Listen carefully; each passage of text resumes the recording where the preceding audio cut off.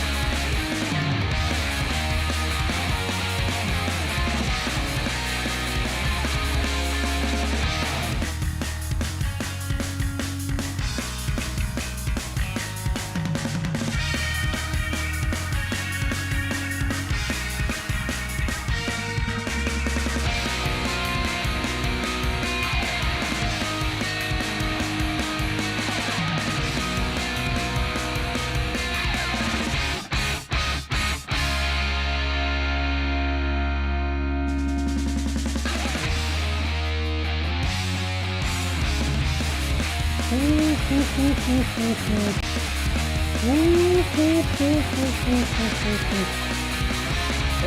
guys. No. Happy is not silenced today. It's hot! Oh, God, it's so hot. It is incredibly hot. I don't know if anybody mentioned this, but my God, it's so hot. It's fucking June, dude. What the hell is going on? Why? Why? Get rid of it. Get rid of it. The sun. Bomb the sun. Please. But if we have hot games that might cool us down or heat us up even more, ooh, we'll see about that. I just want to say that it's very hot. And I don't take heat lightly.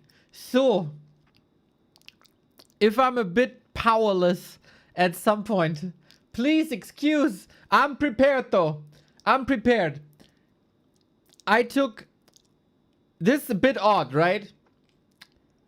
This is a bit odd, but I took a hot shower.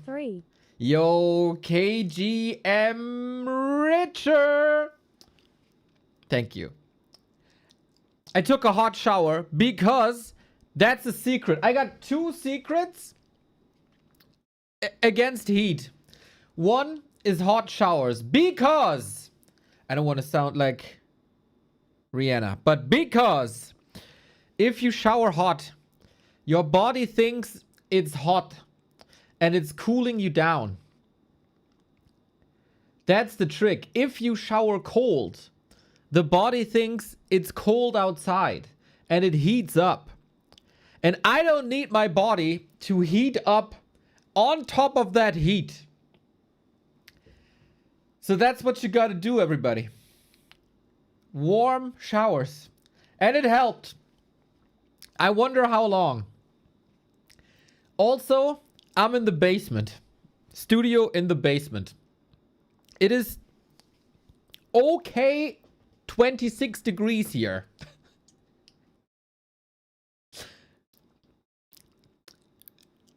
I know a lot of people are suffering more. And I don't envy you. But hey. Then, frozen grapes. Frozen grapes, second hack. Buy grapes, put them in the freezer if you can. Or the fridge, whatever. And then suck on these things. Way better than ice cubes. Way better than ice cubes. What you should do is a cold shower for a while to drain the heat. Then end it with 30 to 60 seconds of warm shower. Okay, yeah, even better. Even better. Even better.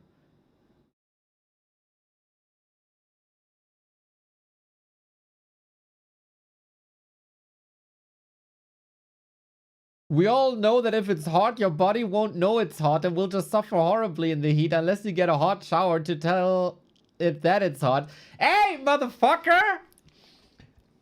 Obviously, the warm water is warmer than the weather. You dipshit. AC isn't an option? No, unfortunately not. Not enough subs for an AC. Also, it's freaking terrible to install here.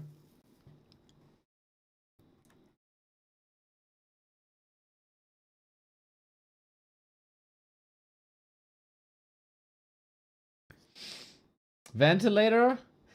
I get... I'm a pussy, okay? I don't deny that. I'm a weakling.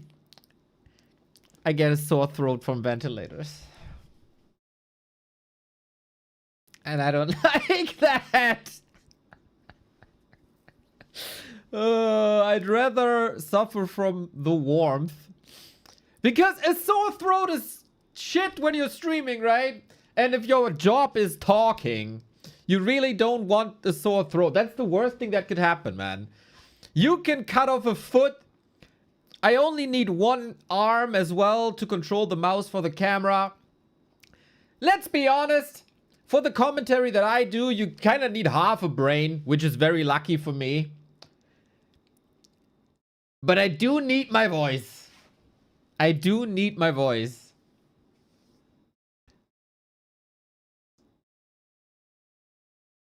I was laughing at the Southerners at their siesta. Now I get it. They were onto something. Yep. The day started at 6 p.m. Yep. I have 12 hours of waiting at the Seoul airport. Oh my god. Oh my god.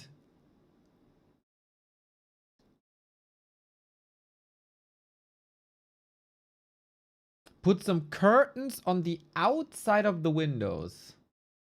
Let's be honest, I think they would just incinerate.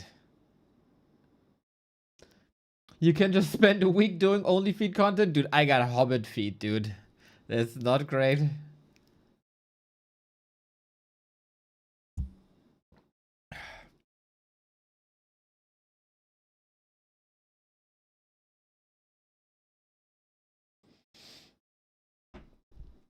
You might want to look at brand blah blah.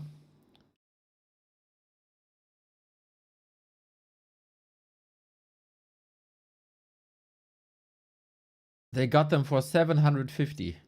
Dude, the sub count is 1350. You think I can afford a 750 AC? No, no, no. No, no, no.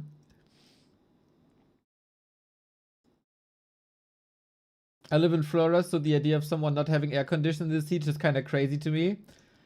Living in Florida is crazy to me. So everyone got a different cross to carry, as we say in Germany. The constant fear of alligators, dude. No, no, no, no, no. No, no, no, no, no.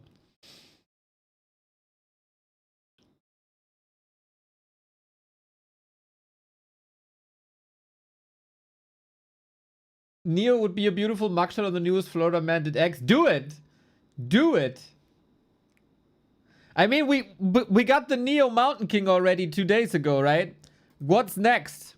What's next? Wait, where is it? Vesti, where did you put it? There it is.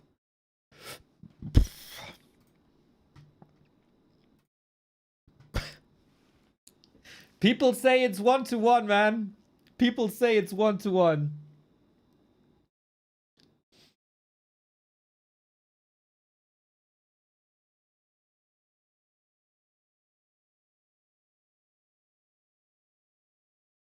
In case you didn't see it. People say I am Muradin, basically.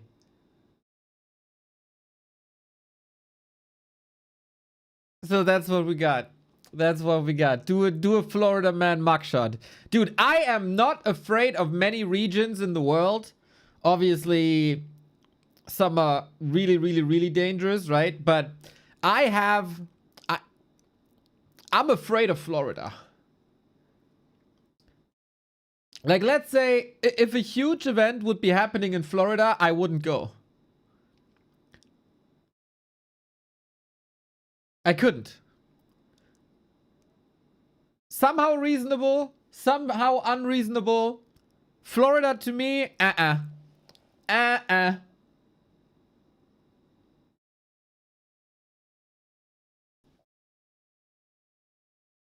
Dude, the mix of alligators, Florida people, and old people. Ay, ay, ay.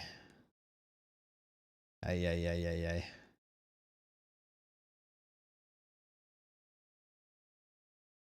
Florida isn't even that bad. They just have to report more. It's fucking insane what's going on there.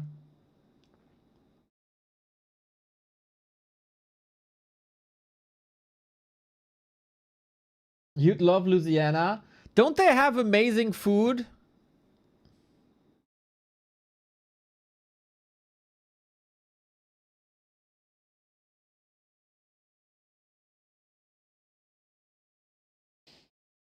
Alligators eat old people. It even...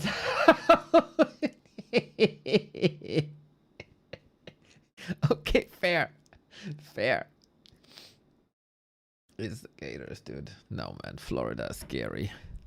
Florida is scary. I have to deal with a couple of people from Florida within the Warcraft scene.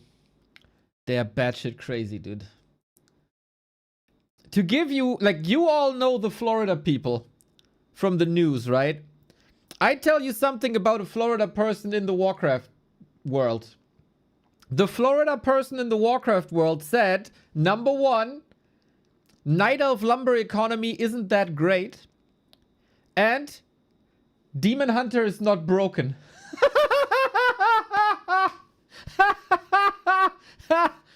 So that's the Florida people I have to deal with.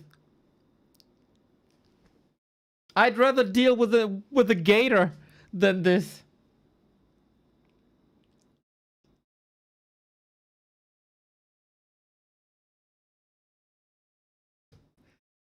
Yeah, that's the... No, Kappa! No, Kappa! If he says that with a Kappa, that's totally fine. But no, he's serious about this.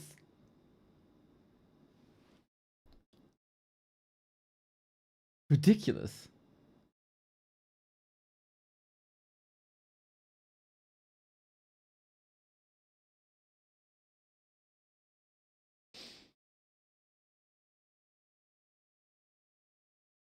Alrighty, everybody. Once again, we have this little bit of a pre-show, right? For a little bit of interaction. We got a couple of subs coming in. Thank you, Sushi. Thank you, Chamolo. And thank you, Ataria. Lovely soul. So, where do we start with? What do we start with? Games will start in 50 minutes. And today, we have the last day of the Gladiator Triumph Cup, which will then lead into the Gladiator Gold Cup, where Happy is going to make his big return. We know that the top 3 of this tournament will go into the Golden Cup for $5,000. So 1-2-0 and live already in the grand final. What a tournament this has been, by the way. Holy shit. What a tournament it has been. 1-2-0 versus Lawliot, amazing. Cyclone Acolytes, amazing. Focus Lyn, very funny. Kaho Sock, probably the most even series I've casted all year. Life versus Moon, almost a grandiose comeback. And then, unfortunately, Moon gave the win away and Life goes through. 1-0 versus Lyn here also. Heartbreaking, man. I think if Lyn wins, like Lyn must win game 1 and then he wins the entire series, but also extremely close. Life versus Sock, 5-0. Super one-sided. I did not expect this. I mean, I did expect this, that Life wins, but not this one-sided. Life in tip-top shape, man. And so we got the 1-0 Live Grand Final for some monies. And Lyn versus Sock. One of these two will go into the Golden Cup. Only one of these two into the battle with Happy. So we have to decide. Do we want to see Happy versus Lyn or do we want to see Happy versus Sock? Very blessed that we get these players facing each other. Because I think this matchup we see very, very, very rarely. And their styles should match up as they like to go tier 3 these days. And 1-0 versus Life is always a blessing. So it should be good.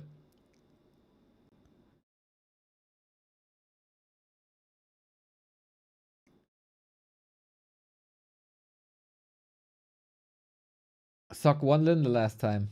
Maybe revenge, man. Maybe revenge. We'll see.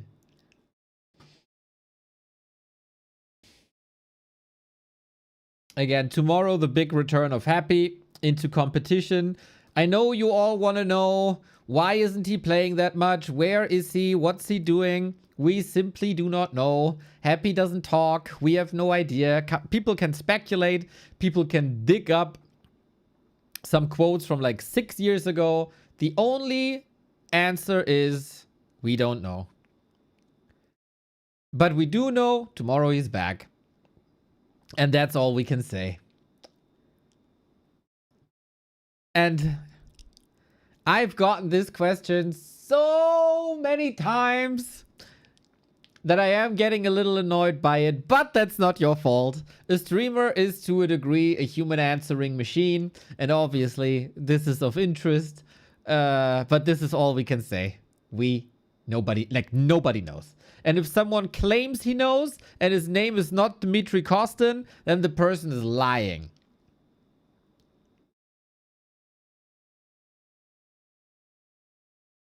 So, tomorrow though. Tomorrow the return.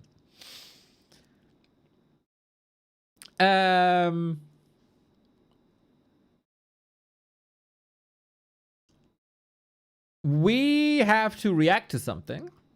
Again today. That was really cool yesterday. Today it's about balance. But it's cool content. Very, very cool content. Save Orca sent his regards today. Wait, something is in chat's fault. Someone clipped that and ship it to all channels. I rarely blame you.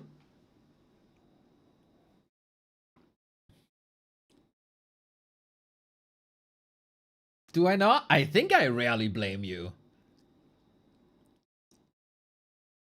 Yo, Barney, thank you for the tier 1.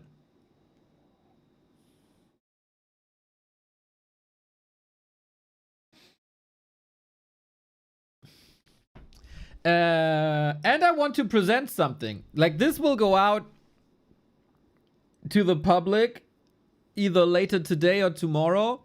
But you're the best audience because you're the early birdies. You're the diehards, right? You're the real G's. You're the big boys. There's a new tool coming. Hey, Mr. Ape Man. I'm about to show a secret. Go away. Go away.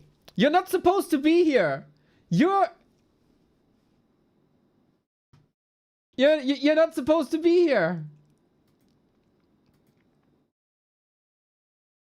Whatever, I tell you that secret as well. I tell you that secret as well. So, if you know my content, you know, and maybe this is perfect for the Soul 8 Man audience as well, because Soul 8 Man and I, we share a passion. We share, of course, the passion for Warcraft 3, but in this sub-niche passion of RTS, Warcraft 3, we have an even smaller niche that we're incredibly passionate for. Soul 8 Man and I. And that is hotkeys. And providing people with great hotkeys for the game that we love. Soul has spent hours and hours and hours quality of life, quality assuring when Blizzard bought in the hotkey system to the game, like built in, right? Because for 20 years we used a text file to change everything. Then Blizzard built something into their game. But if you know my content, I am not satisfied with what's built into Warcraft 3.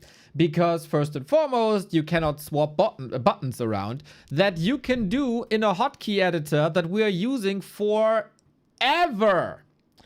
It's this one. It's JC Fields hotkey editor.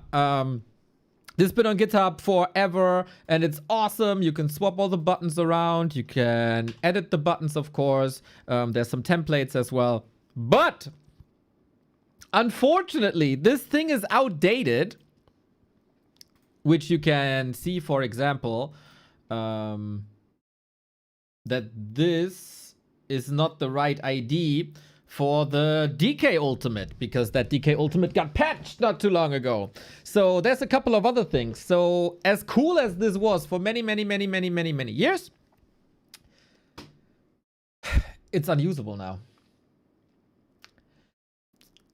And I spend a lot of time in this editor fixing all the issues there are by editing a lot of the IDs and other stuff that's in this text file. And then I gave it to the public for download. And the downloads were good.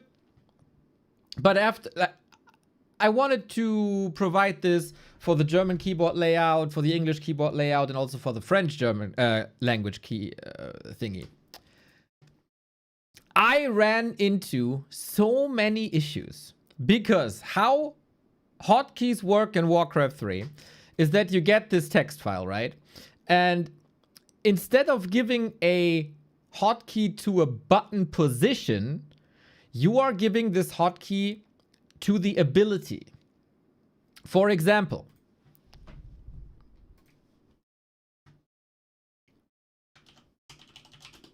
Forest Troll Shadow Priest has heal and dispel. That is the heal of the priest and the dispel of the dryad. So you can see it's XZ. But there's a conflict here. Because the Z he gets because of the dryad. If you want quirkies, right? Because here, the dispel is bottom left, right? But then, because he gets the healing from a priest, it's a conflict. Because here, the heal is on Z2. Problem. And this happens a million times in the hotkey configuration for Warcraft 3. And I struggled. And I failed. But one rainy day, it's a couple of months ago, a saint appeared in my DMs. Hey Neo, I built something to fix the hotkey problem. Okay. Dude is called Clemens Codes. His name is Clemens and he codes. And oh my god, did he code. And he came up with the perfect new solution to set your hotkeys in Warcraft 3. This dude spent months on a hotkey system that has a crazy algorithm that fixes all these collisions for you. So, this is also pretty much independent whether you have a German keyboard layout or a French keyboard layout or an English keyboard layout. This is the homepage, Clemens Codes hotkey system with the workflow, with some buttons and some quality of life stuff. So what you do here basically is you select the template, let's say the ones that I wanted to use, right? This is my German keyboard layout that I did. And then you hit the magic button because you see, when you just load in the hotkeys, conflict, conflict, conflict, conflict, conflict, conflict, conflict. And it shows you where the conflict is and what the conflict does, etc., etc. But instead of that, you have to go through every single one of these conflicts. You go here and you click apply and it's fixed. And you go to grid layout. You do your grid layout. For me, it's Y at the bottom left. For you, it might be Z at the bottom left. Apply grid to all hotkeys. Boom. And it's done. And if you have some special flavor for your hotkeys, you can do everything here, man. You can swap these around. You can put attack on W if you like that. You can do whatever with this. And it's adjusting. This magic to me, guys. I have no idea how he did this. This works for every single unit in Warcraft 3, every single merc, every single building, every single everything. It's so awesome. And we went through tons and tons and tons of testing, but he was the coder and I was the QA. Of course, 4 eyes can't find everything, and we might have a different user solution than you do. So we need some testers for this. So there's a reverse button, of course. You can upload your own custom keys and then just fix it. There are a couple of templates because Clemens is playing with his abilities at the top row. I'm playing with the bottom row. We, of course, have the defaults as well. There is some other settings that you can do in the Warcraft client. So this is implemented as well, like the inventory slots, the F keys, etc. You can do it all from here. No need to do anything from in client anymore. And there you go, guys.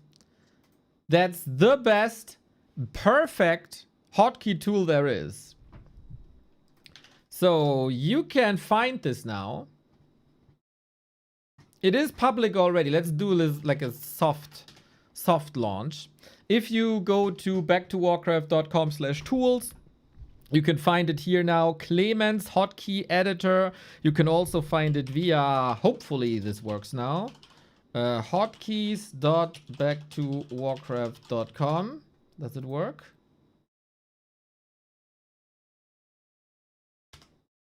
Does it not work? Okay, that doesn't work, but this works.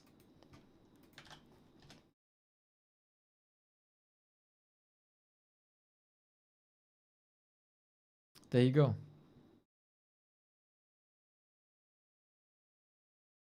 There you go. Why make everything so complicated? Can't you just make a template where all the unit abilities go through Quirr, like in most mobiles? Nope.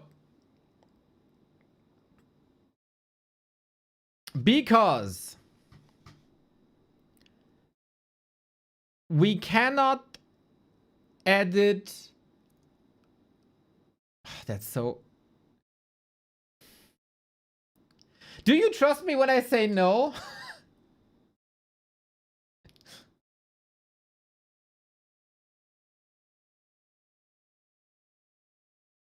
Or do I like it takes a long time to explain?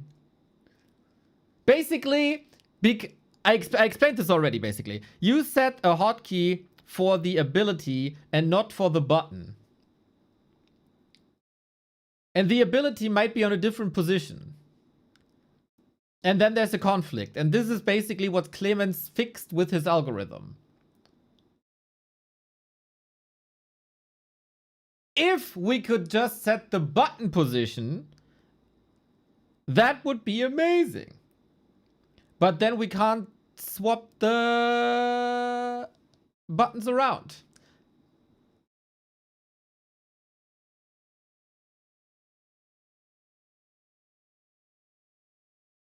We can't, no, not the button position. Like basically what grid is in Warcraft 3. I think we can't edit that.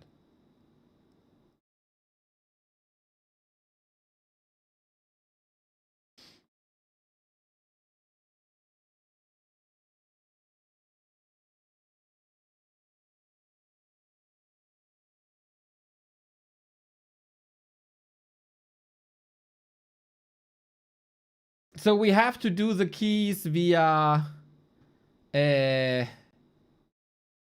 ability ID.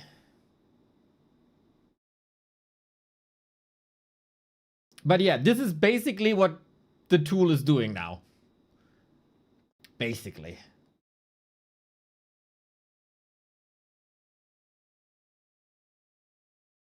Yes. So that's freaking awesome. I love it. It's probably perfect. Hopefully perfect. This was great, but it's quite outdated. This should be perfect.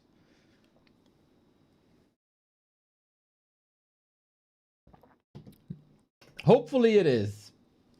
Hopefully it is.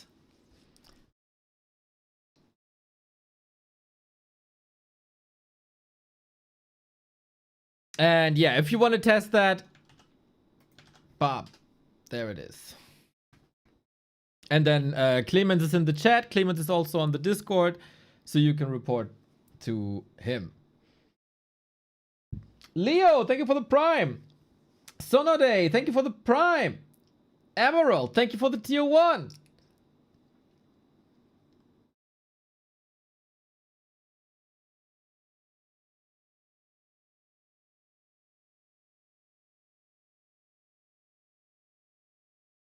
I think the main problem is that sometimes there can be double configurations. Correct.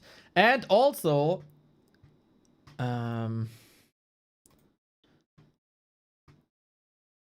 there is some collisions where two abilities are set to the same button position, and then one ability disappears.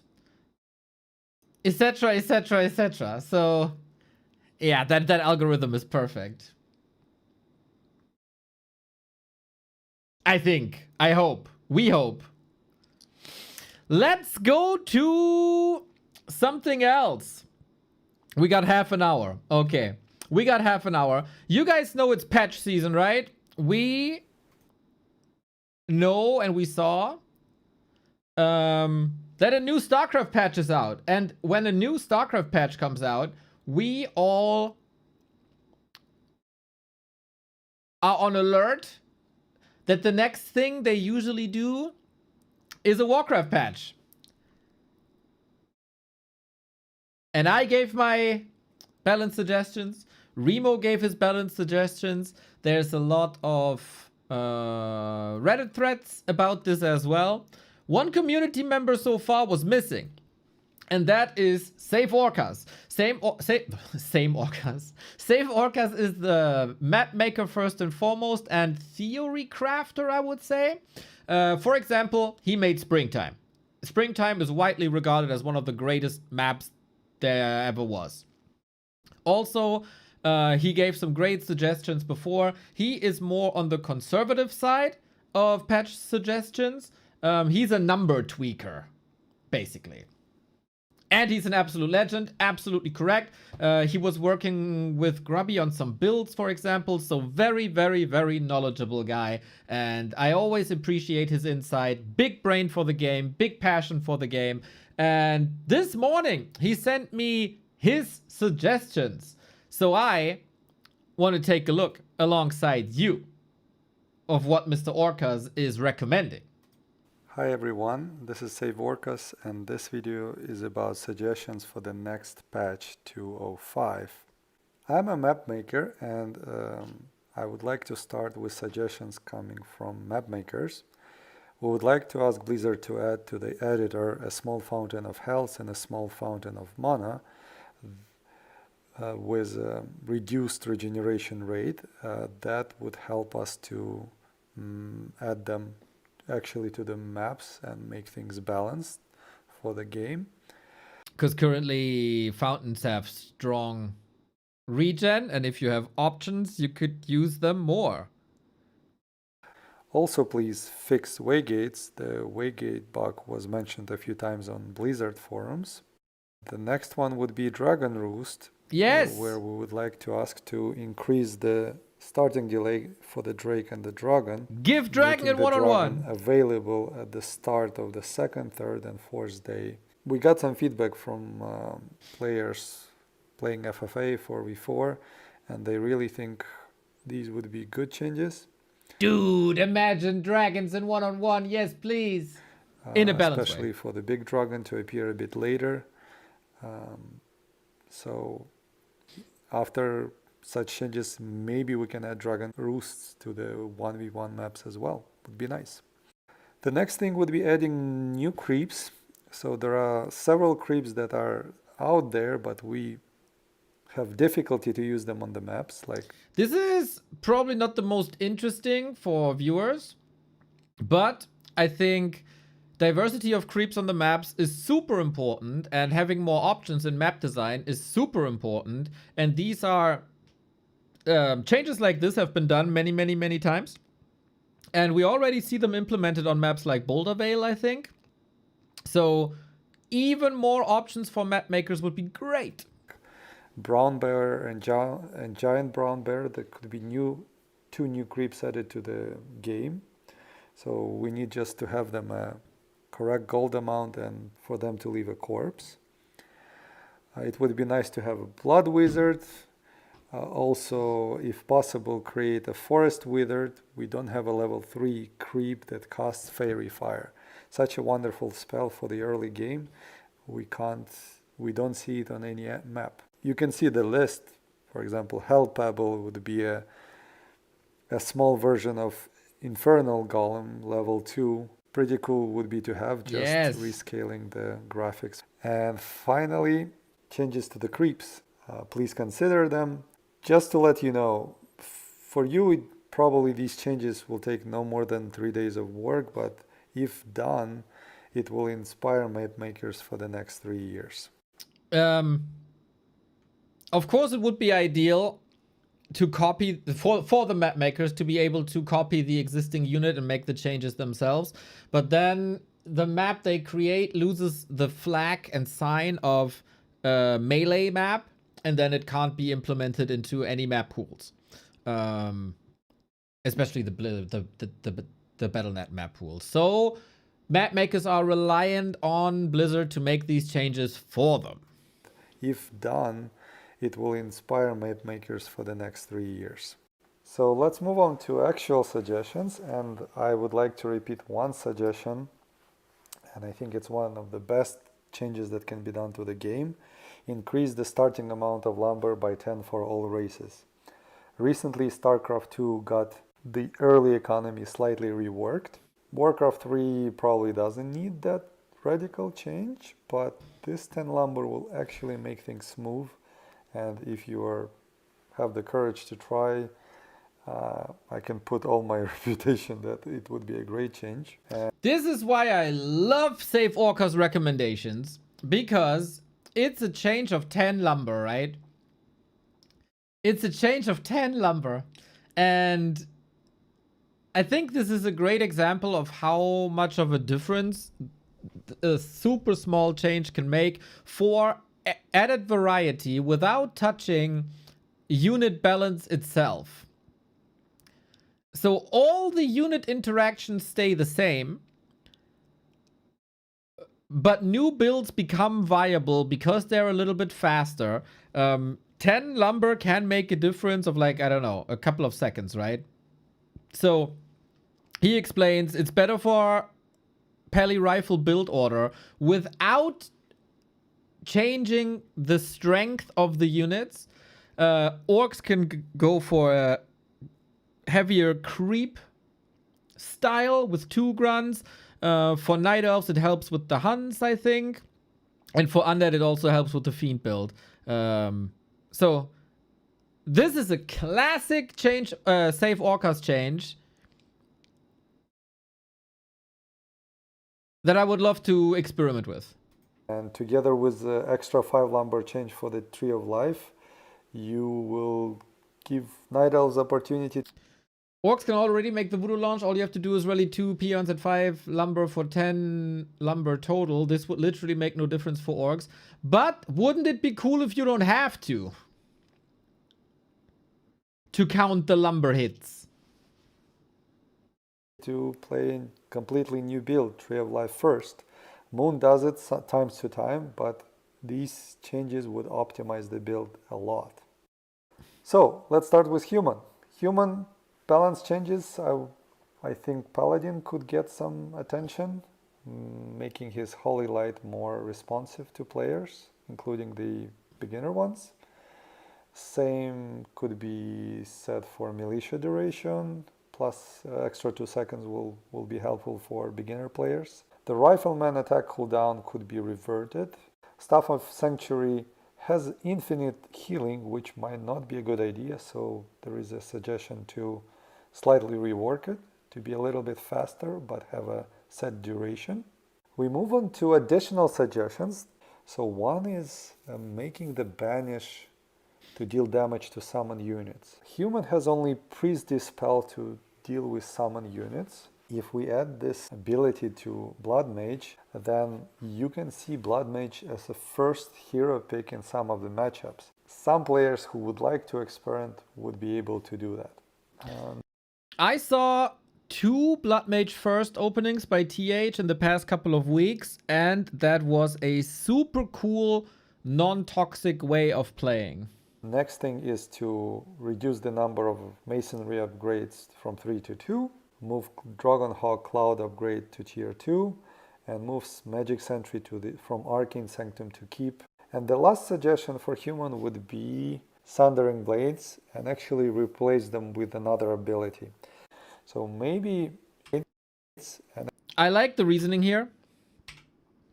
Nightstone needs Thundering Blades. They deal 150 to medium armor units already. It's more cost effective to research level 1 and level 2 upgrades for them.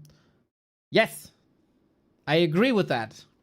They never needed this. It's the Thundering Blades ability is an idea of the Reforged Blizzard team, and very few good things ever came out of that. That's a very good reason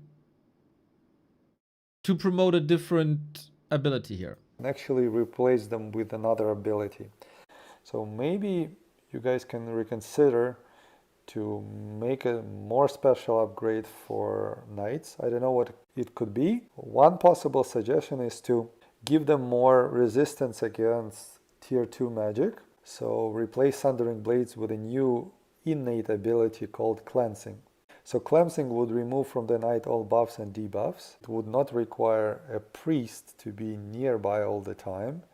So knights would be maybe deal better with Sorks. Animation is there, everything is there, so it would be a nice addition to the game. We move to orc balance changes, and the most requested change from the community for orcs would be a mirror image nerf.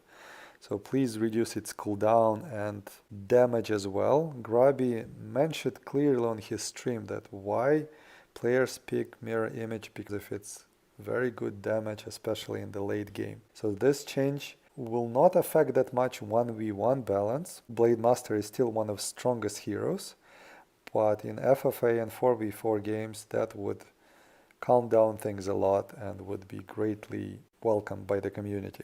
Also, I believe Torrent Totem Tag is a little bit too strong these days, so a small adjustment to delay its timing could be good, and also decreasing the sentry ward duration for witch doctors would be a good change to do.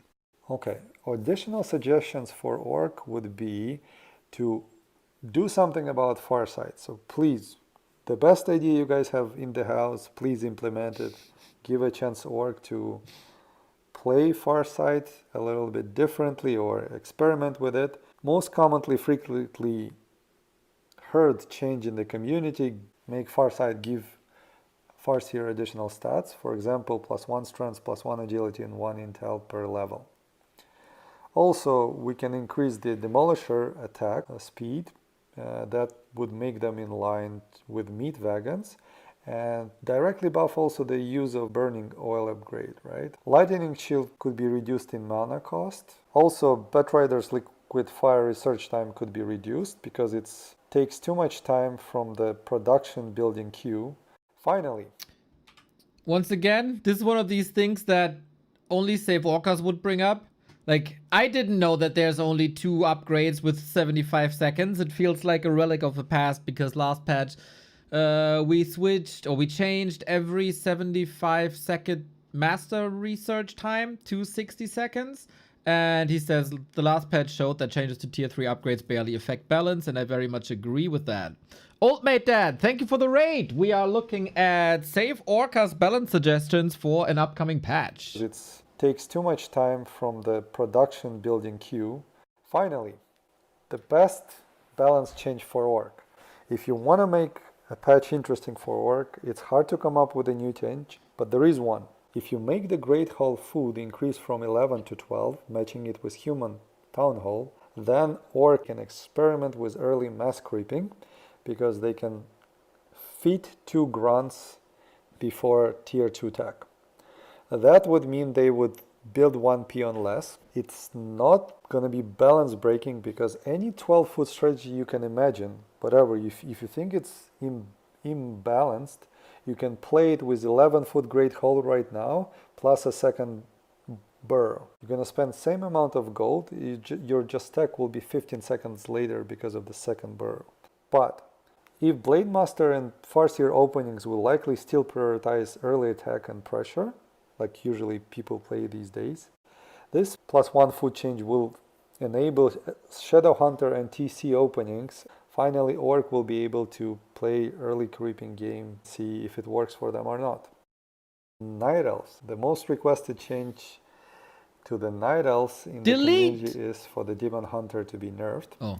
Why? Because Immolation allows Demon Hunter to creep very, very fast, making him Only the greatest minds realize that the strength of the demon hunter comes from immolation. Only the very greatest minds.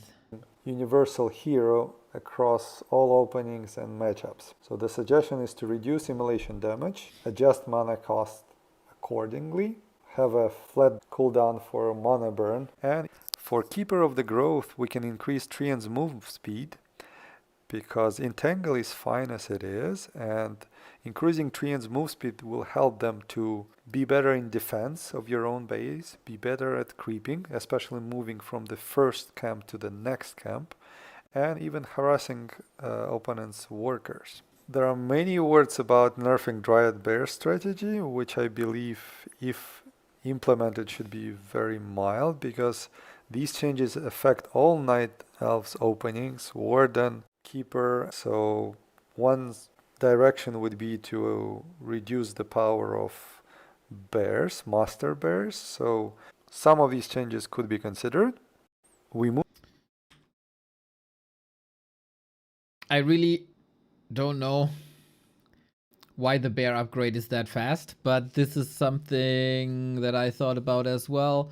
In general, to lower the impact of uncancelable regeneration, which this goes into too.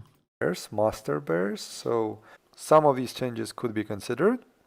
We move on to Huntress, and my suggestion would be to revert them to the state where they were like a year ago. So revert the bouncing glaive nerf, at least partially. Maybe reduce a little bit the moonglaive upgrade cost. And this is something that I said many times, right? I know in the community I am kind of I am like what they think, what a lot of people think. I'm kind of responsible for the glaive nerf, that it doesn't bounce from buildings to units anymore, even though I always said let it bounce from building to building and unit to unit. So bringing this interaction back from unit to buildings and buildings to buildings, yes, please. Importantly, increase the sentinel duration by at least a minute. So this would be a start. One thing that for sure makes Huntress build orders not very much playable is a high lumber cost of the Huntress Hall. Night Elves mentioned this a lot in their recent years. And it is true, their lumber economy doesn't allow them to build Huntress Hold early, so their first Huntress is very, very late. A few other Night Elf balance changes that are possible is reducing the cost of Nature's Blessing, addressing fairy dragons, in particular allowing them to stop mana flare and reposition. We can keep... Currently, if you deploy as mana flare, you're stuck there until the cooldown is off, which is clunky. Buffing glaive throwers a little bit more, and I think they will appear more and more often in every game. And finally, mountain giants. Their upgrade is too long. 15 less seconds would help. That could be a good little buff for them. Additional suggestions for Night Elves would be to rework the spells of the Priestess of the Moon. I think the common agreement is it would be nice for the bottom to have a healing spell, probably single target, very much like paladins heal, but healing less the hero, because bottom is arranged, and allowing to heal Demon Hunter would be a little bit too strong. Druids of the Talon should be addressed. That was mentioned by Neo. What a great mind suggested that. Especially the initiate druids. Talon's first spell is Fairy Fire, and it's quite weak. I don't agree with that. I think Fairy Fire is crazy. I will say this till the end of time. If you would come up, like, let's imagine the Talon is not in the game, right? And Blizzard would all of a sudden come up with new caster units for every race, right? And they introduce for Night Elf a spell that's as good as the effect of the Orb of Corruption and gives permanent vision, not permanent vision, but vision for ever, basically. People would call this freaking crazy. Fairy Fire is not bad. Fairy Fire is really good. Compared to Slow, Purge, or Curse, it would be beneficial for a unit to get it a stronger first spell. So maybe it could decrease attack damage as well. Also, we can address regeneration rate of the druids because they usually are not healed from the moon wells as they have mana. Increasing their hit points would be also a fine change, and their attack range is a little bit too high, just to let you know. Undead, finally. It's really hard to suggest something for undead. My personal take, we should not keep nerfing them too much. I agree that Lich at level 4 gets a power spike. You can nerf Dark Ritual, but Very classic Save Orca suggestion as well. Attacking stat growth of heroes. maybe not needed. One easy nerf that's on the surface is to nerf its intelligence gain per level. Lich has the most stats per level increase among all heroes.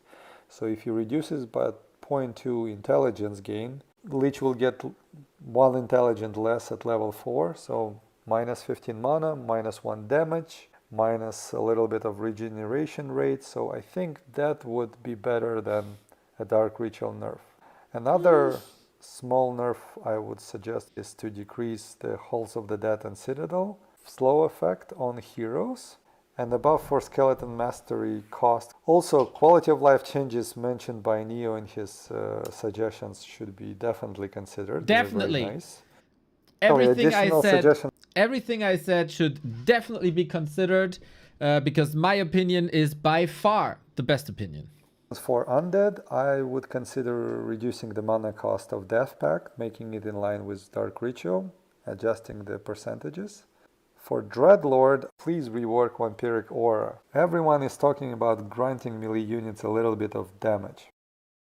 Initially it was designed to do so, but it was hard to balance. Vampiric Potion actually gives to a hero damage and lifesteal. Same should be true for the Vampiric Aura. So the suggestion is to make 10, 15%, 20% per level, but of bonus damage and lifesteal together. So it's like that a would be coda. very beneficial for ghosts. They don't need much lifesteal because they have cannibalized to replenish their hit points. As you can see, this change will make the aura stronger in level 1, which is needed, and it would be a little bit better than the current level 2 and on par with the current level 3 aura. I wonder how impactful this is for mass air, because gargoyles are already pretty good there. But that's not up for me to discuss.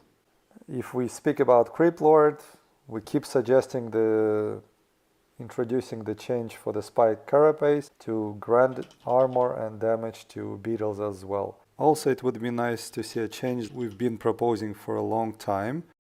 New and Shroud. Makes the unit invisible but destroys the caster's body. There we go. Invis Crippy right there. The key is to give players new ways to experiment in the game. One more direction the new patch can look into could be armor and attack upgrades. The recent SK2 patch addressed some carapace upgrades for Zerg in this game as well. We can nudge researching level 2 and level 3 upgrades for the army, but to accomplish that, level 1 should be affordable. That could be a direction to look into. Quickly about neutral heroes, Alchemist definitely needs some attention. Naga Sea Witch Moonshield is still underused. Pandarian Brewmaster, we don't see him almost at all, unfortunately. The nerf was too significant, and I think it's not about damage, increasing damage. It's about slightly reverting the Breath of Fire area of effect, giving more attention to other spells. Okay, wait. Okay. Every buff to Chemical Rage and Acid Bomb is, I think, warranted because they're cool spells. Naga Mana Shield is actually weaker than the Naga Armor. This has also been suggested for years now, I think. So yeah, Mana Shield should be using the Hero's Armor type. This is a cool comment, and I didn't know this. I underestimated the impact of the nerf of Breath of Fire at first. I do think it needs some love now. I did some tests to see how Breath of Fire worked better. It's not a proper cone. It's a series of circle area of effect that detects units every 0.1 seconds. With the AoE that small, the effective hitboxes would look like a snowman, which explains that it doesn't always hit what it should. Damn! I did not know this. The combination of small area and fast projectile doesn't work well with this coding. I did not know this. In Brewmaster, we don't see him almost at all, unfortunately. The nerf was too significant, and I think it's not about damage, increasing damage. It's about slightly reverting the Breath of Fire area of effect, giving more attention to other spells as well. Beastmaster can get some attention as it was done in the previous patch. Just to remind you, it's a summoner here with a very small mana pool and low mana regeneration, so addressing its intelligence would be nice. For Tinker, the first goblin spawns way late, after like 4 seconds, too much waiting time. Very Please cool reduce suggestion. the starting goblin spawn time. Neutral units, please revert Troll Shadow Priest stock delay. Even Grubby, who suggested the nerf in the last patch, spoke that maybe it was too much. I do think that either one of these alone could have been enough. It could be, and I know that I originally also suggested more, and they even have less than some of those suggestions, but it is probably more than needed. This one by itself might be enough, this one by itself might be enough. Hell, even 250 to 200 might be enough to even things out a bit. But we'll see how it goes. And if we speak about items, we can listen to the Lyn's suggestion to reduce the healing from the greater healing potion. Then it would make also sense to reduce the cost of all level 3 charged items by 50 gold, because with years their powers were slightly nerfed. That's all, guys. Thank you for listening. Bye. Very conservative, I think. Save Orcas never on the crazy side of things, as Mr. Remo Demo, or sometimes even I. I trust the man for a long time. Usually his stuff was good. Of course, not everybody can be perfect, but over the years he's built a reputation with me that if Save Orca says something, you should at least take a look. And I don't want just my suggestion, definitely not just Remo Demo's suggestions, am I right?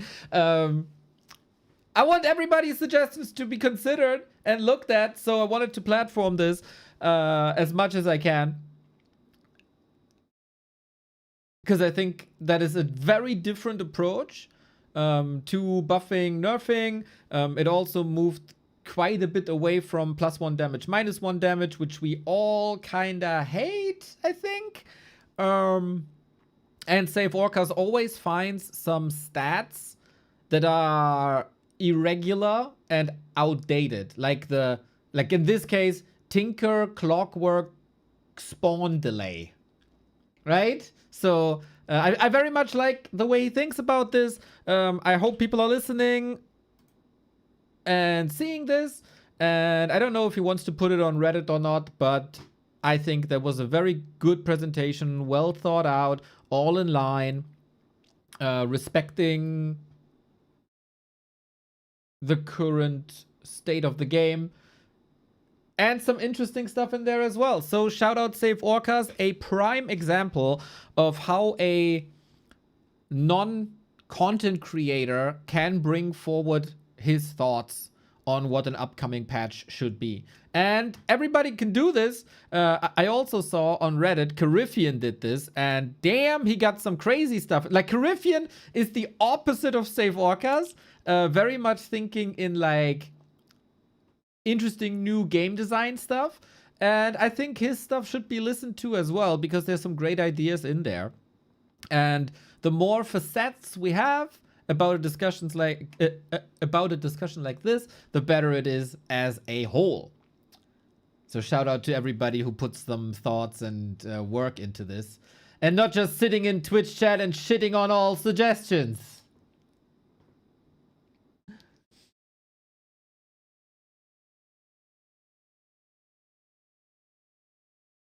Oh, Roland, you changed your nickname. Nice. That's cool.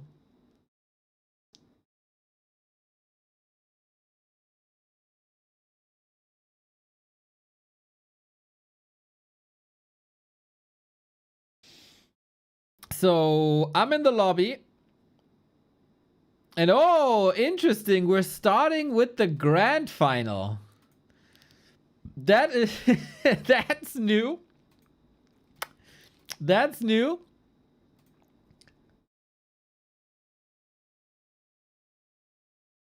Okay.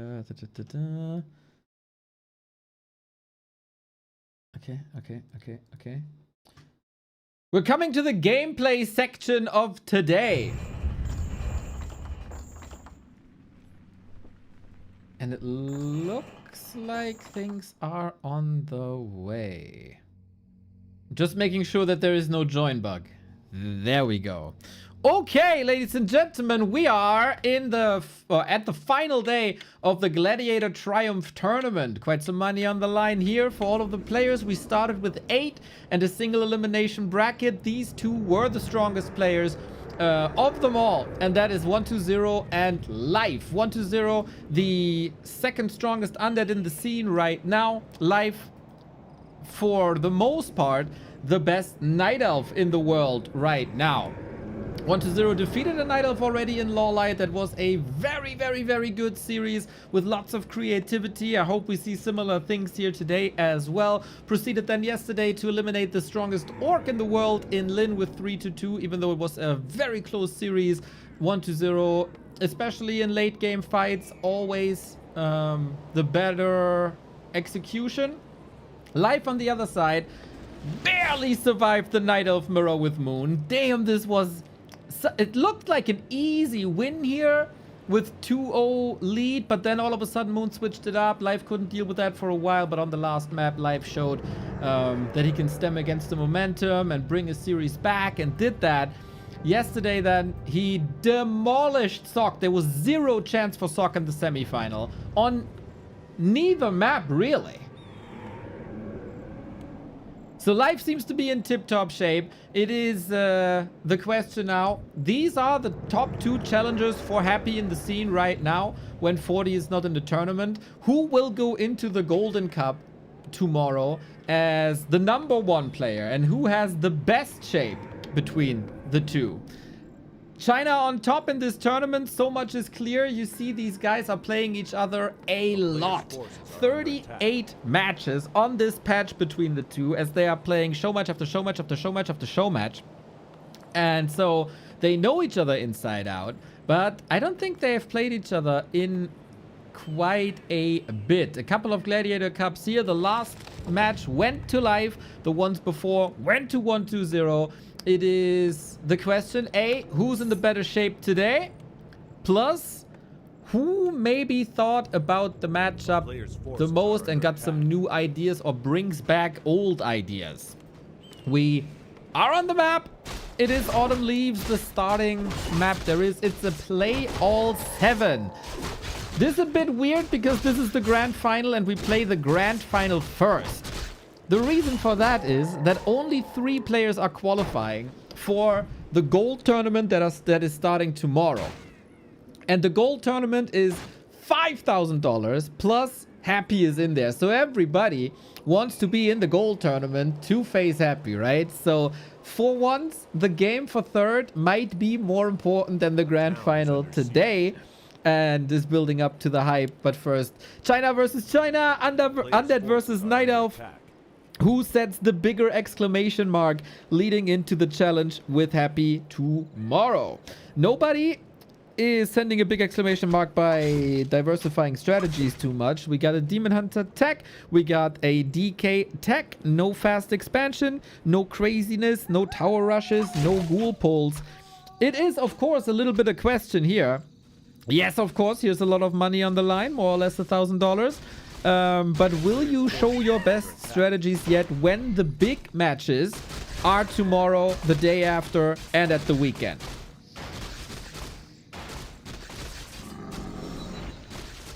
This is, of course, also game tape, especially for Happy, as there is an Undead versus Night Elf coming up. But we have to say that 120 and Happy play quite different from each other. So maybe there isn't even too much to learn from Happy looking at these games. Thank you, Lizard, for the Prime. So, tier 2 halfway done. And we got an Immolation Mana Burning Demon Hunter to disrupt ghouls. It's been a little bit of a back and forth here. Do you start with Mana Burn? Immolation? Do you need evasion? Is it more important to deplete the mana or not? Kaho, Lawlight, and Life, and Moon also. Very different approaches to this. They're also mixing it up to not be too predictable, which I think has been the trend in the past 2 weeks, to diversify early games a lot.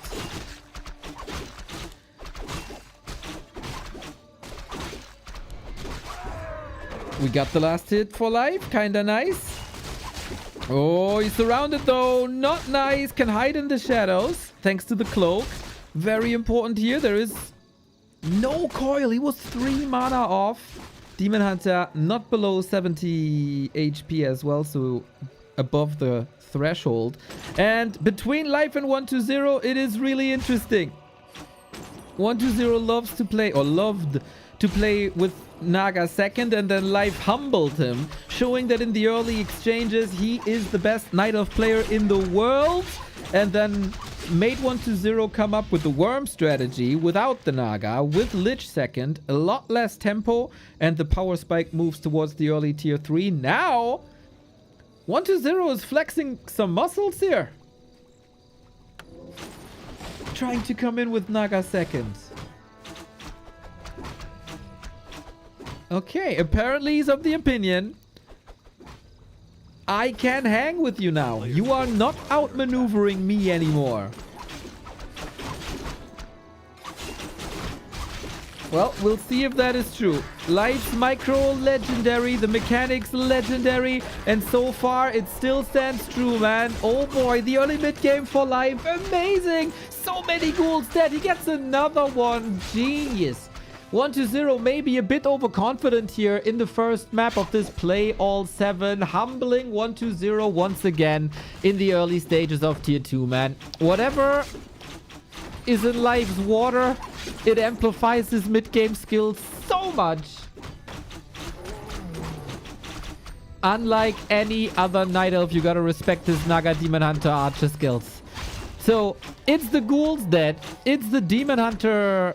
it's the DK at 1/3 of HP. It's the Naga almost dead. And with that, Life is taking control of the map again. Fairly simple. Over-aggressive 120, buying time for the tier 3. A player's forces are under attack.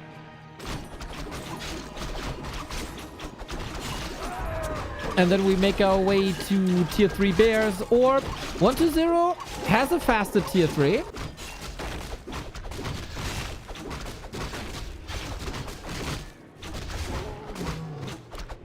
And with that, the destroyer push can still hit hard. 2 different routes to go for 120 now. Either the 9-minute destroyer push or a late game tier 3 expo. Or 1 base caster transitions.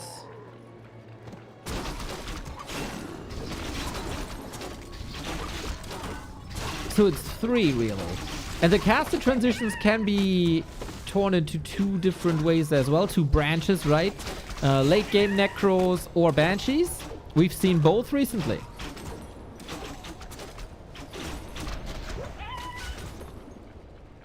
Naga gets the Sobi Mask. Level-wise, Life's ahead. 120 didn't get much done. But his power spike is coming really soon. Fairly soon. Night Elf's always able to catch up quite a bit. There's no Wand of Negation against the Rejuvenation. That means the Demon Hunter can run the show here. It seemed like game 1 is completely in Life's favor. after the initial early game skirmish where 1-2-0 looked kinda good. We are even fighting more aggressively than usual, bringing the fight to the undead space, killing the ghouls off before the frenzy is ready. I think 1-2-0 may be a bit uber motivated, taking fights where he really shouldn't. But against Dryads, it's also kind of hard to get out of that. I feel 90% of the kills here are going Live's way. He has a massive level lead. The DK isn't even level 3. The Naga never made it to Fork Lightning. The 4 archers are still alive. And now that HP is dropping and the Destroyer upgrade is ready to kill the bears, he portals out to lick his wounds. Kinda close to perfect what Life is playing here.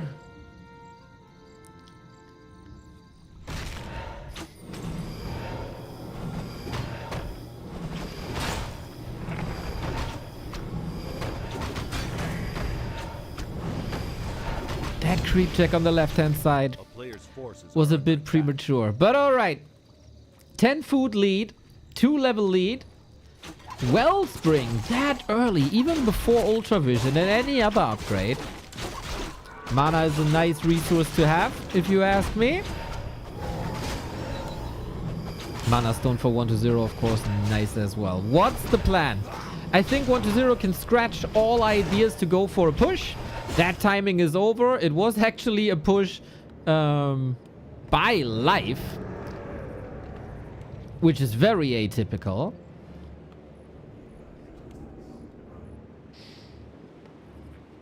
And Sacrificial Pit coming up as well. A player's So he forces wants are vision, under even attack. on a smallish map like Autumn Leaves. To scout for any expansions, we have to say. 1 base for Life, did not invest into a second tree. But just creeping further. The inventory is looking great, especially damage numbers are looking great.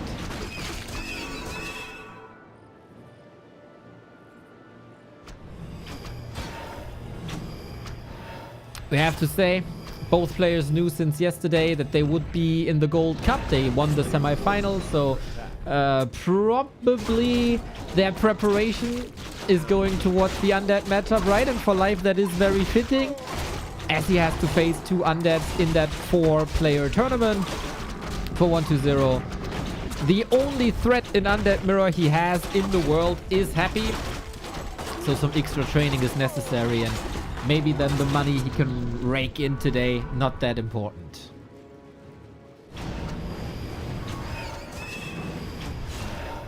Since we have no casters here, there's no reason for Life to adjust anything. Very cool to see more variety lately in this matchup, especially late game. 1-0 and Lorelight showed that on Monday. Kaho showed that as well on Sunday.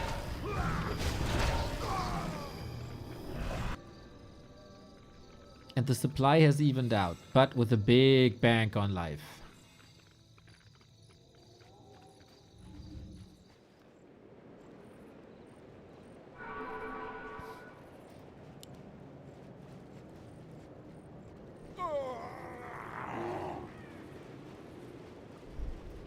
A player's Thank you, forces are under Wojtek, for the 39.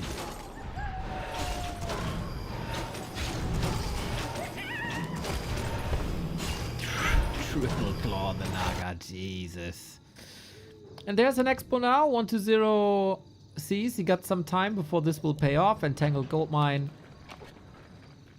Yes, it is the first set today, indeed. Do you have any player info? Well, I broke down both players leading into the game, and there's flags up top. So, I don't know what I can tell you that wasn't already said.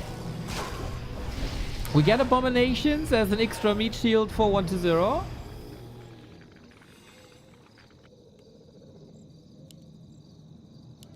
He was very, very, very late with Disease Cloud recently because of... Ah, what the hell? No, why is this happening? Some odd button was pressed here somehow.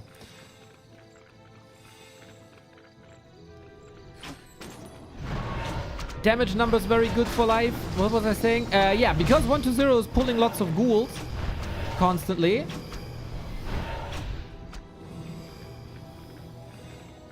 He is low on lumber, and Disease Cloud, one of the most lumber intensive abilities there is. We get some Coil Novas here, 900 HP Demon Hunter. Shouldn't really be a threat. It's just poking, it's just mana burning with the two heroes playing dual Dota.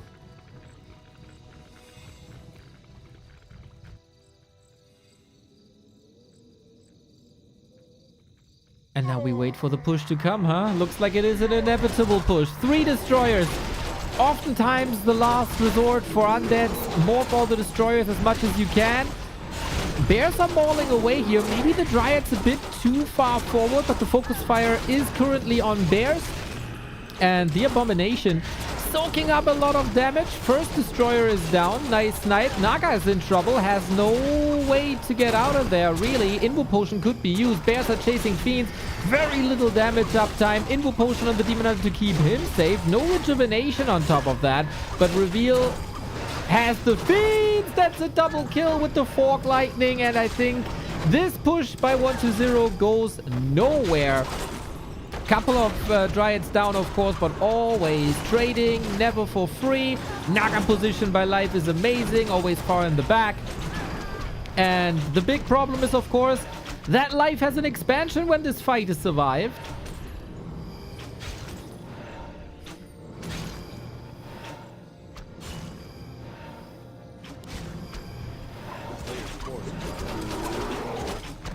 And now what's left?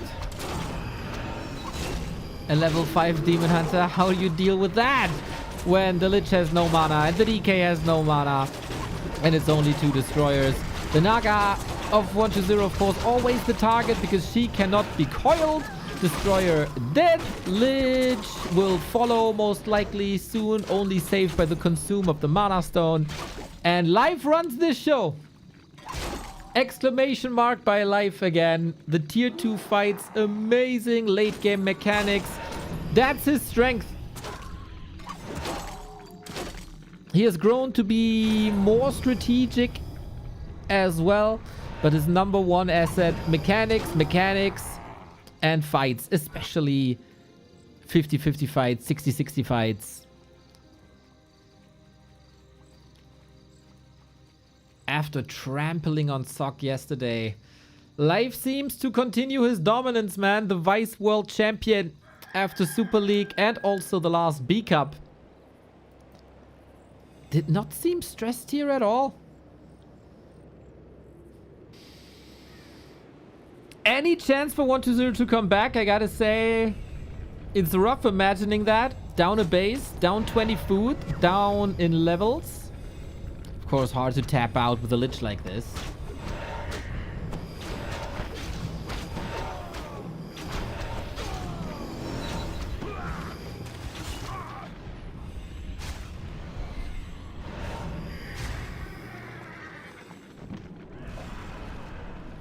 And yeah, is it one last fight? We have Invo Potions again. We got staffs to get in and out of the fight, or out and in of the fight. Dust is always available.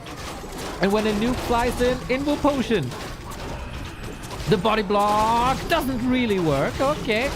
But 1-0 still sees no other way than to tap out. What a statement by Life, man. I feel like he's been overshadowed by some of the performances of the other Night Elves recently.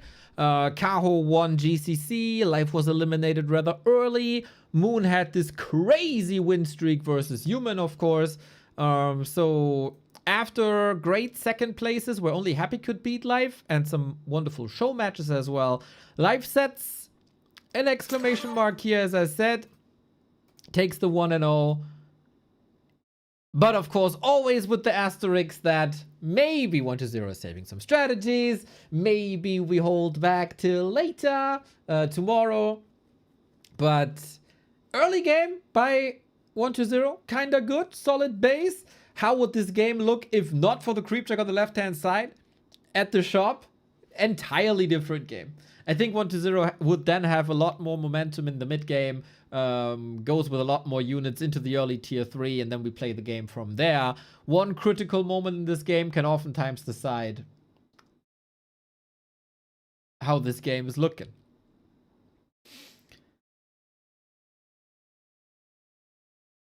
Question now what kind of reaction we're getting from this.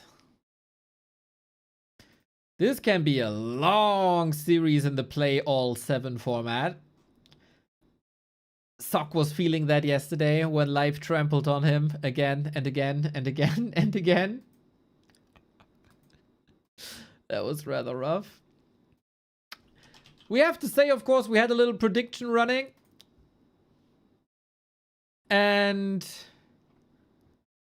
there's only one person out of all the dozens and dozens and dozens of predictors that got everything right so far.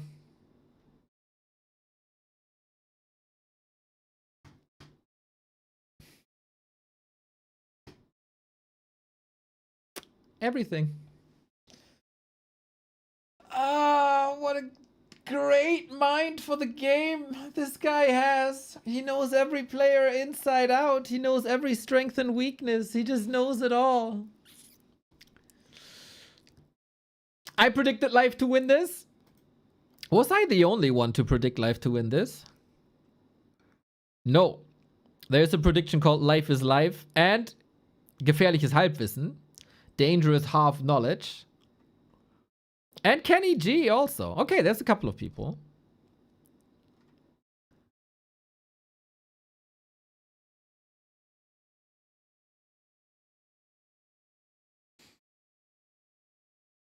As we are loading into map 2.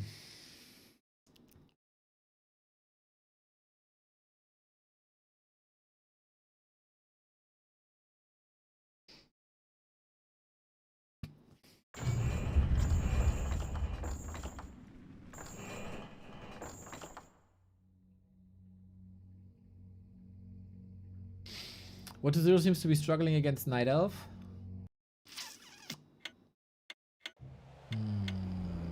Would I say that? The results certainly show that you're somewhat right. The series versus Lawlight was also way closer than the result suggests. But I mean, it is rather close. I wouldn't say he's struggling this month, man. 1, 2, 3, 4, 5 wins. 4 losses. Slightly above. Slightly positive.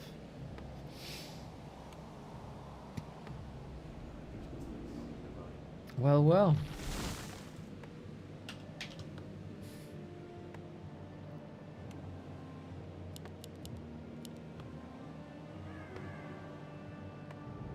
Off I go then! 1-0 for Life. Great map 1. What are the chances we see a different game here on Northern Isles? I would say throughout the entire series the heroes will stay the same. The Lich times seem to be over. Life is nowadays the Demon Hunter player. Took that position away from Colorful, who was the Demon Hunter player before. And if you see map 1, there's zero reason for Life to switch anything up. But again, I think the early game was way closer than the late game looked. A player's forces are under attack. Northern Isles, you can stack your heroes. Lots to creep. It is also pretty simple to expand here for both. Pretty sure KK is not using the new Northern Isles, right? No, these are still here. Or the updated version, I guess. It's not a real overhaul. Life in preparation for a potential expansion. A player's forces Got the are Wisp in under position. Wouldn't mind seeing an attempted expansion now, because that is surely the strongest undead strategy against Night Elf. Go for expansions. Life became a lot better against this. Like a year ago, he struggled hard when Labby was going for expansion. Life couldn't break that early, but nowadays, better Wisp positioning, better hero aggression as well. And I don't know if you want to expand against Life anymore. I don't think so. And 120 doesn't think so either. XP stolen here. Nice, if you don't contest me. I'm gonna take the cheese of your bread. Slippers, gloves of haste. Okay. We have an immolation build once again. The trend of the other Night Elves was to go for more mana burn. Life doesn't seem to be of that opinion. Oh, so crisp. Angeline is leaving the game already. It's over, he says.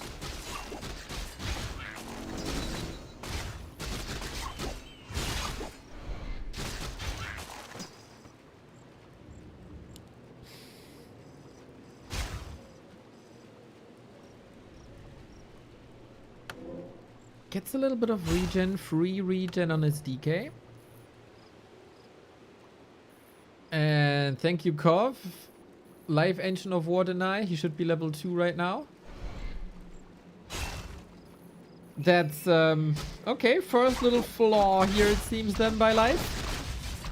But again, it looks like we are preparing for the mid-game fight with the Naga. At the moment, 120 can do a lot of damage towards the DK. Oh, the coil misses!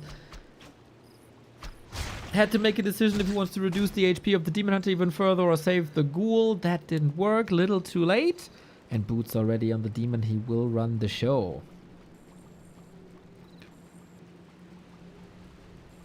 With the replenishment potion, gets a little bit of HP and mana back now. I would say, given what happened on map 1, don't go for the Naga again. Don't.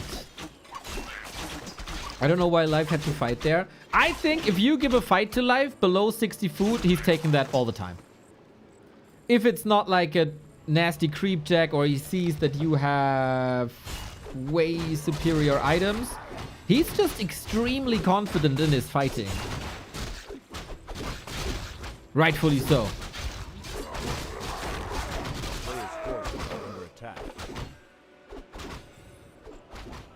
120 steals the Magi. I love that. Ring of Protection, super easy to steal for both players. And yes, we do have a tech switch. A big tech switch, that is, by 120. No more Naga, no mid-game brawl. We are focusing on tier 3. We're focusing on the big blue dragons. We are bringing the most expensive, most powerful unit in the game. And we're bringing a coil steal for 120. Little bit of revenge for game 1 already, but the DK is surrounded here. He has no TP. Goes into Shadow Melt. Naga is surrounded too, but this is so much more damage. DK dead when the altar is occupied is terrible. Now, of course, also not spreading the unholy aura for movement speed anymore. The Naga focus is so nice. Another Ghoul dead right there. And the Naga would have even had an Ankh. Maybe 120 didn't check that. Dude, 120, he got slaughtered in the mid-game on map 1, and he thought, okay, I'm gonna change it up, dude.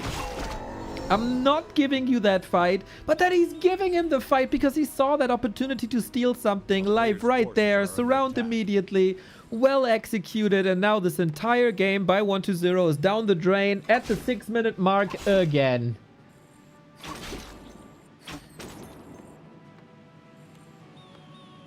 Very reminiscent of game 1.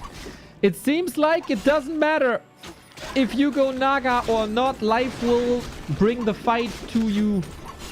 And we are slaughtering everything now. I think this is... You can tap out. Like, I usually refrain from calling things early.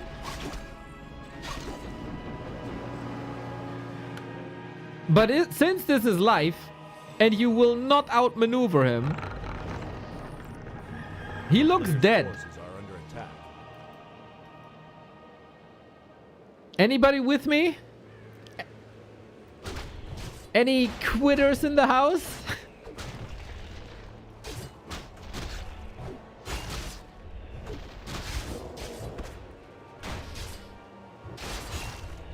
PDs, thank you.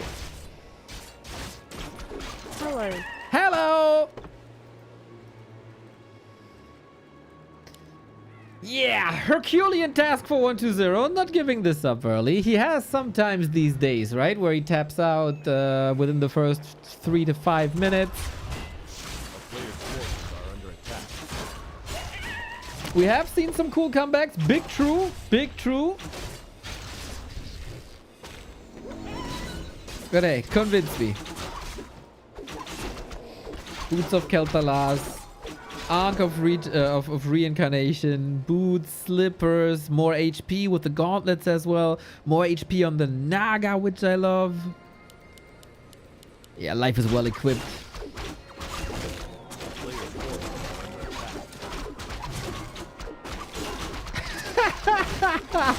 Last evening I was eating dinner at a fancy restaurant in Denmark. The waiter asked me if I wanted to order more food, so I replied 120.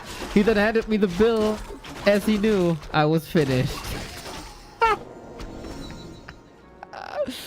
Oh, nice. I love that.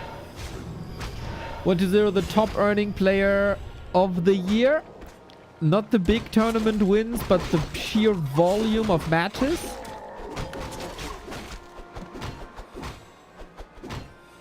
And, you know, successfully played show matches mostly. A player's forces are under attack. 120 still has a shot. The worm is coming. With his strategy, you give up on a third hero. You're relying on high level DK and high level Lich. And the third hero is the worm.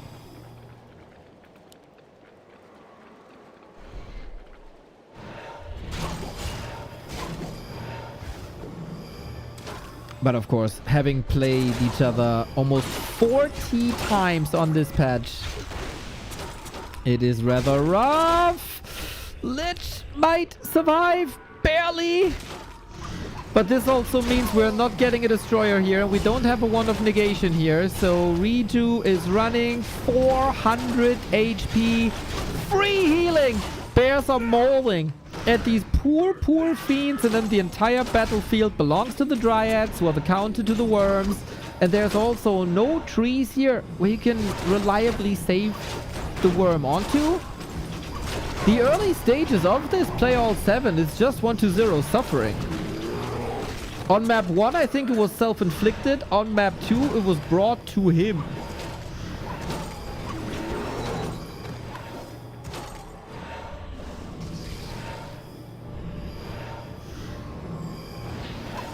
The worm is getting some damage done here, but we're switching to dryads already.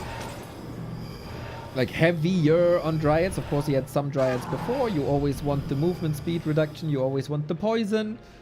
Respectable recovery by 120 with a couple of investments also. He is still alive.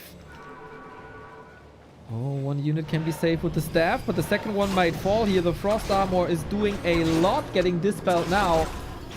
Bit late with the dispel sometimes, but frost armor also constantly reapplied.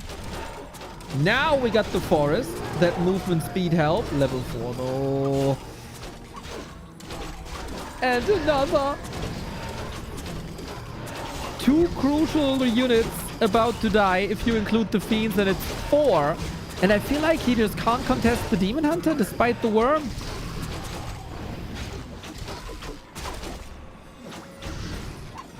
You might slow him down for a little bit. But this worm will most likely fall. And where's your supply lead now? Demon Hunter has to fall. Somehow. You gotta stop this man. Always the number one question. Can you keep this Demon Hunter in check? I think the answer is no.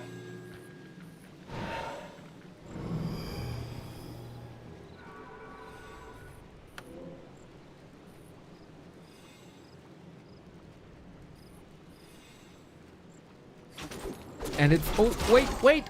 What the hell? The DK! The pathing was a bit odd, and life punishes this so hard. GG!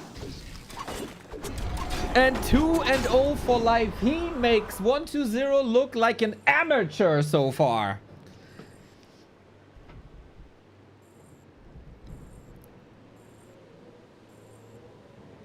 Scary, scary life, dude. He is on an 8-map win streak. in the Triumph tournament here today. The last map against Moon was his. 5 maps in a row against Sock. And now the early 2 maps against 120 as well.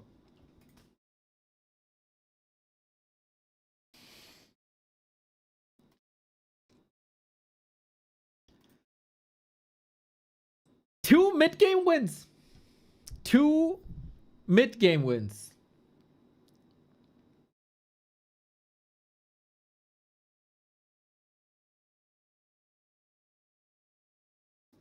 Ay.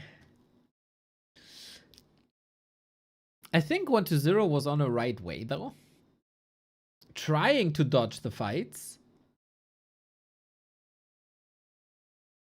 In the mid game. He wasn't going Naga anymore. He wasn't at the tavern anymore. But life just didn't care, dude. Oh, you would like to have your expansion? Would be a shame if somebody's taking that away from you.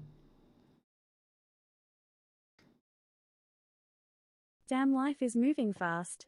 Really happy to found my way to you. You were there for a lot of stuff in my life.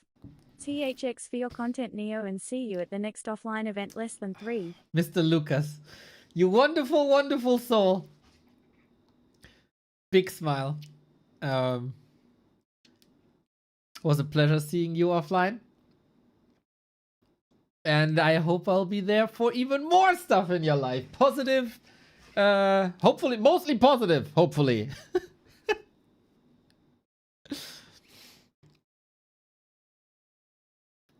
Me too. Me too. If that goddamn venue would please sign that contract.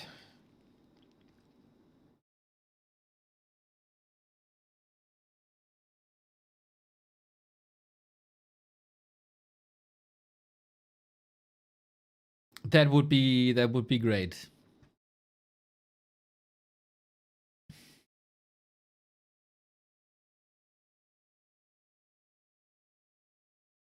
What do you drink in that? Nah, it's just water with some hydration powder, cherry flavor stuff.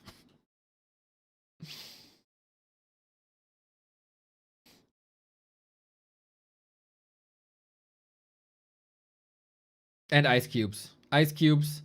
Lots of ice cubes. Aperol. Not a fan, man. That's like, I'm not a fan of anything bitter.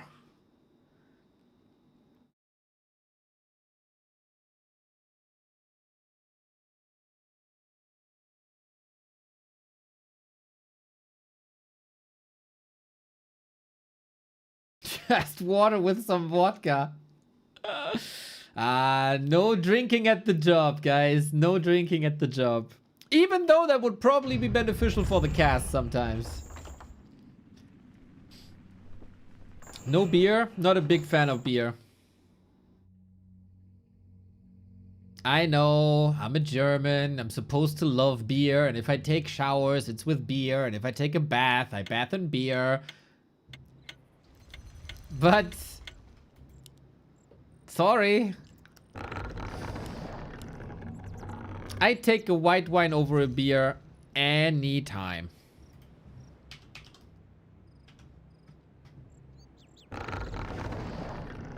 Or a malt beer. Or a cocktail. Or a Radler, which is beer with soda. Basically, anything. Let's go, everybody. Life with the 2-0 lead versus 1-0 in this grand final. It would, of course, be a statement to go into the Gold Cup that starts tomorrow as the winner of the Triumph tournament, when Kaho was the one winning the GCC and Moon was the one with the almost 30-game win streak versus humans. Life was a bit in the shadow, but he could step out of that shadow here today.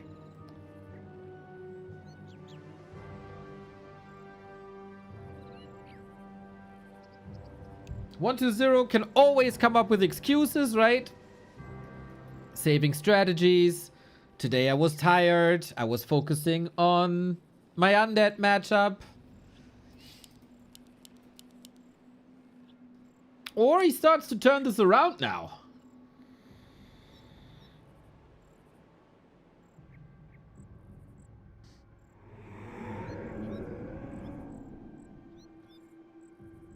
This hurts, Neo. Hey, be happy that there's more for you, then. Players' forces are under attack.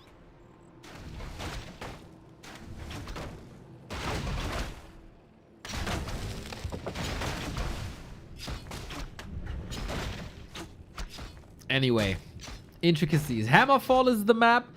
We will play all 7, so this map will kind of decide, will we have a series, a competitive series, or is the question how hard life is gonna own today? Players' forces are under attack.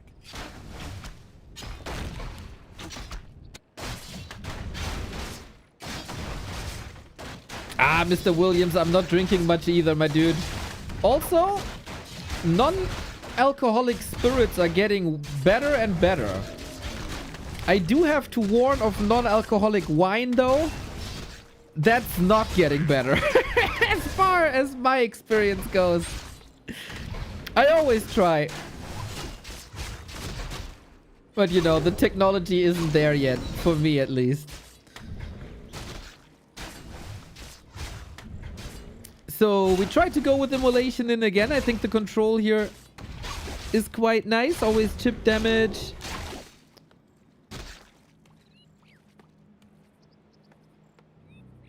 Demon Hunter can't really commit with immolation without getting surrounded. A player's forces are under attack.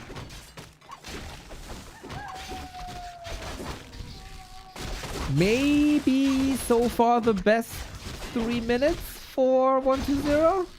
Ah, you know, the early game wasn't too bad on Autumn Leaves. Maybe Autumn Leaves was the best. When taking so much damage here now is probably not too great. Demon Hunter is saving a lot of mana here. Doesn't want to burn. Getting out of here. Oh, that DK HP bar worries me. A player's forces are under attack. It is a lot of regen as long as you stay on Blight. But now if you want some progress, you gotta go with it. 4 archers again.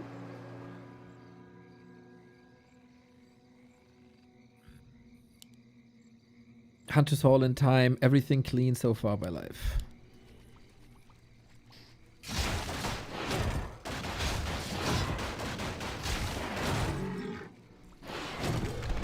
Now there's the burn. The more mana you spend, the more mana you have to consume from the Moonwells to heal. So life is very conservative with his spell usage, but now takes a little bit of mana burn, takes a little bit of immolation. Pow! Disrupts the creeping, gets the ghoul.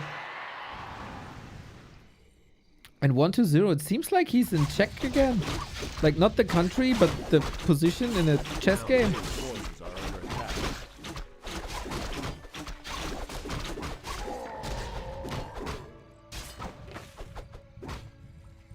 And the great healing. Oh, damn. Easiest job for the Demon Hunter here to creep one of the big consumables. Life is playing such a fine series. Really remarkable. Yesterday, he gave Sok no chance, and today it seems like it's continuing.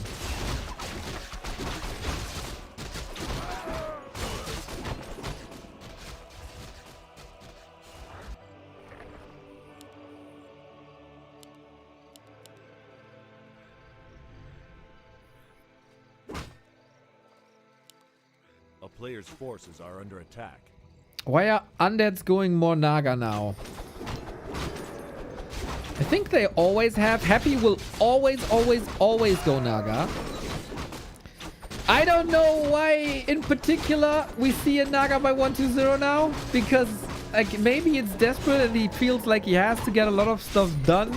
And with the Naga that works the best. But I would be very surprised if this goes his way here, man. Demon Hunter with the greater healing last second. So close. And now we're in that Autumn Leaf situation again. Another greater healing on 1-0 side, thankfully.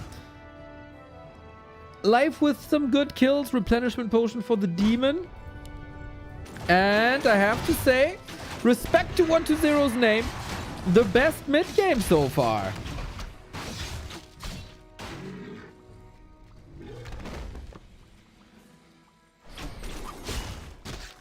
So there wasn't a game-breaking fight in the first 6 minutes. That's the measuring stick we got now. A bit remarkable that 1-0 goes for this Naga. I did not expect this at all. And she got a lot of kills. Got the level 2 immediately.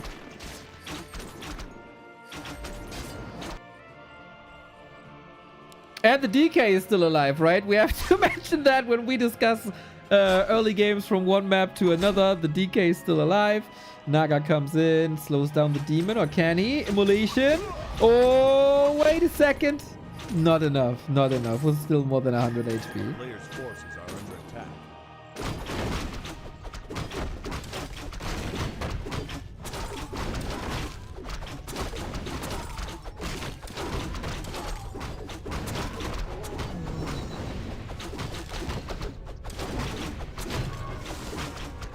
Okay, things are slowing down a little bit. More creeping and tier 3. Lovely, lovely people in the chat. Greetings from Vancouver. Is Europe going through a heat wave? Yes, we are. But my studio's in the basement, so I'm, for now, okay. Other people are suffering way more. 07 to the people in offices without AC with glass fronts.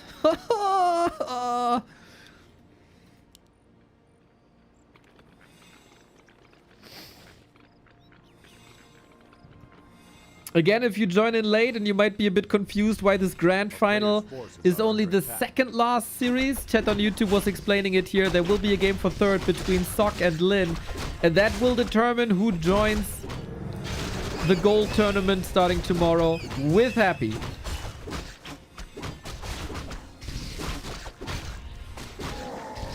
Tier 3 expansion. Haven't seen that style in a bit. He brings it back. So shows me 1-0 is willing to display different styles of play. It's not just a show match here, as there is a lot of money on the line. So different obstacle for life here. Forces are under attack. Breaking this expo. It's not about worms this time. It is about Fiends Destroyers. Makes sense. Fiends against Dryads, Destroyers against Bears. But it's not enough just to win the fights. You gotta take care of that base. Or come up with the base yourself. While at the same time be on the lookout for casters. We got a watch award by 1-0. So if life is coming in, he sees it from far away. And you don't want this Players' Demon Hunter forces running are at under you. attack. Good extra damage, good extra armor, good extra HP. This Demon Hunter is a beast.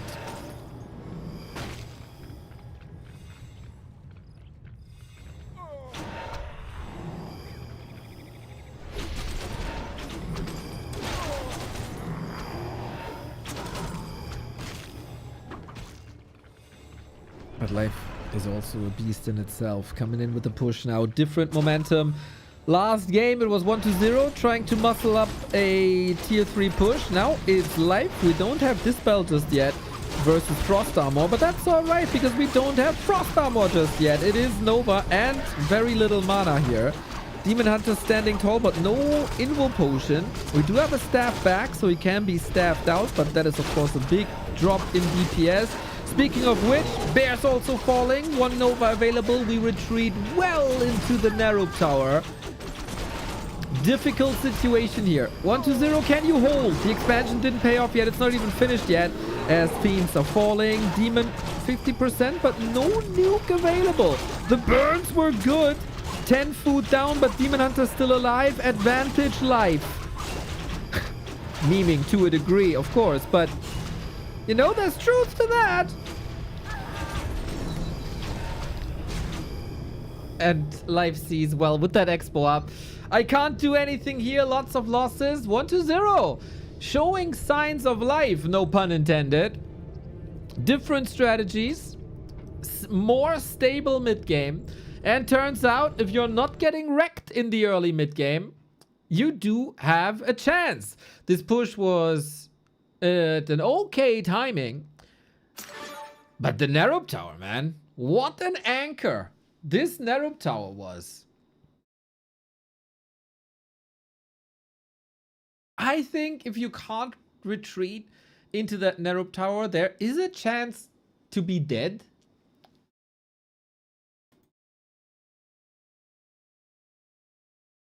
But he accomplished that. Ice Tower. Ding, ding, ding, ding, ding, ding, ding. And that is the win streak of Life broken in the Triumph Cup. After 8 wins in a row, finally is able to stop Life here on Hammerfall. And that was, for a while, one of Life's best maps.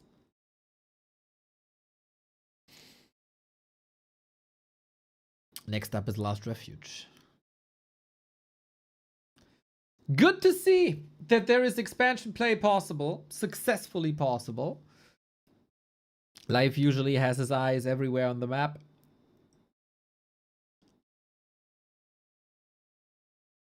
Maybe that was a bit too late. Maybe the loss is a bit too heavy. And he also escaped the fight at the middle with the Naga as the winner. That's rare.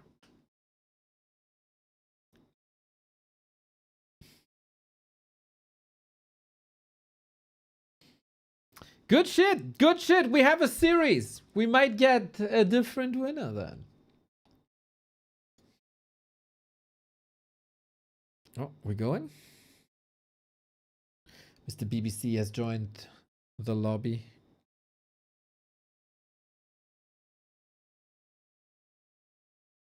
Is anyone willing to get permabanned if 1-0 reverse sweeps live to make it interesting? Man, 2 days ago we had a chatter saying if Lyn gets eliminated, I'm quitting Warcraft. So I said, I'm gonna ban you then. And the entire chat was rooting for Lyn so that chatter can stay. Durkuless that was. Yeah, but I can give you a little prediction. Who wins game 4?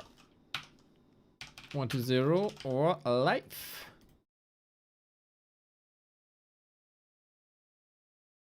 And that comes in right when the game starts. Love to see so many familiar faces here at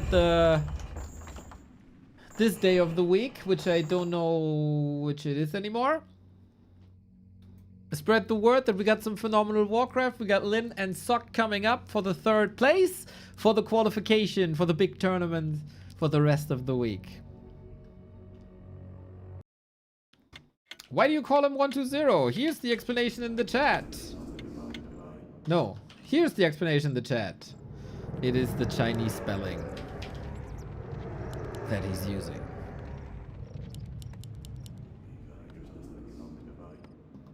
eer0.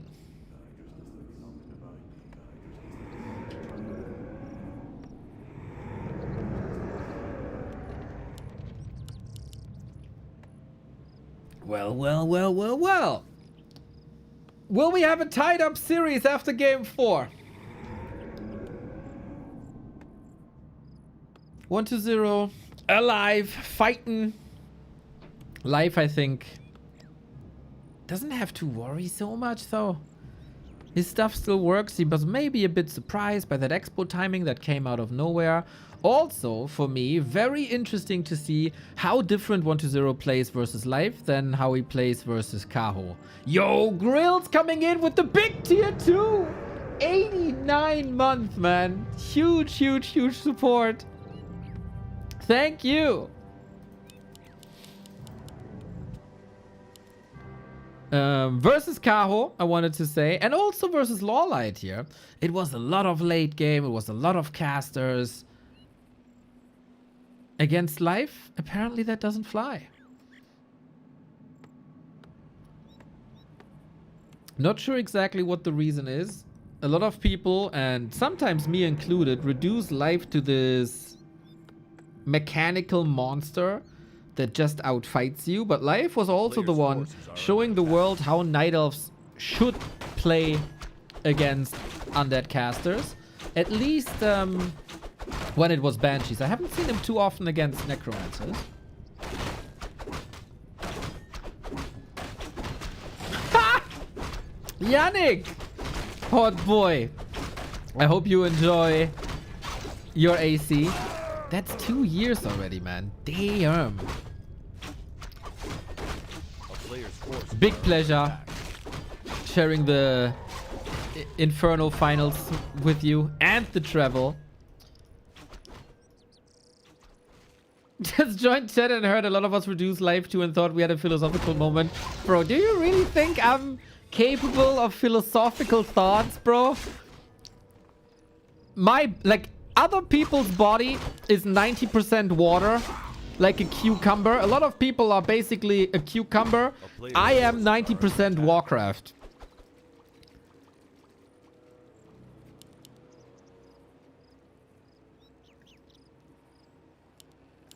I don't know if there's a vegetable that's also 90% Warcraft. Ah, you're capable. Psst. Psst. I'm trying to be relatable for the Twitch plebs. Don't share that we have intelligent exchanges. Oh, damn. Oh, this could be a nasty punish here. What a scout. Mana burn in. No immolation just yet.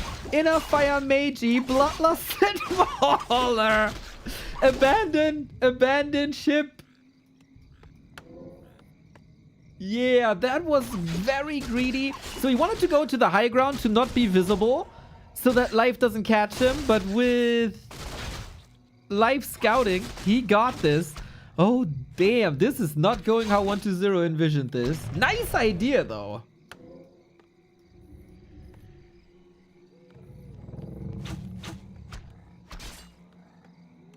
Mr. Gideon, by the way, people are keep on asking about this Rara Land event. I don't know what to tell them anymore. If you have any questions about Rara Land, ask Gideon. Add Gideon in the chat.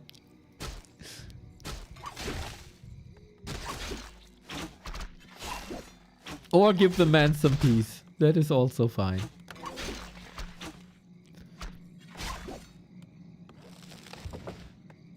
Dude, Life is so oppressive, man. Like, I feel a lot of people generally don't enjoy playing against Night Elf. It's just, you know, there's mana burn. Then you can't surround because of immolation. Then you survive until the mid game and you get annoyed by dryads. Like, you know, Night Elves in general are quite annoying. Not saying anything about strength and weaknesses and everything, but it's annoying. And then you have this Life guy who controls Night Elf units better than anyone on the planet. And he's just running at you because he knows he can. And you're just hiding, dude. A player's forces are under attack.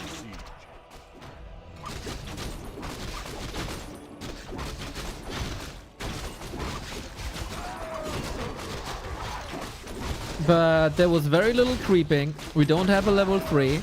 We do have the Naga battle, but 120, interesting approach, eh? He grabs the Naga again, like he did before. Pulls back a little bit for Naga creeping and not Naga fighting. So I think he just dodged one of the strongest moments of Life.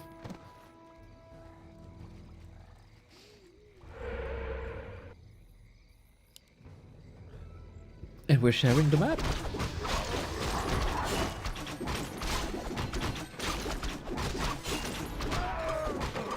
Oh, double ring of regen is kind of nice for the longevity of this demon hunter, who will have to heal soon. And then we got the calm before the storm. Second try. You know, that's a lesson for life, everybody. Never give up. You might climb a hill and a big two-headed ogre who says "Roar, roar, roar" the entire time is hitting you on the head. But pull back, find some friends. Some of them might be smelly and eat rotten flesh. But with the power of new friendships, you can conquer that hill one day and get the loot.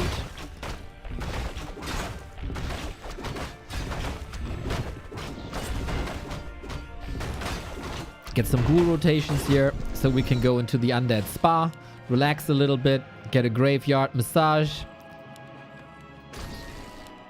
And life getting a bit outpaced here.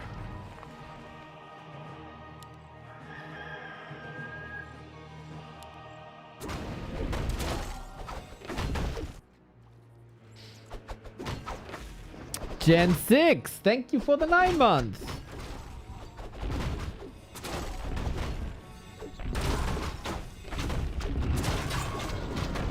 Bit of a problematic situation for 120 that he has to go far out on the map to get some creeping done, but there's still the red spot if that's uncontested. Great. But life sees this. Is he in a position to go there? Boots of Keltalas, more armor, more damage, and the Demon Hunter is fast. Can steal the Ogre Lord with the mana burn, can deal with the ghouls with immolation.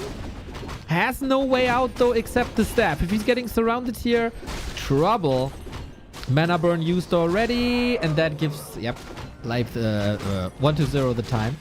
Legion Doomhorn, always a bit unfortunate for the undeads as they have this aura already for more movement speed and more healing. But at least life doesn't get it. And now we're fighting for the scraps on the upper left-hand side. Maybe this orange. Both are preparing for the red spots. And then the late game tactics will be unfold. Do we have any 9-minute destroyer pushes? For life, of course, Dryad Bear. Or... But then, does he have to react? Night Elf in this case, very much the reactionary race. If the undead, like, in general, everything is fine with Dryad Bears. You can win everything with Dryad Bears. But if the undead is changing a couple of puzzle pieces and moves them around, you have to react. A player's forces are under attack. Are there any Warcraft maps where creep camps respawn? No.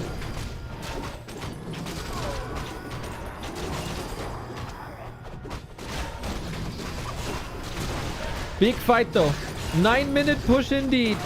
Gets... Oh, big healing. Nice. 120. Signature move. DK always far forward. Always punished to a degree. But oftentimes also always saved. Oftentimes always... You know what I'm saying. So, damage is not ending up on the ghouls and on the fiends, but on the DK instead. And now there's a lot of healing coming in. Is life getting outmaneuvered here for the first time in a while? We still have some good damage. Demon is in trouble. We do have a staff ready. That's an open battleground. Now, for 120, 4 more damage, 4 more kills. We also do not have dust, I think, against the fiends. You have to TP out. That's a bad sign for life. Wait. He taps out! He taps out just like this! One lost fight and that's it! No plan B! He was 5 food down and pretty hurt. I don't know about the Moonwell situation. But we talked about exclamation marks early in the series, right? In game 1 and game 2 was the live show. Nothing else. 120, no chance. And we thought, oh, this life, if he's going up against Happy tomorrow, damn, we're in for a treat. But all of a sudden, 120 is online. What the hell is going on? Nobody outfights life, usually, except Happy.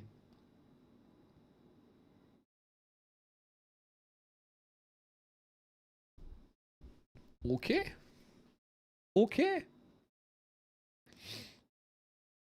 These guys have fought each other a lot, right? So they know if they're in this and this position, there's like a 2% chance to bring this back.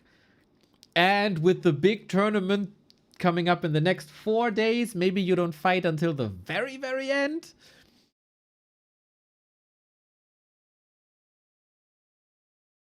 And Moonwell situation was probably dead. And there was an orange spot bottom right and the red spot right hand side. But hey, 1-2-0 can hang with life toe to toe by bringing back the expansions that we haven't seen in a while and the 9-minute push that we haven't seen in a while.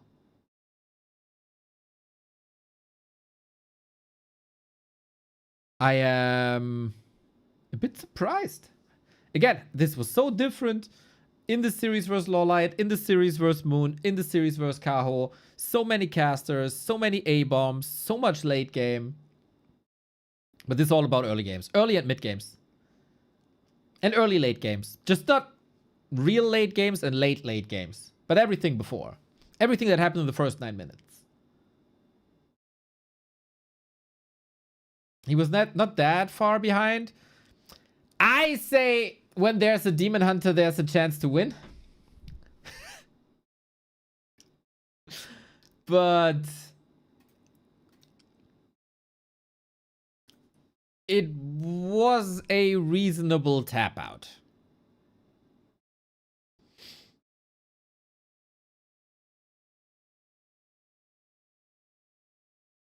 Yeah, you get your channel points. Yeah, celebrate him. Celebrate him. Oh shit, guys, my perfect prediction is on the line.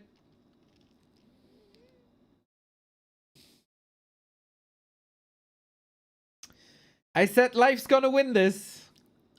I got every single series right so far. Life, don't let me down. Cool shirt, right? This is such an old shirt, man. That was a gift by Remind's wife when we were in China. She wore such a shirt. And we were like, oh my god, that's such a cool shirt.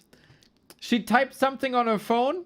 15 minutes later, there was a guy on a scooter driving to the venue, giving her a package. She gives me the package. This shirt is in. Bro, I saw the future that day.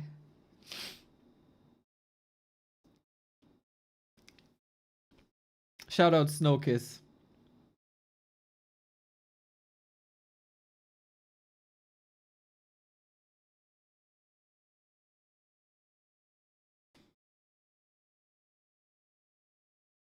And yeah, I mean, this shirt is old. There's probably some holes in there.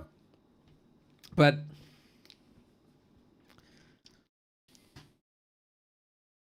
it has history.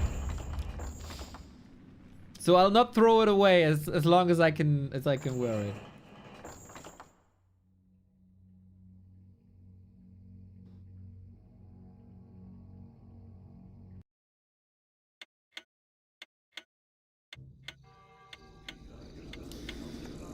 Oh, guys. 2-2. Series is tied. We got Life with the first 2 maps. 1-0 with the next 2 maps. Brought this back. But usually series between the two are incredibly close. But it's already a better result for 1-0 than it was in their last show match. As I said in the beginning, it oftentimes comes down to who presents himself in the better shape of the day. Both are more than capable of beating the other, sometimes also annihilate the other. So far, I would say every game was one-sided, but the series is not, if that makes any sense.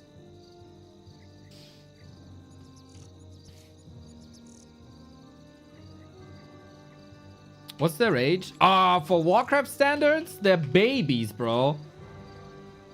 They're babies. 1-0 is approaching 30. Like, he's somewhat almost 30. I guess Life also.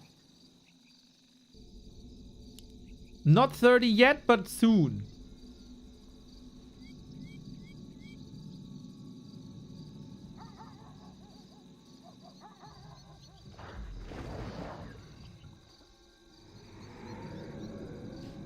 So they'll get their peak performance in round about 10 years. A player's forces are under attack.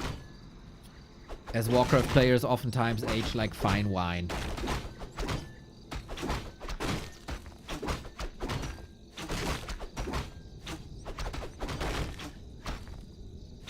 One to 0 is turning 1-3-0. There was a player, or there is a player, who was once called 14 Sway, which translates to 14 years old. And then it was his birthday and he renamed everywhere to 15 Sway. And then he just stayed that way. This is the Peter Pan of the Warcraft scene, I guess. We kick things off with Immolation once again, which does surprise me a bit that life is rather one-dimensional in skill builds, when we had seen more variety between, like, it's binary, right? Mana burn first or Immolation first. But no deviation here.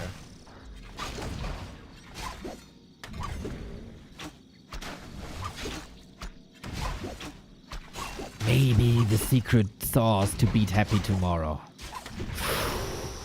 Okay. Respecting the skeleton is important.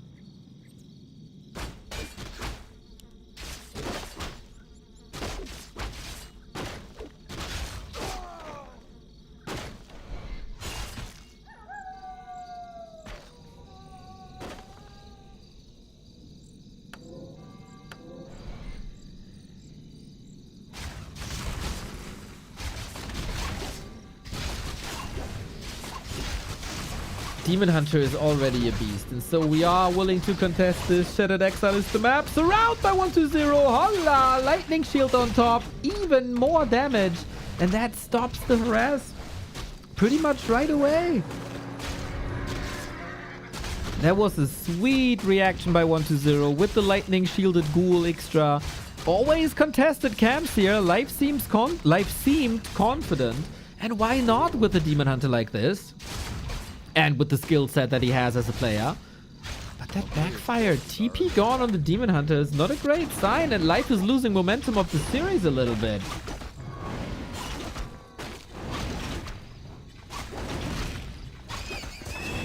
It is a big map though. There is lots to creep. There are lots of moves to make. But the momentum is kinda gone, and we're getting the second camp here. Oh my god, that Demon Hunter though. Plus 15 already. Hit twice, kill a ghoul. It is a Demon Hunter show, but also we have to say, the support DK opens, right? Like, it's very understandable that neither of the guys is going for a different build than this.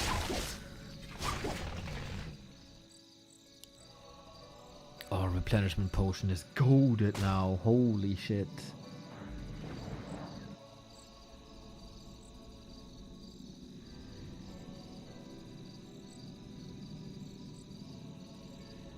Okay, 1-0. Seems like this is one of his worm maps. In series like this, important to switch it up.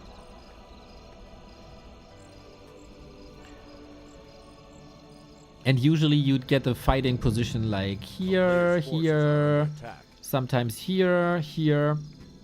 This is where worms can shine as long as you have forests. Sorry guys, I got a little cough attack here.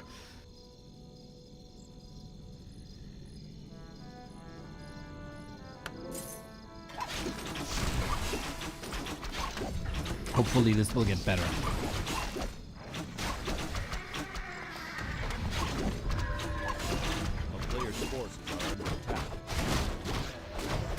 Yeah, you might not want this Naga, this Demon Hunter and Naga against you. Pattern recognition triggered. We always give the damage to the Naga and the tankiness to the Demon. Understandable. As long as the Demon Hunter is in a fight, he will automatically do damage.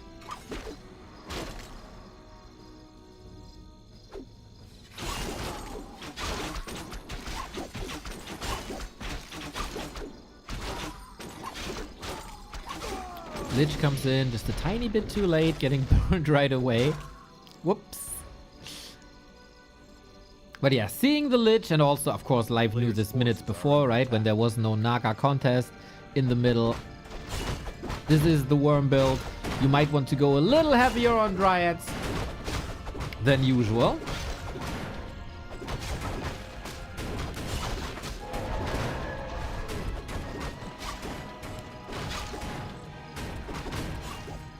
And the Naga needs to creep a little bit more as well. Whoop. Oh, 1-0. Calling for the break. Maybe his cat is invading the keyboard. We've seen this many times.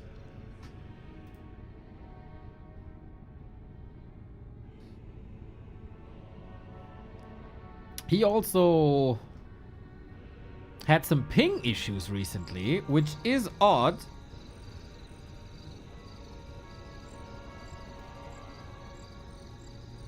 Given that usually Chinese players don't have ping issues on the Chinese server. Go, go. A player's forces are under attack. Another ring.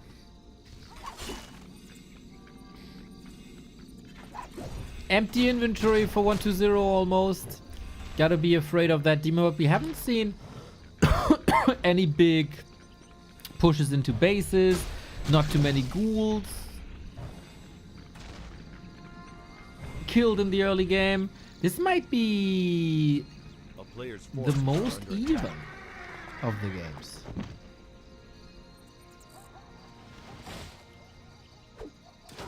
Sorry guys, the cough doesn't get away.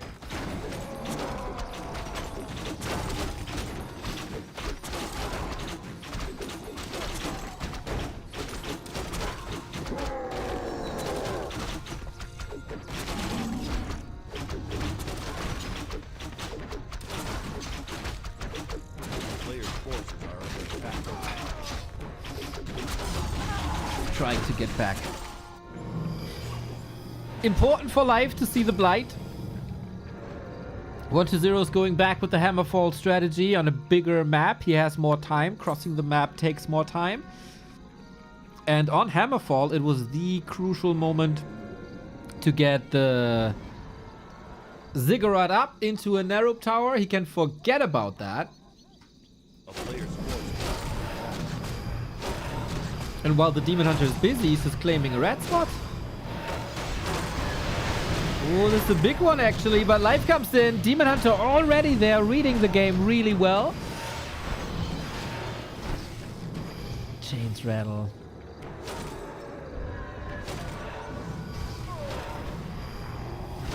Packed inventory for life though. Redo running, one disc already. Item on the ground, it's the Vampora. Thankfully he picked that up last second. We go for statues, we got the Roar. GNL Bear, so much usage of that one bear. Roar, redo, and morph all together. And now, it's time to slaughter these ghouls on the ground. Forces another destroyer morph. That means he has no statue on the ground anymore. Usually, you always have to sustain as the undead. That's not the case. Invo Potion might need another redo or a staff or that health stone that he found on the right-hand side. Careful, life. Now he passes the stone. There is another Nerup coming up. Life pushing forward. This expo might be the win condition, is the win condition. Interesting to see that we do not go for the worms, and 1-0 holds his ground well once again. 12 seconds till Nerup. Is the big damage done already? I see Dryads falling. I see more Dryads falling. Crucial moment here. 4 units about to die for 1-0 as well. Ghouls, Fiends, it's a slobber knocker. Lich versus DH. The coil did not go through because of the mana burn, and now the Lich is all exposed. No consumable here for 1-0. The Naga is still in range, but can't now anymore. Thanks to the Nerup, also partially. But now he's running the show. The Demon Hunter Naga combo, as so often is running the show, can do almost whatever. But again, this is A tower up and an expo up, and the heroes are close to a statue now. This game ain't over yet. The tug of war continues, and Life, his army is a dryad and a bear. And I don't know if a dryad and a bear can do something against an undead expo fortified by a tower. Love how he sends the destroyer there, just in case there's Riju running. He kind of missed the dispel, but in general, the idea was good.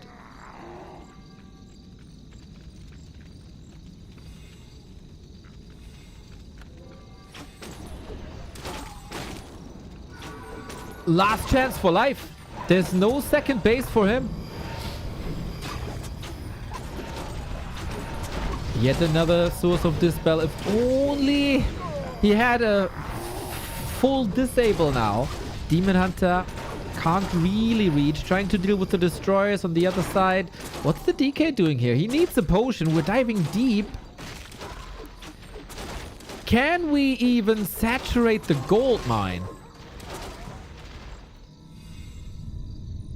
It's only 3 acolytes. Oh, coil misses. Expensive. That fiend also dead. Life not brute forcing into that expo, rather deals with the army. And 120 seems a tad slow right there. One more hit. Oh, 2 destroyers could fall here. At least it's only 1. We don't have enough fiends on the ground anymore, I think. These dryads, man. The dryads are uncontested. They cannot be coil nomad. Ooh, but that statue is important. Gets it through. 120 has the win condition here, but a bear is dealing with acolytes. It's only 1 tower for slow and control. Army not that strong, but yeah, that was an easy one. That was an easy one. Full mana. Destroyer safe with the coil last second. This bear will be sacrificed as well, but job's done. Getting the reinforcements now is so easy for Life. If 120 does send them in one by one. And again, it's the tower. The tower does it all. Life not giving this up. 120 not plowing ahead. It's always more losses. Lich, though, every hero kill is the decision. If one puzzle piece is missing in that Jenga tower, you're gonna lose, and the heroes are not looking that great, man. Blight regen, okay, but it's not enough. The Dryads will be getting the kills. So is the Demon Hunter. GG. Momentum is shifting again as Life gets his comeuppance. Evolver 120. That roaming Demon Hunter was very, very, very well played. He did figure out that there's not a worm but an expansion. Something you could be easily fooled by because worm play was so prevalent the past couple of weeks on this very map. But 120 thought, I beat you on Hammerfall with this. I'm going to beat you again with this. This time, the scouting way better, way faster. And then there's the Demon Hunter canceling your Ziggurat. And if that's the case, everything is delayed.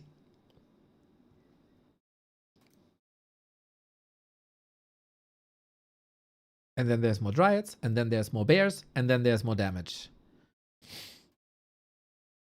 Life is 1 map away from winning Gladiator Triumph Tournament 1. Dude, he's just fighting, man. He's just freaking fighting the entire time. If you ask me, or if you ask him, this entire game would just be Dota. You pick your hero and you send it straight down the middle. Mid lane, fight the entire time. Everyone is good with the DH.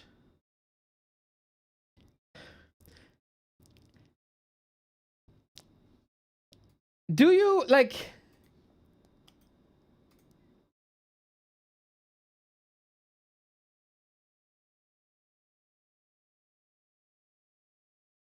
Life is insane with the Demon Hunter.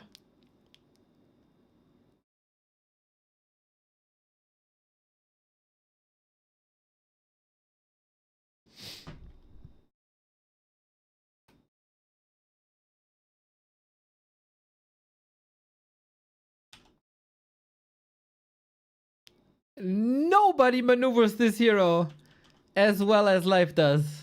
No one.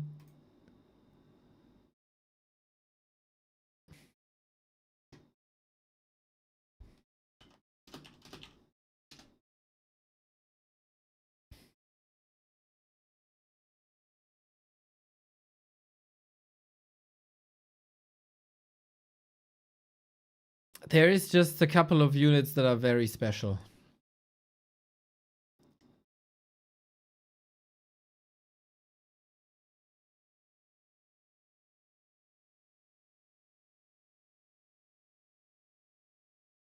Come on, we can meme a lot about elves, right? And we do here on this channel.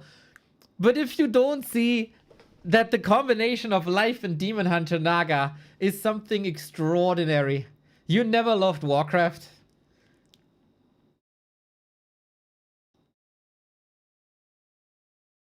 There's nobody even close, guys.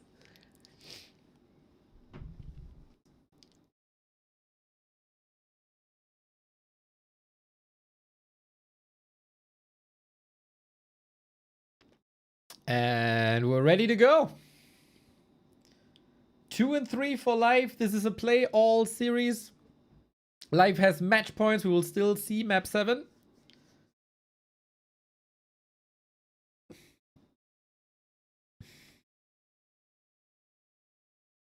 So,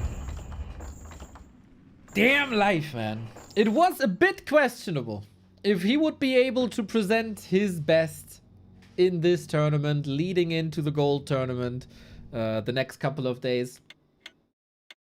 Because he had a little bit of a questionable GCC run last week. It's not even that questionable. It's not just number 2 player in the world level. Just a little bit below. And other Night Elves took a piece of the pie. But Life is back, man. Sending a message to Happy. This is gonna happen to you the next couple of days. Get ready. Get ready. And I hope you guys are ready. Can 120 bring this back to a full out 7 mapper?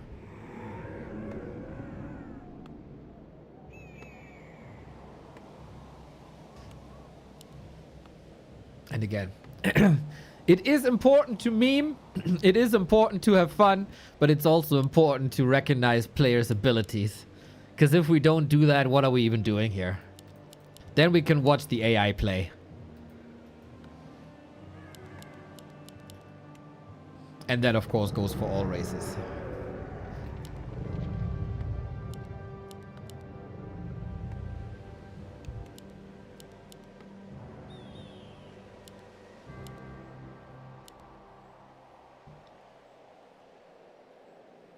Springtime.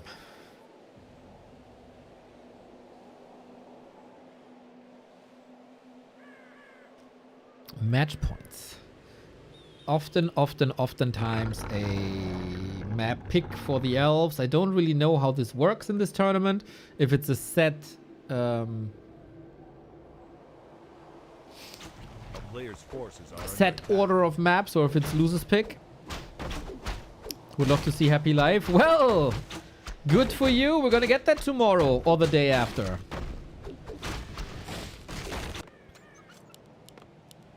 Life 120 both qualified for the Golden Cup. Happy invited to the Golden Cup. 4 awesome days of Warcraft ahead, to quote The Miz.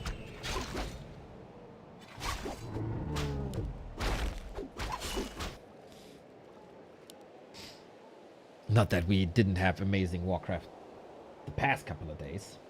Very much enjoyed not knowing the winner beforehand, but of course a happy attendance is something special these days.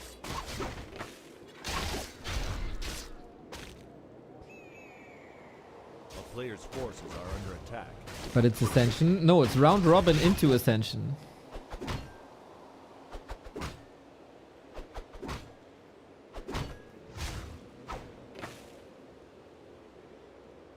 Is it not? It should be. I'm pretty sure it is. Otherwise, a 4-day Ascension with 4 players, I don't think is possible. But hey, you never know with the Chinese augers, do you?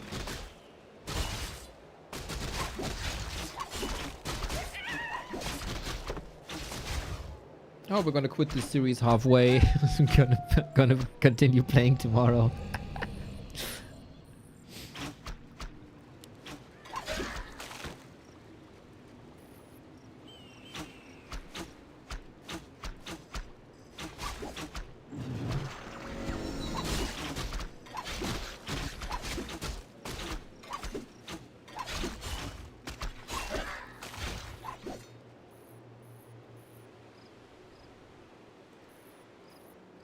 So, no coil early. Still a ghoul loss. Tech on the way. Small adjustment, small Player's advantage forces are live. under attack. In general, early game by life seems pretty set in stone. 4 archers. Never more, never less.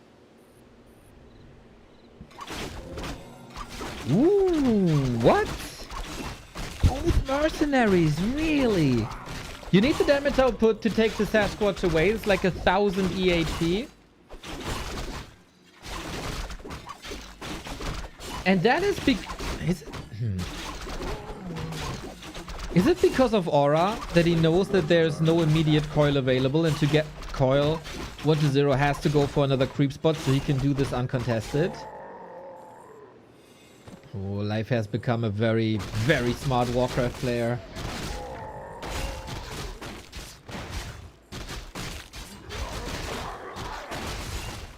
One is already creeping a bit greedily here, I have to say.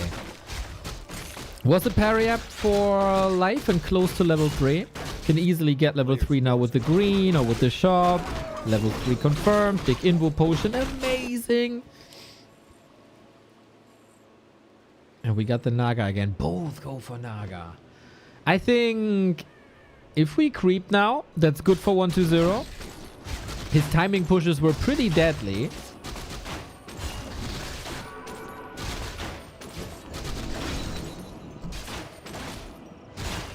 But he still has to buy a lot of time. Oh, wait, what? We're going aggressive. Really? We only have 5 acolytes. 1-0 has to save every single acolyte here. Otherwise, this grand final might be over and decided. This is not looking good at all. Ghoul dead. Acolyte dead. Mining. He has to cancel the tech. Huge move by Life. He's losing the Berserker over it. Maybe an Archer. It's not getting the second Ghoul, but yeah, you are losing too much gold if you are not canceling. This bought Life 30 seconds on the cost of a TP. Worth it. In this matchup, it's so much about timings. If the undead push is hitting you 30 seconds later, you are ready. That is, I don't want to say unheard of, because we've seen almost everything that's possible in Warcraft these days, right? But very few people have the guts to run into an undead base when you're the Night Elf. But he saw that opening, he saw the opportunity. And the door to the GTT Championship is wide open.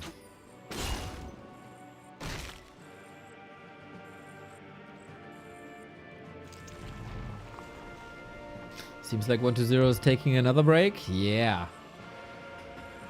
He is. Very, very painful situation now. He might have to search his playbook to see how to bring a series like this back and a map like this back. Life can give some orders now. Go to WeChat, order a bottle of champagne, have it delivered to you already.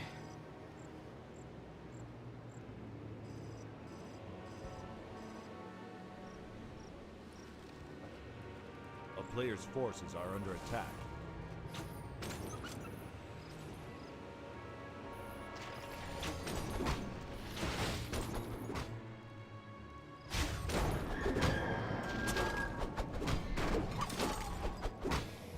I hate it when players pause for no reason. There was probably a spike. These guys all know each other. They all talk to each other. they wouldn't troll around in a tournament like this.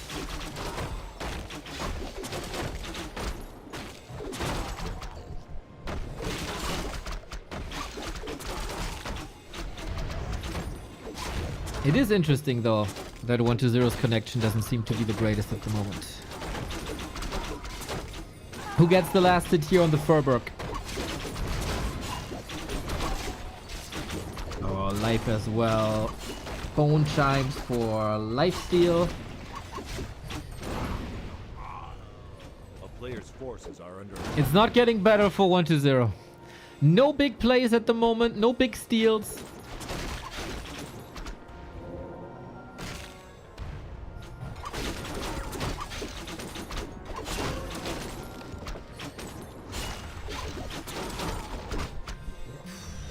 Further and further ahead. 70% of a level lead on the demon.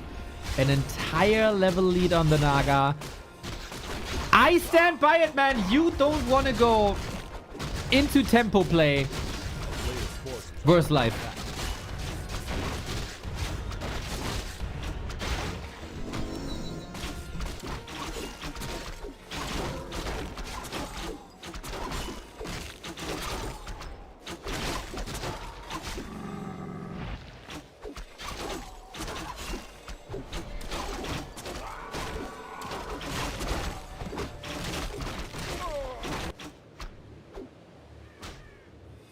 But also 1-2-0 hasn't shown too many worm play. 1-2-0 hasn't shown any caster play. Maybe it's time to play casters now. Play it very careful, but then there's also not much to do on this map. Maybe that is the call though. Because there's not much to do. Play it safe. Life got so good at scouting, man. I can't imagine him being fooled by just simply casters. a player's forces. If 1-2-0 really wants to win this tournament, for that he needs 2 more maps, I think Banshees or Necros are necessary.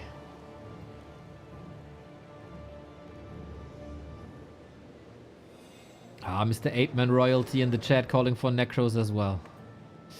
But Lumber is a bit low, right? 1-2-0 oftentimes stays at 2 ghouls. That's sometimes an indicator that he doesn't want to tech switch. Here's the creep check, no TP. Is the tournament going to be decided here? Because 1-2-0 has very little to work with. Ghouls are getting slaughtered. Oh, actually, solid uptime. That was a bit unnecessary, but does it matter, man? Does it matter? The Demon Hunter is full HP once again. The Naga is not looking too hot. We have a consumable which he needs now, but it almost looks like Light can decide what hero to slaughter first. Double level up. Okay, we got Frost Armor available now for a little bit of mana, but everything is hurt. Everything is bruised, and the Demon Hunter is level 4. And no sign of temples. I was worried, dude. 2 days ago, I said the same sentence. Boom, double temple. Not happening again. But shades.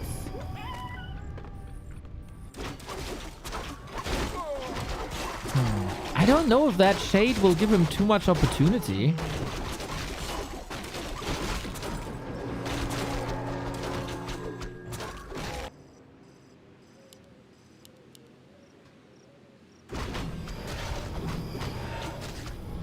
He can get some safe information. It's not going to be reveal, I think.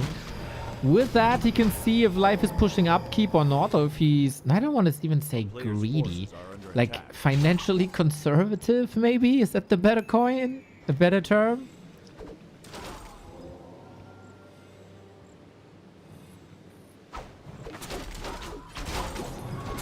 It's just the confidence, man. He's posturing up. Coil Nova, doesn't matter. Invo potion available if we get a regen. Oh, sweet.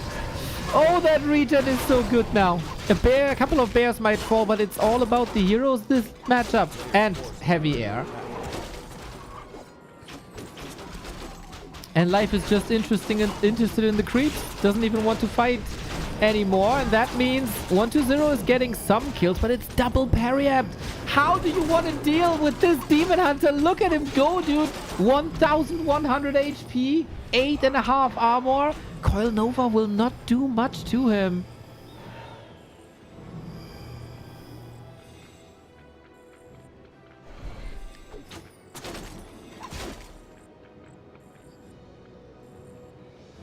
More attack upgrades.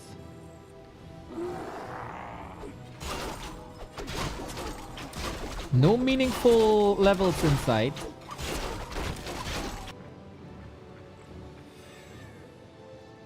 One-dimensional armies. Is this shade doing much? I don't know.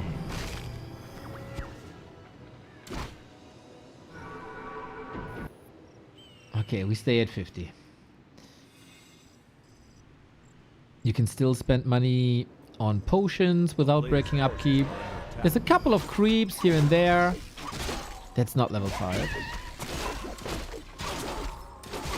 Did Happy get eliminated? No, this tournament is basically a qualifier for the tournament in the next 4 days. Happy got invited already. The top 3 of this tournament will face him the next couple of days.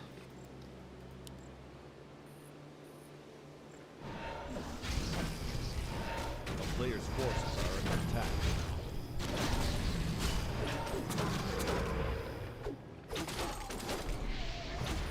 Okay then.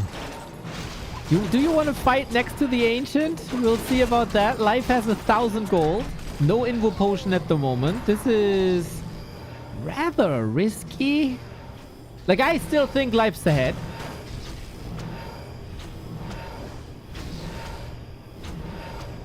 But he's presenting some opportunities to 120.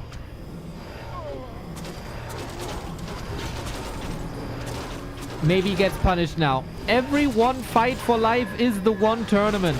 And the big monies. And yeah, you don't want to fight this. But how do you come back now? Like, you can survive. But how do you win?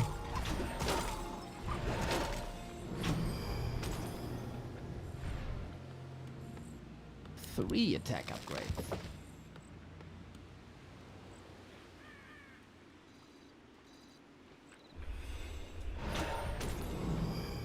Roaming begins.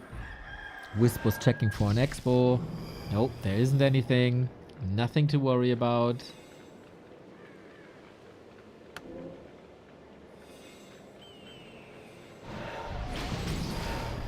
Or is there something to worry about? I think the highest chance for 120 to come back is Life slipping once and losing the Demon Hunter. But Life is usually not one of these Night Elves.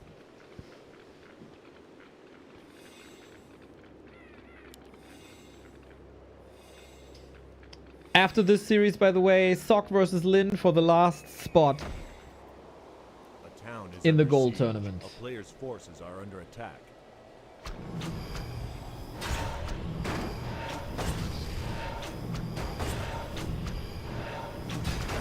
He's checking for every possibility, man. He's checking the gold mines. He will be checking the main. Do I have to worry about the temples? No. Do I have to worry about extra gold? No. He can chill. This is usually the Undead's play, huh? He's countering attack upgrades with attack upgrades. Even though... Oh man, this Lich is a beast. Can he find level 3 somehow? I don't think there's... Double Chimera Roost? Okay, Life, brother. You need... What is it? 2 minutes for this to work? A little more? Oh, snap. 120 has played a couple of games against Night Elf, right? And if there was a takeaway from this, then he saves money on Web whenever he can. Web is a fast upgrade, so you can queue it once you see the air units, because the air units are rather safe. And the shade pays off, man. Ooh, worth the investment. I was a bit skeptical about this shade, but he saw it now. €2.50 super chat by me too. Has Happy not been playing recently? Been out of the loop? Nope. Player's forces are under attack. But tomorrow, come back. If no bombs, white chimps. Buildings. Damage. Style. Army diversification. Statues. Hero focus.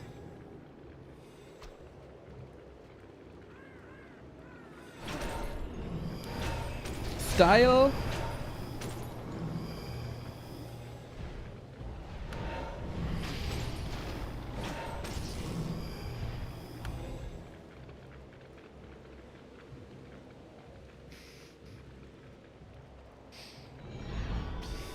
Ooh, 120 wants to push before the chimeras come online. 1,000 gold, no lumber. If you show me this sector here with resources supply, I would say this colorful. Can he reach for some potions? I don't think so. The 1,100 gold will come in unused. 4 units in production right away. The Giants will come in soon, the chimeras then as well, but it's still 30 seconds off. Life has to hold on. And the Moonwell situation isn't that great. One Dryad down, second Dryad about to be down, Bear down. The Destroyers are running out of mana though. Less and less impactful. Demon Hunter level 5. If Life holds here, he wins the tournament. Medusa the Gamer, one hand on the trophy, but we have triple Invo Potion. The heroes will survive quite a bit. But what about the statues? He needs the statue as backbone. Oh, Naga survives with potions. Now he can spend the gold, can share it with the Demon Hunter. 42 food only. No! And the potion was on cooldown. And these chimeras are not paying off. Maybe talents would have been better. 1-2-0. You had one moment in time and he's using them. Apparently. Web is coming in now. Bit sloppy. But he wanted army, he got army. That is some free reign for the chimeras. One Demon Hunter and the chimera against the world. Is a terrible world for Life to be in. We want to get the Naga back from the tavern, maybe? I don't know, dude. I don't know. Destroyers chasing. Staff on cooldown. Naga back from the tavern indeed. Level 5 on the DK though. What a comeback by 1-0. Realizing his win condition with the one push. Extraordinary. Little bit of impact with rejuvenation. I'm surprised actually that it's not dispelled. Surely an oversight. Bear Naga back. We spent all the 1,000 gold. We only used one of these invulns. Lich in trouble for the time being, but here is now level 4. Huge int gain. With more damage, more everything basically. Naga is able to get the potion now. Will be on cooldown once again. Lich in trouble. DK also low. Can't take too many hits right now. The Naga might be a lifesaver. Can you go for Frost Armor? You need to. I think there it is. Stops for a second. Slows down the Demon Hunter drastically. And with that, you'll be able to run away. 3 heroes for a hallelujah. You are comfortable now. 3 times the food. Almost. Life alive. And the Destroyer still almost uncontested. Nobody has income no more. We all know that a Demon Hunter is crazy, but is he this crazy? Is he 40 supply crazy? Town is under siege. I don't think so.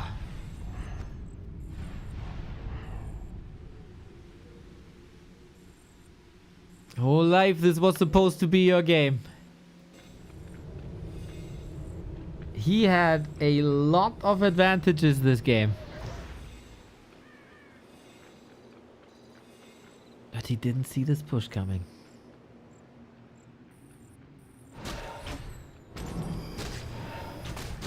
Three upgrades on so few units though. So the unit upgrades don't really matter that much. Staff ready, nighttime, little bit of moon juice.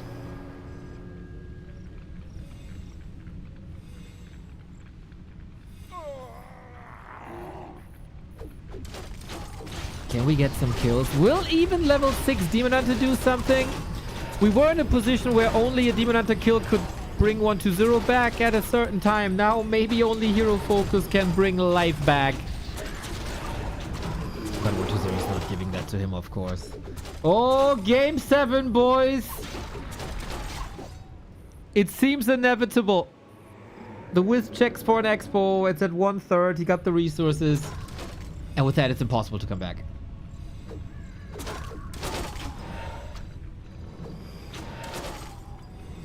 Yang Fang, thank you for the gifts up to Chimera's Cry. There's a lot of tears.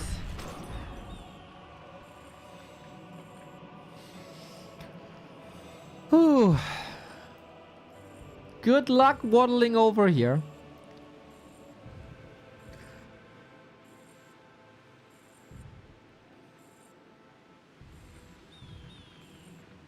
If life wins this game, there is no way though. 3 down also means no more heal potions.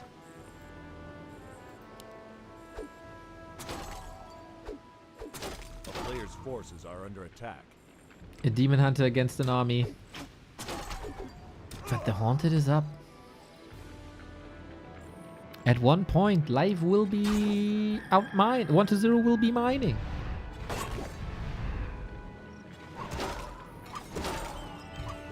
Game!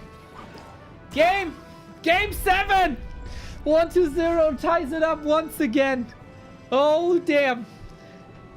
That is something you have to stomach if you're alive. There was a hand on the virtual trophy already. And Medusa the Gamer gave it away.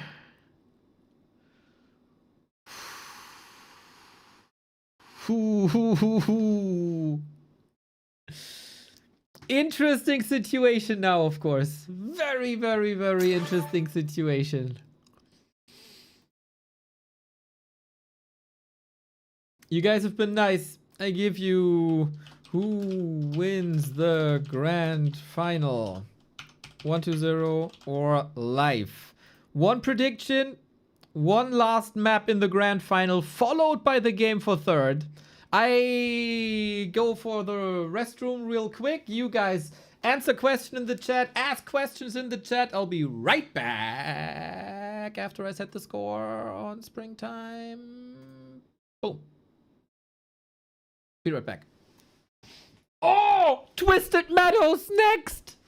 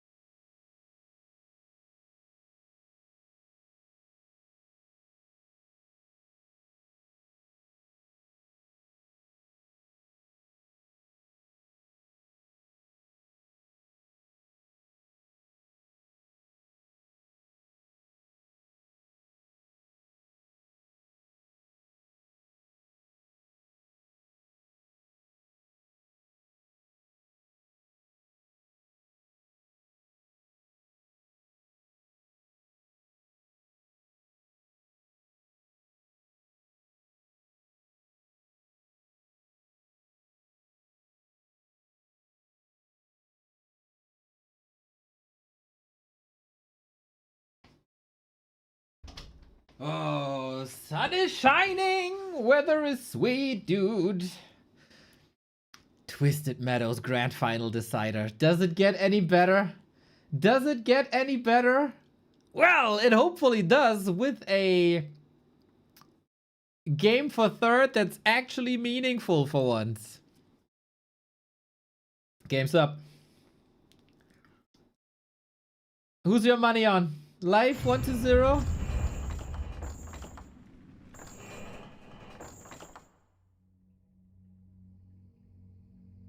Ay, you take that time when I'm gone to come with this 6-7 nonsense? You get a ban. You get a ban. You get a ban. Everybody gets a ban.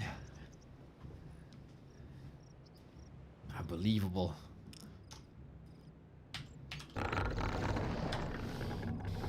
quick decider. Life 120, who's the best gamer in China in Warcraft 3? Who's the best gamer of the 8 that started this, which was a selection of all the players who were in the GCC 1 to 4? It's all gonna be decided on the most legendary maps of them all. Twisted Meadows. The holy party ground of Warcraft 3. Life's probably kicking himself for not finishing this series earlier. This might require a very, very different skill set if you go Warden. It's not. It's a Demon Hunter. Okay. Relying in the tried and true, huh? I see how it is. I see how it is. I would bank everything that I Neo, own. do your damn job. You promised to rebalance the freaking angry fireball. Was out for a walk, and that shit is still so busted, dealing map-wide fire damage. It feels like I came out of a shower, but without the refreshing feel. Okay, the Crestfallen, bro. Did I tell people to nerf immolation or what? What more can I do? What more can I do? I told you about the secret grape technique, mate.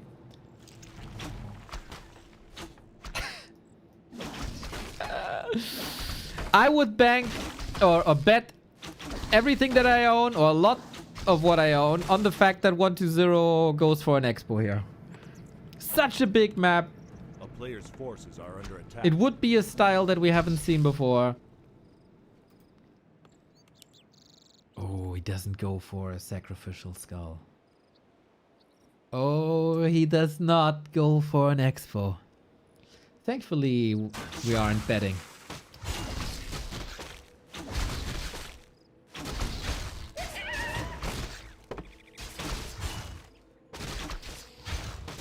Oh, no detonate against double skeleton. Forces are under attack. What about creep routes? What is the tempo? So far we play things rather conservative.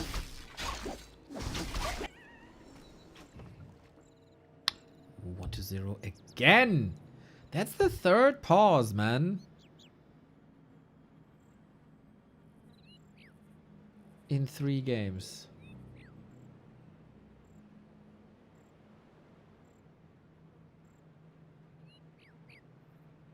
Okay.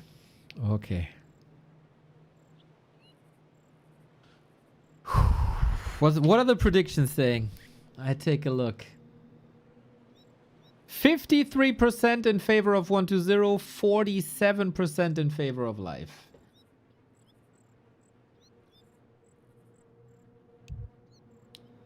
Two one two one 1. I agree with that statement.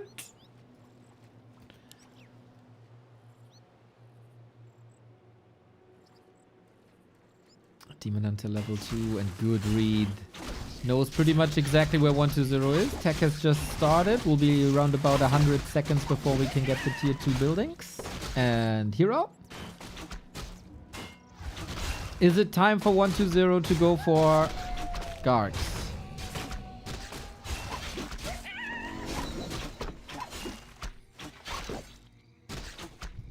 To display an entirely different playstyle that usually our top undeads don't do. Let's see about that. A player's forces are under attack. It could be that there's a lot of hype now about the map and the size and the creep camps and the available XP. And then it just plays like the other maps before as well when you just rush across at 9 minutes. Or we get triple hero, packed inventory, mass expansions. Everything is possible here.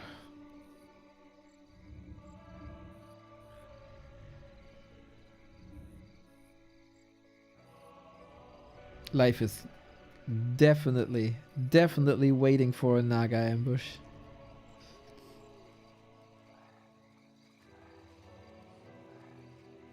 A player's forces are under attack.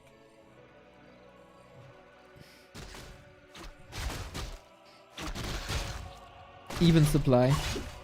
Even XP. Almost even supply. Naga will even things out. Is it a Naga battle in the middle? Are we brawling right away? You're gonna gamble quite a bit if you do, I think. But with how he's pushing life away from the tavern, yeah, this is looking good for 1-0, I think. Naga for him. No unit near the tavern for life. Every second hurts him now. A player's forces are under attack. Demon Hunter just rushing across as if he's like he's asking for a surround, isn't he? This is not working, man. 1-0 owns this tavern now. 4 now. Oh, every single second is lost for life here.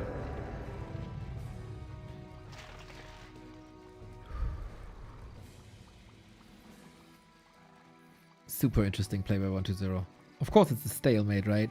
1-0 is not gaining anything right now. He's not creeping, he's not expanding, he's teching though, of course. But as long as life is like the Naga is such an essential piece of life strategy, and he delayed that for what, a minute?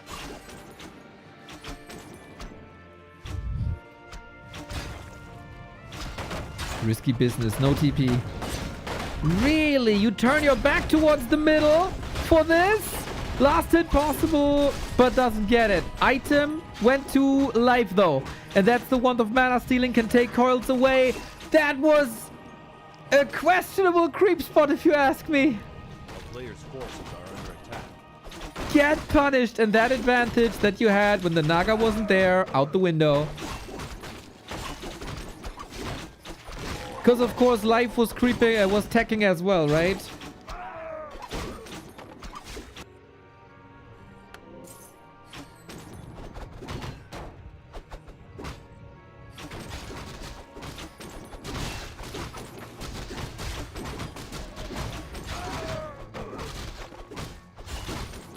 Keep on brawling. Last hit 1-0. Big. Life needs XP.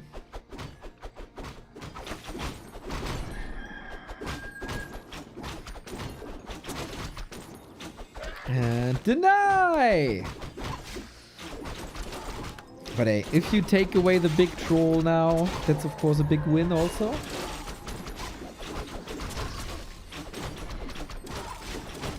Lasted huge. No coil to save things. But ghouls are in. And fiends are in. And the damage to the Demon Hunter is ramping up, man. There is an invo potion, but do you want to use it now already? I'm not too sure. Thankfully, no Fork Lightning available. Archers falling, ghouls falling. We're rotating away with the tier 1, and I think that is favorable for life, as archers don't have much tier 3 longevity. Rejuve. No Dispel and Reju running. Demon Hunter will be up at 50%.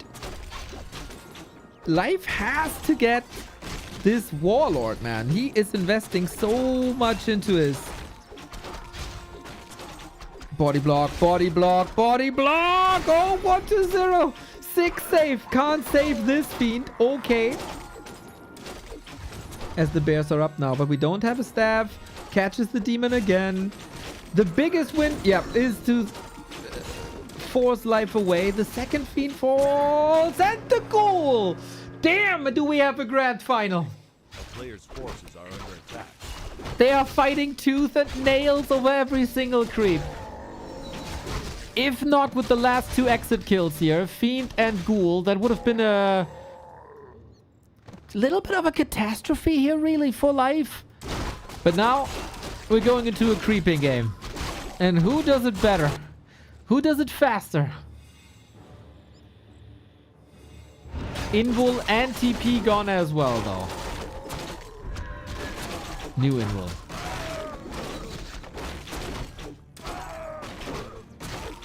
The town is under siege. A player's forces are under attack. Next brawl. Next brawl.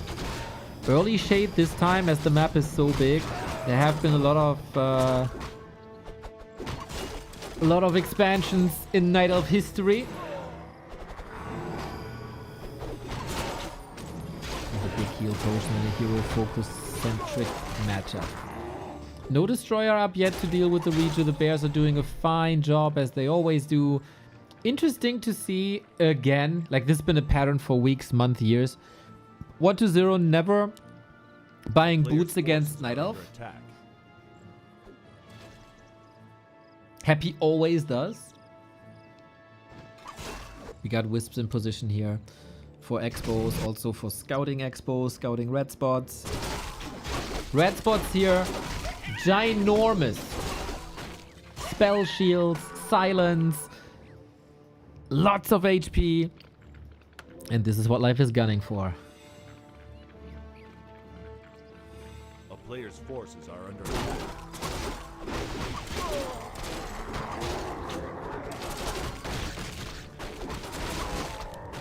What is it? Scepter of Silence.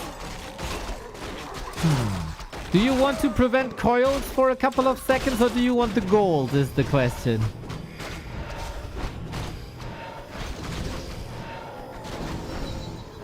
Pendant of Mana for 1-0. He would have loved to have a spell shield against Mana Burn. Player's forces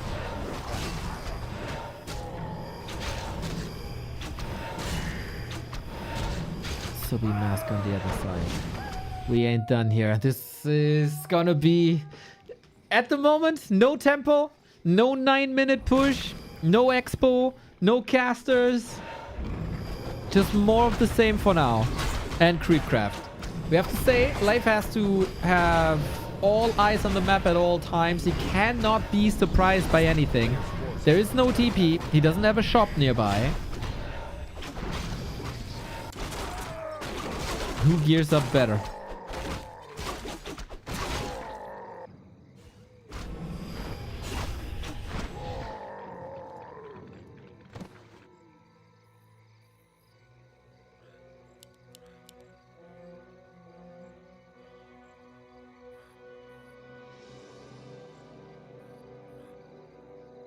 A player's forces are under attack.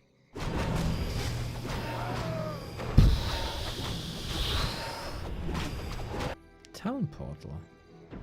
Shade again paying dividends. Oh, look at that. We are expanding. It is so hard to cover now. Twisted Meadows is by far the biggest map in the one-on-one pool.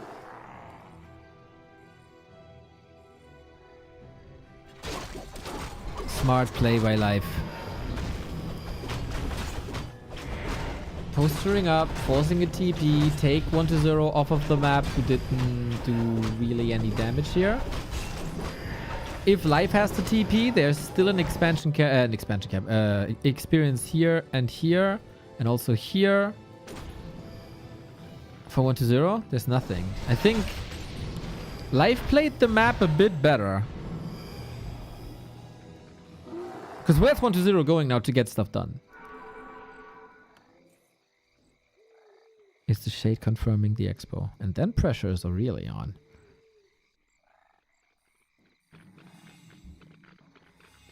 Are we taking this fight? Life invested. He has 1,700 gold on 50 wood. What? That's crazy. How is he so rich? And how does he have no lumber? Oh, that can break him easy. We have a TP. We take that TP. Shade. Oh, he goes here. Is he not going to the red?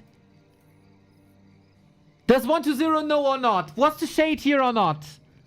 A player's forces are under attack. I don't think so.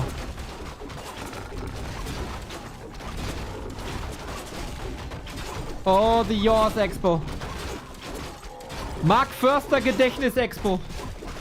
Expand where your opponent crapped, because your opponent will not expect you to expand where he crapped.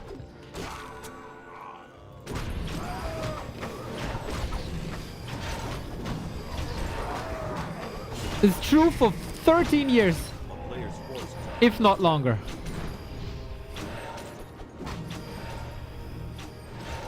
Now he knows, and he knows that he's on the opposite side of where he wants to be. We don't have a shredder. Interesting.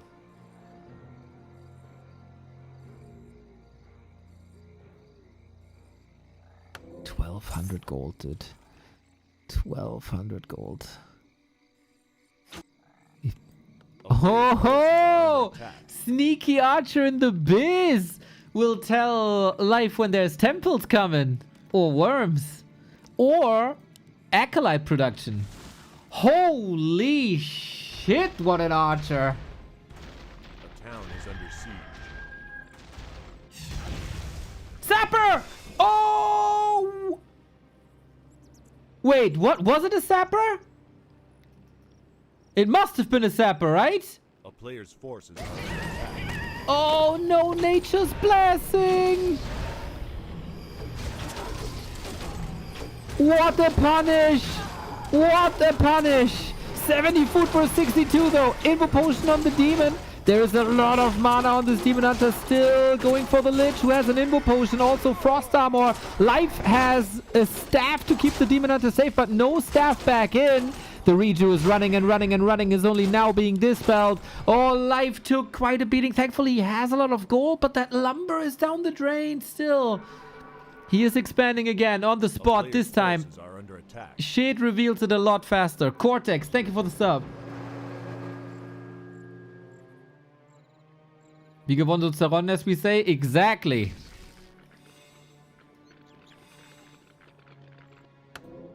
Staff, necessary.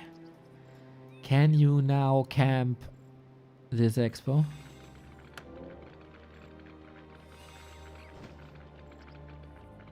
Oh, that was such an important counter for 1-0. Jesus. We got Disease Cloud, 2 shades. No A-bomb or wagon yet.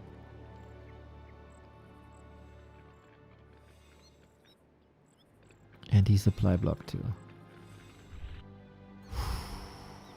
A player's forces are under attack. Calm down. No, don't calm down.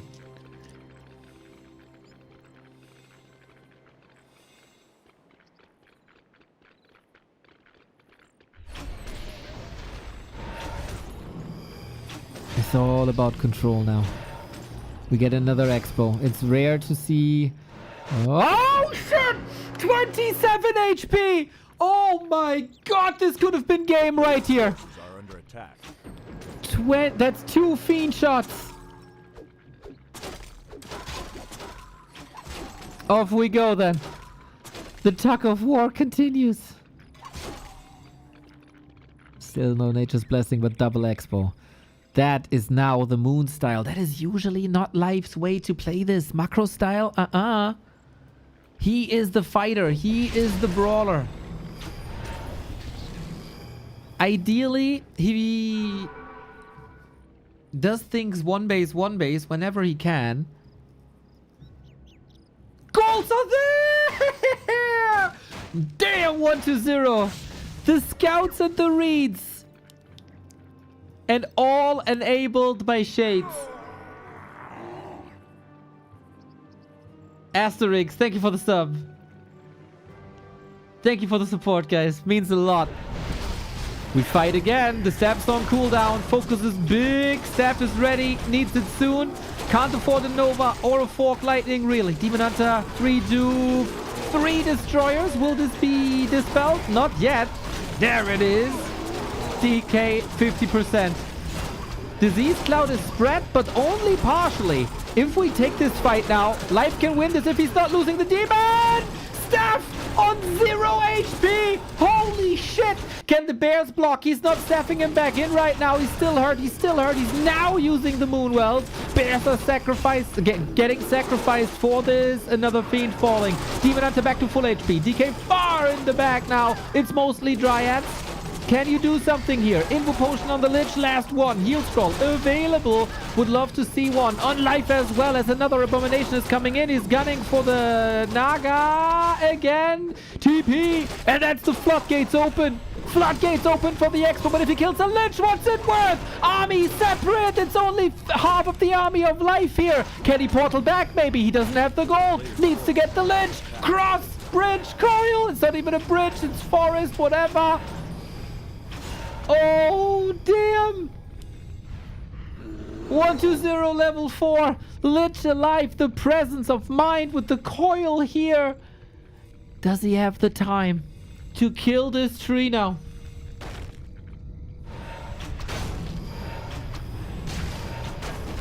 I don't know, guys. We need repair. We still don't have Nature's Blessing. Supply is dead even. Repair. Buying time. Life coming in. Nova. He can't brute force this, I think. Little bit of repair still. Little bit of repair. Town portal away. Any right clickers? Any right clickers? He gets it! Oh, damn! Life's in trouble. The second expo that didn't pay off. But he got the level 5 Demon Hunter and close to a level 5 Naga. 200 gold still remaining. 120 had to get this expo, otherwise Life would take the final. A town is under siege.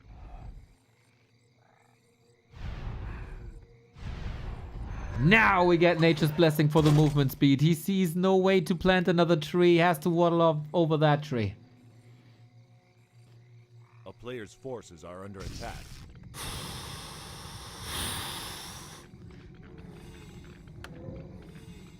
No level 5 heroes on 120 but the third hero.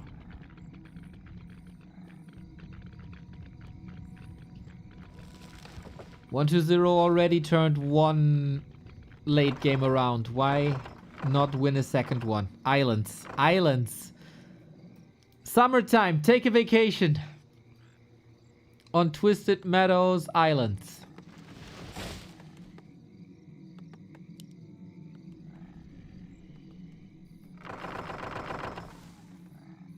And that gives him almost level 5 as well.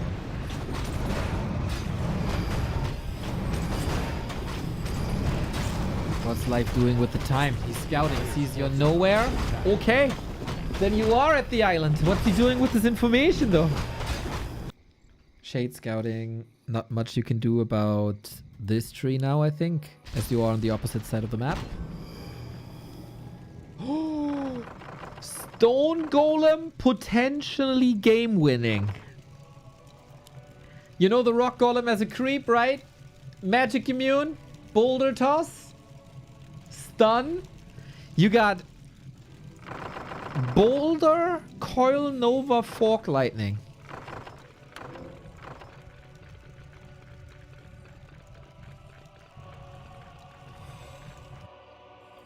Scary. Scary.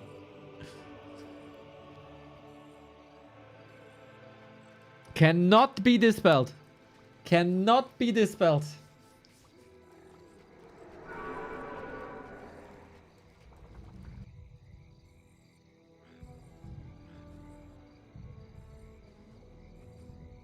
Island Expo coming. Second Island Expo coming. Or is he pulling back?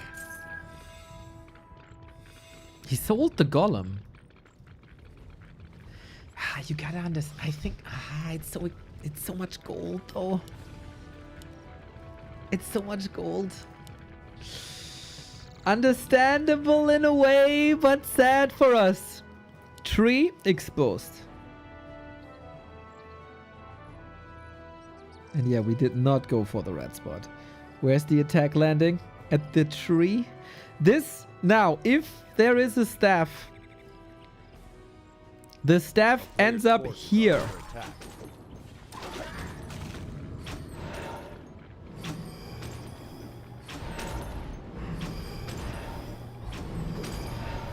He bought what in exchange? Invopod. Invopod. Invopod mana pot. We are fighting. Wisps flooding in. This might be the fight for the Grand Championship of GTT. The two best players in this tournament. Who's gonna be the winner eventually?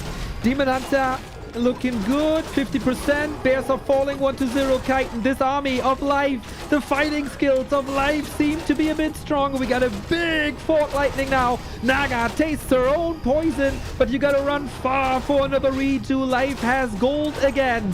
Airbomb. Saved. Not even the mana potion just yet. DK level 5 as well. Huge healings on these abominations now.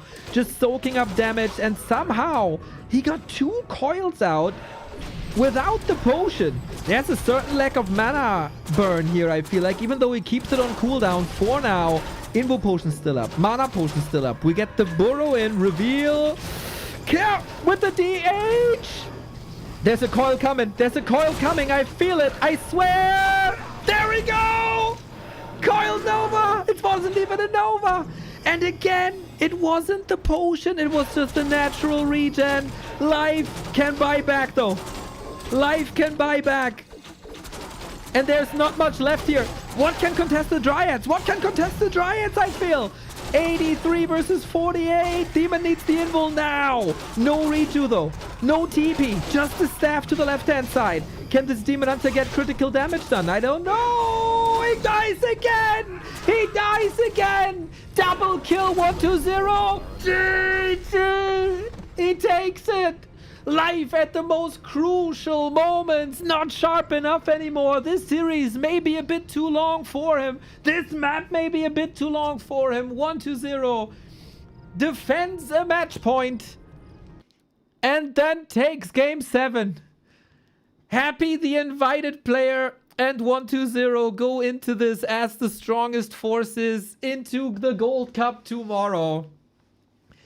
And Life had a great series. On map 1 and 2, he looked like he's gonna trample through this grand final. But at some point, 1-0 said, no. I'm here to party. I'm here to take this. And mistakes were ramping up at the end, man. Springtime, the Chimeras. Potentially final ruining. And on Twisted, no Nature's Undead Blessing. FTW.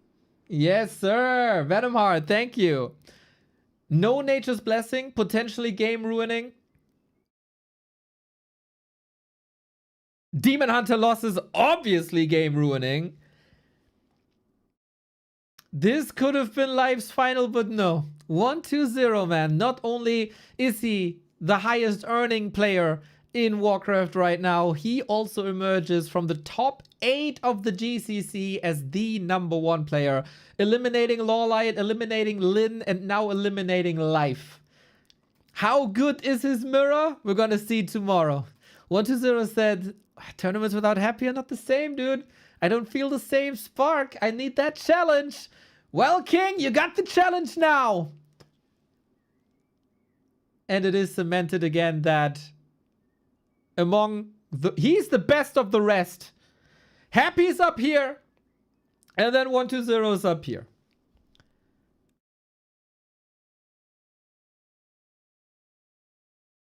Above a Lyn, above a Life. That's why he was #2 in the ELO rankings for a very, very long time. Next up, we will decide who the fourth players is. Life, bro. Hey, life gives you lemons sometimes, man. But maybe we're gonna all have a lemonade at the end of the weekend. Now, we know since yesterday that it's gonna be Happy, Life, 1-2-0 in Gold Cup. Plus X. Who's X? Lyn or Sock. And this game will decide it. This upcoming 7 mapper will decide it.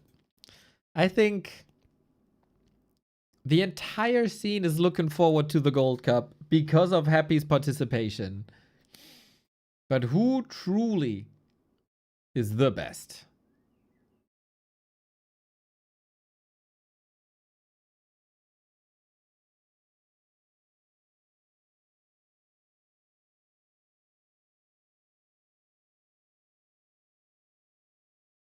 Damn, I'm hyped. I'm hyped for this decider. This is probably the most I've been hyped about a game for third, like, ever. And I'm hyped for the next 4 days.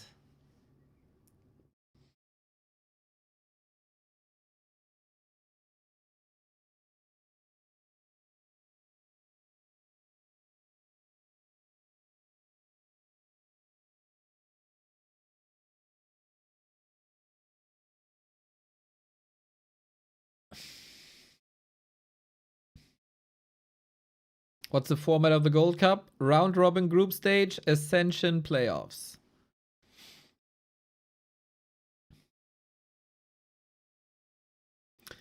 Hey, what a final, guys. What a final. If you like what we do for 845 days straight, you can reward us for our community service. Back to warcraft.com/support for all the ways to support us. We love your Prime subs, so if they're lying around, that is, of course, the simplest way, as you have no extra cost next to your Amazon Prime subscription. Connect your Twitch to your Amazon, boom, 1 sub for free. Otherwise, all these options here. If you want to prevent the rest of the community from ads, you can, of course, gift some subs right there. Donos, merch, crypto, everything, Patreon. There we go.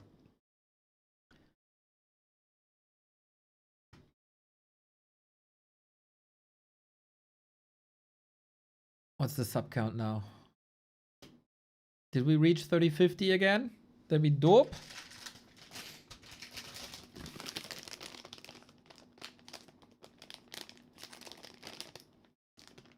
Come on, Switch! The fuck? Doesn't switch. Ah, whatever.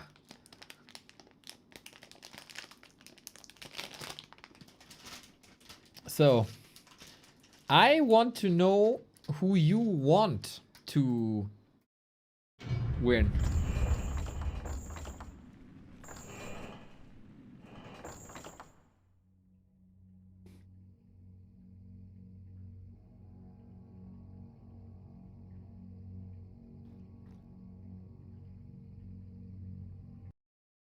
Treats, snackies, treats, hell yeah. Need some sugar. Need some energy.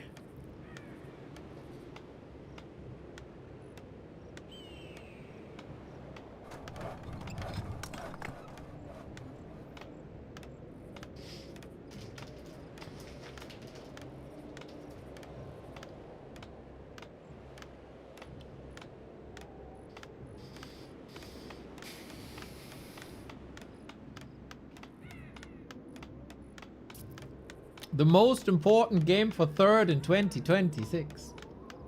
The winner of this match goes into the Gladiator Gold Cup alongside Happy 120 and Life. 4-day tournament, $5,000. These two players made it through the quarterfinal. Lyn defeated Focus and Sok defeated Kaho. Then Lyn lost to 120 and Sok got kind of demolished by Life. Now they're clashing. There can only be one. On this patch, it is 3-1 in favor of Lyn. Lyn is the greatest orc in the history of this game. He is the strongest orc right now. And he wants to show the world that he can be better than Happy. Sok, the only representative of the humans here. There can only be an orc or a human in the Gold Cup. If things go according to plan, Lyn is the favorite. Lyn is probably gonna take it.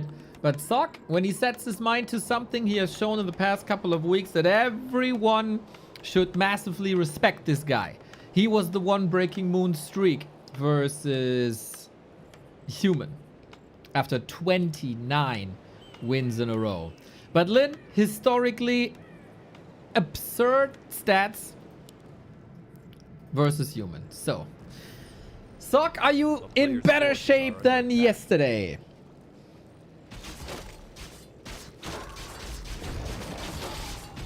We got an Archmage, we got a Farseer, that is the norm. We go for the consumable right away, huh? Damn! Hot creep route by Sok. This matchup we don't see too often. Usually it's Mountain King versus TC. Who's the better second hero? Who's the bigger carry? Is it gonna be rifle casters? Is it gonna be mass casters? Is it with expansions or not? Ooh, greater mana is devastating potentially. Recently we've also seen expansion plays on the human side, leading then to tier 3 play. We'll see if that's part of the game plan. Play all 7, first to 4 goes to Gold Cup.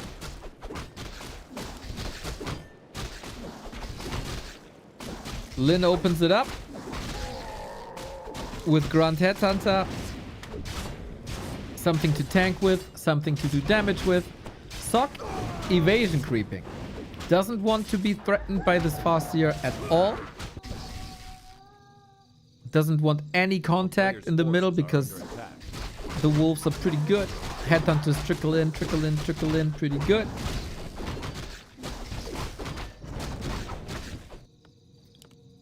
And it's one base tech. Later tech for Sock. That is the norm in this matchup. Lyn is farming Sock's spots while Sock is farming now Lyn's spots for later.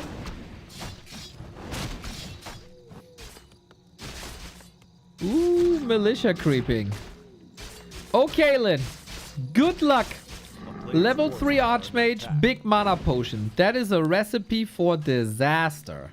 Good scout with the Headhunter. But how do you deal with level 2 water elementals? Huge opportunity by Sock to get something done. Elaborate level 3 creep route. Lyn in position. Peons for repair, Headhunters for damage. People fear water elementals so much. Hitman came up with level 2 chain lightning defenses. And he doesn't even need it. Feels like there's a bit of a lost opportunity here, but Sock can still jump on tier 2 buildings as long... Oh, it was waiting for defend, making things even harder for Lyn to defend now. This scenario so far in game 1, an absolute dream for Sock. It almost has to be... Oh, no deny. He tried. For Sock at the moment, catching up in tech is most important. The tech might be nice, but what is the tech doing if you can't get a Beastery and Lodge up? Lodge first and foremost. Sock is committing the water elemental, but it has to be said, he didn't cancel a building. He didn't go for the burrows. He's just fighting straight up.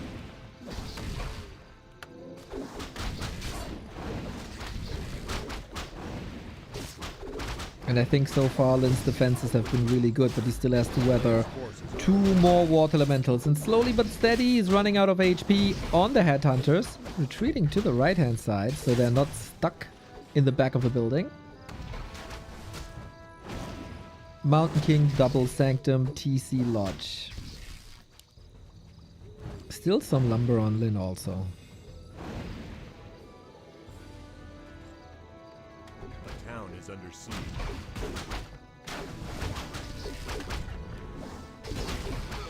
I think this is a massive, massive win for Lyn.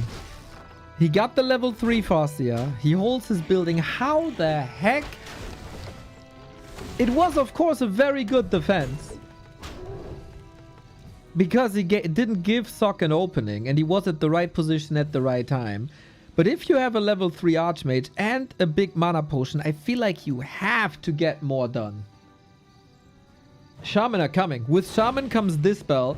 With Dispel comes big damage against water elementals.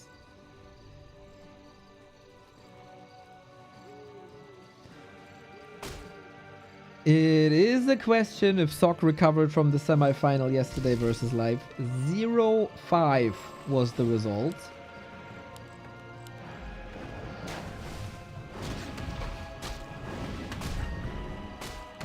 A player's forces are under attack.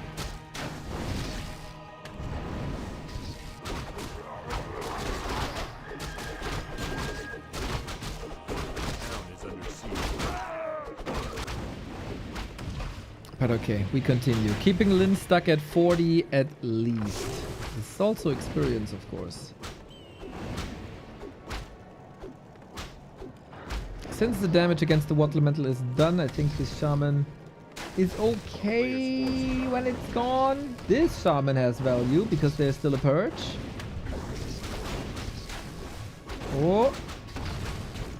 Okay. Shaman bruised. Oh, damn! I kinda missed this.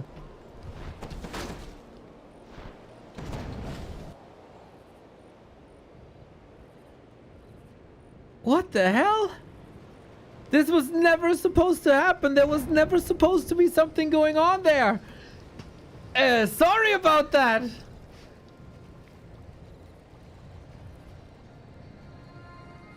Oh my god, what a disaster for Sock. Archmage dead. And you gotta hide behind your own walls. Oh, Lyn wants this golden tournament, man. That is very noticeable. Shaman almost saved here, but the stomp. There we go. Clap level 1. Okay. Oh my god. Oh my god. Terrible. Go next. Go next. It's over. Wave the white flag. Throw in the towel. Whatever you do. Oh, everything is better than continue playing this game. Expo coming up. Double kill for Lyn. 300 gold still on the bank.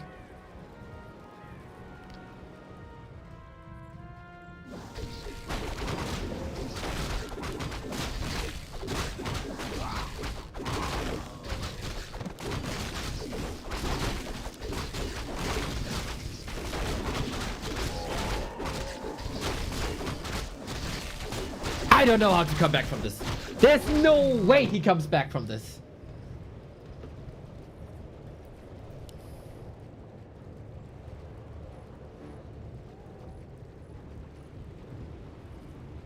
Goddamn Lyn, what a monster. First the defense, then the Archmage kill, despite the TP. Sock is alive on paper.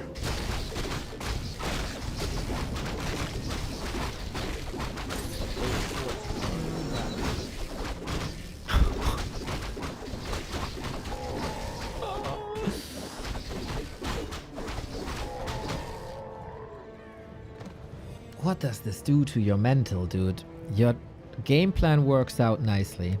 You get the level 3. You get the big mana.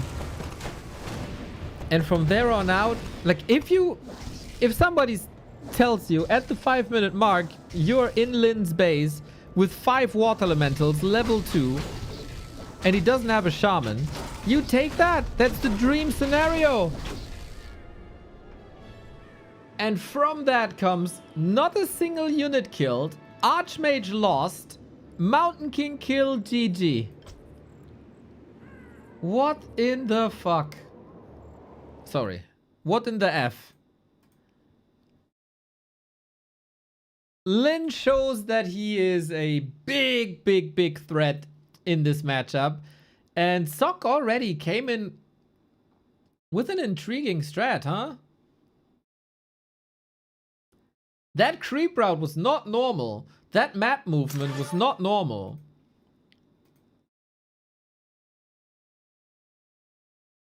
He did think about this quite a bit, I guess. But no. Whew. That was painful.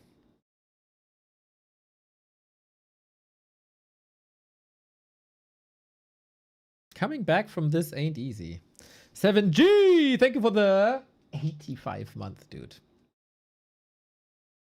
It will be a sad day when you reach the 8 years and you don't have the 7 in front of the animation anymore.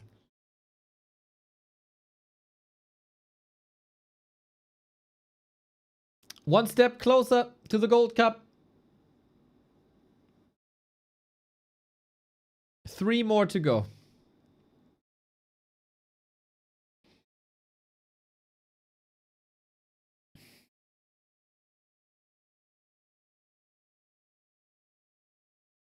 For Sock, stability is an issue for a while. You can have these gorgeous days. You know, when Mr. Remo Demo is praising a player, you know that's like outstanding, world-class, never achieved Warcraft. And you know, Remo had some big praising words for Sock. And then the next day, he can sometimes look like a bit of a fool. Or people make him look like a fool.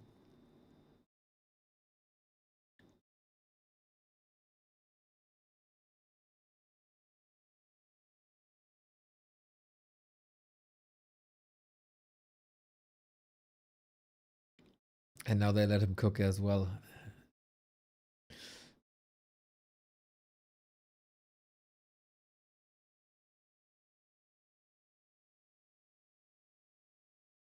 Letting him wait a little bit.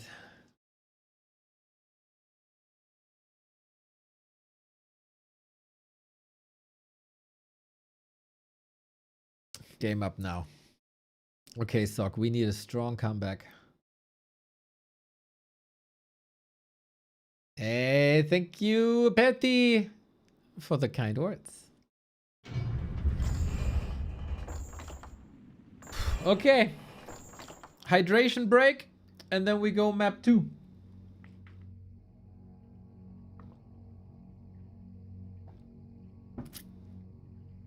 Was there anyone who favored Sock going into the series?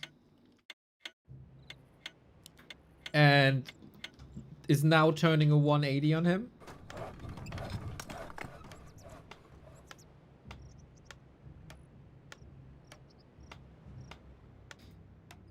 The last match was a 4-1, but Sock is not without chances here, man. Not without chances.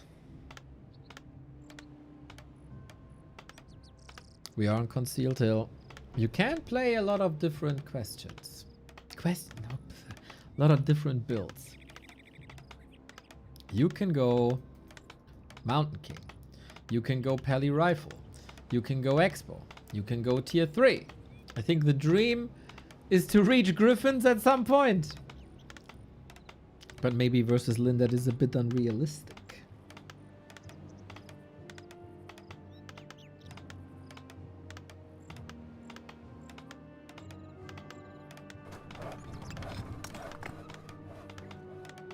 Any changes? Yes! Mountain King opener. Mountain King opener. Hammer away, my dude. This is an old build established by Chemico in 2016-ish. Mountain King 1 base, Griffins tier 3. Devastating if it comes online, but very, very, very fragile if your Mountain King control is lacking. Not the easiest creeping. Hard to expand on this map. I like that Sock is switching it up though. Very much do. A Farseer is fragile, a Mountain King has hammers.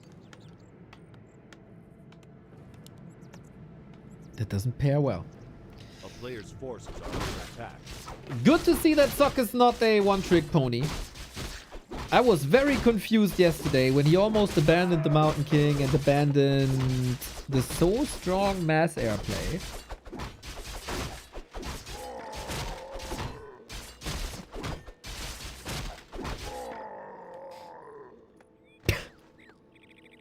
Neo's so sexy when he drinks, like in the good old Coca-Cola commercial. Bro.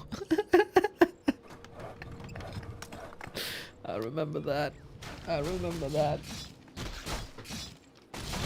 We're old, man. We're old. Early 90s, brother.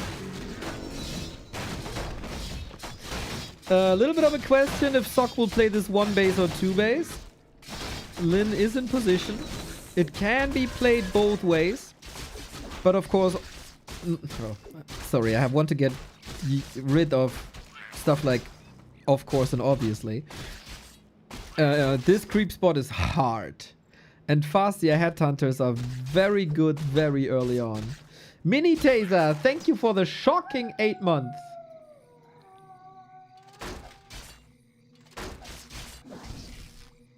You know, because you're a taser. It is expansion. Huge opportunity for Lyn to do crippling damage. Also, since so many units are available, chance for Sock to shut down this harass with Stormbolt surround.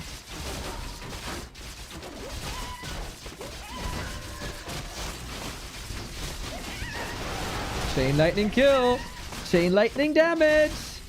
Reinforcements are coming in. Will this null go to Sock? It has to. He needs level 3.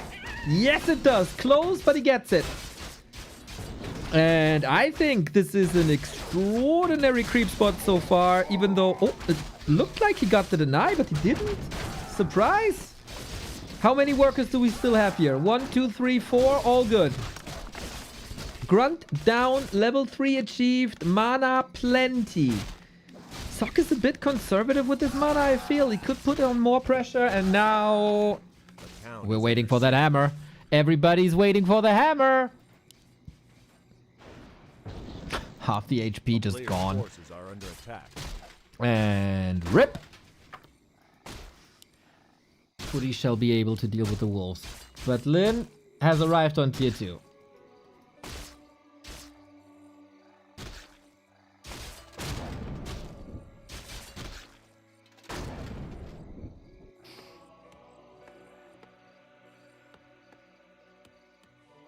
Three workers right now. I don't think it's terrible. I think this all took a lot of time. But I think that is still part of the game plan. That wasn't part of the game plan. Oh, he needs these workers bad. Good that there's Bash. We get double Beastery. Very likely double Raiders. Which can be stopped with Stormbolt Clap. We don't have Clap. Okay, 30 seconds till Expo. Lumber is okay though. So there is a chance that Sock can tech during the production of Expo. A player's forces are under attack.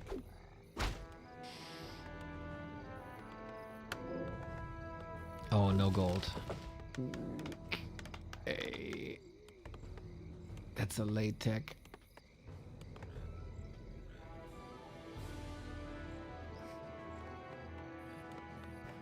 One attack upgrade, Raiders.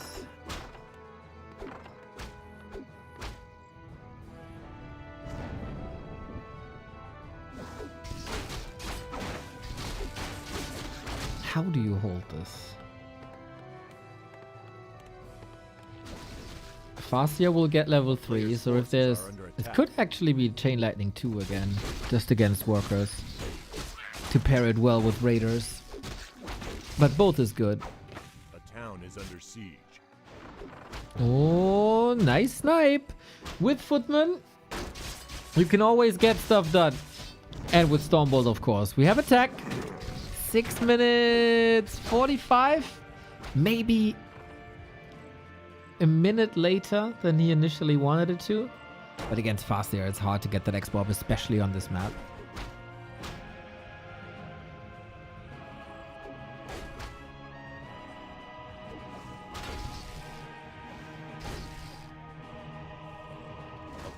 Did the sound lower without me doing anything, or am I losing my hearing? Am I tripping?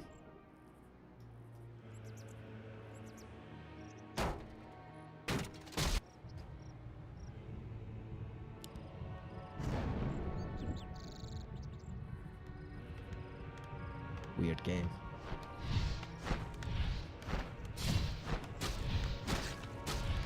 One Raider is not too scary. Forcing town portals is nice though. Can we bunker up?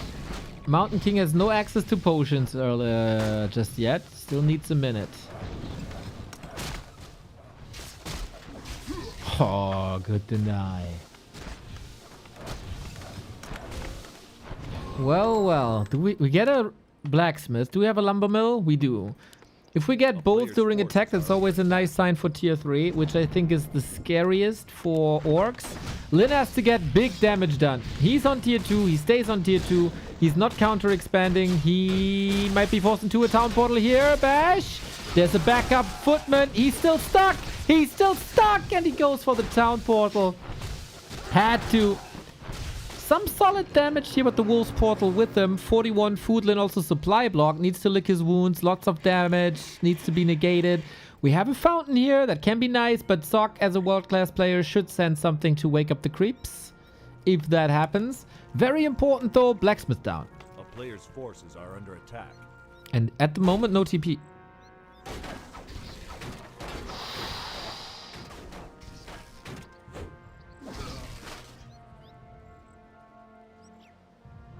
Footmen. Raiders aren't good fighters. Raiders are great at base race. Raiders are great disablers. They are not great fighters.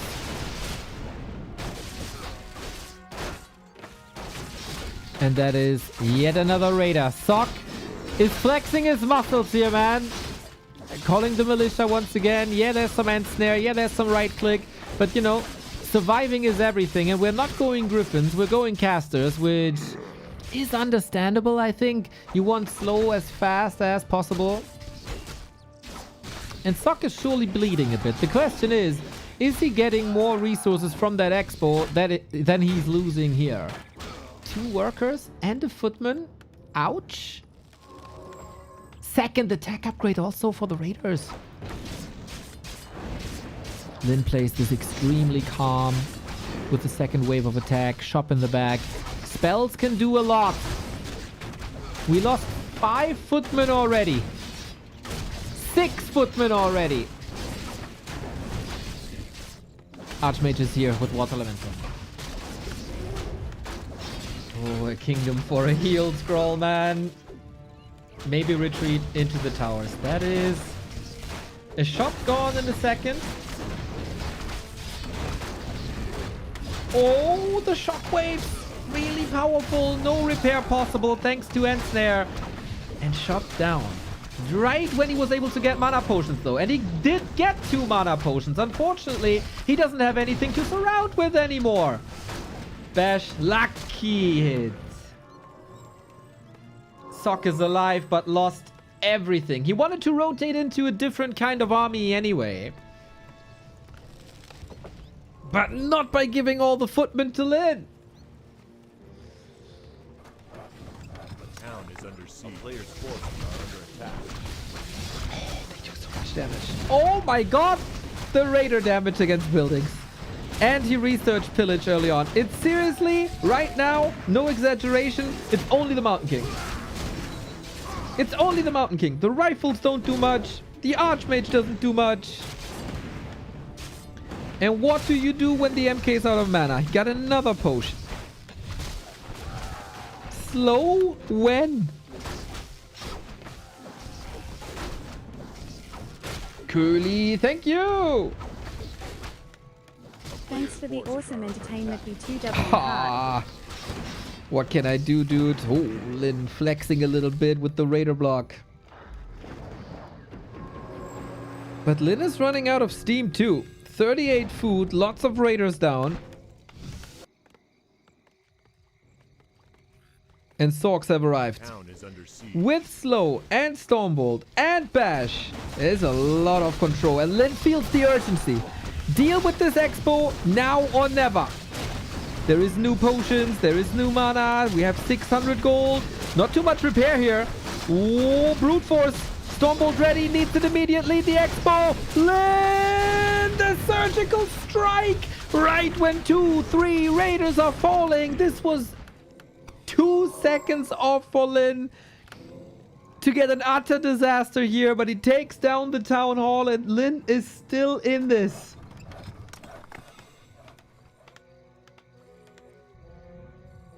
Can we just rebuild? I don't think so. This is also Sock's supply block because of course the town hall is giving you supply.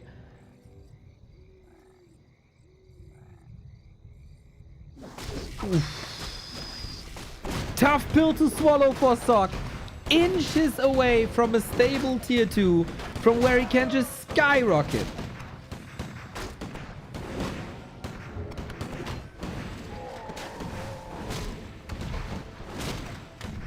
Are we diversifying the army? No, we're not. No Kodo, no Wyvern, just more raiders.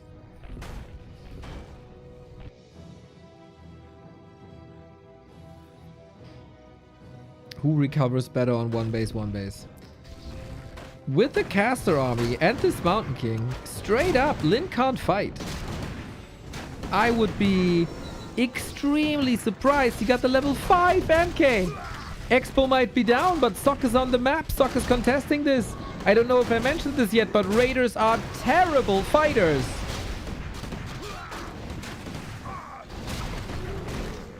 Archmage has a TP. No hex. Oh, lets the Archmage die because he knows he can get the Farseer, who also has no TP. That's a ripper. And Lyn has nothing, no more. Surround adjusted. Perfectly adjusted. Don't move the Tauren, Lyn. An old custom game from the 2000 is now your reality. GG. You might lose a town, but you can then win the war. Ooh, this was close though. This was close though.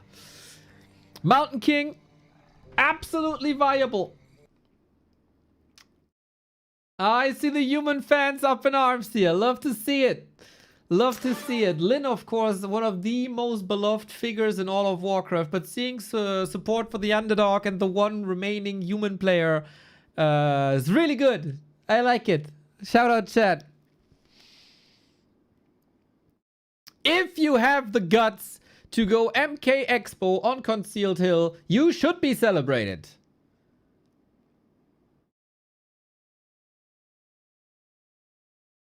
IMO. IMO.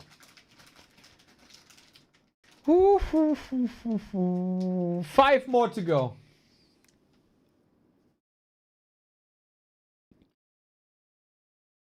Trusselled 500 bits. GG Neo. Let's go.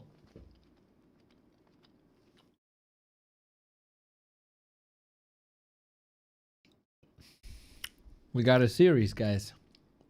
We got a freaking series.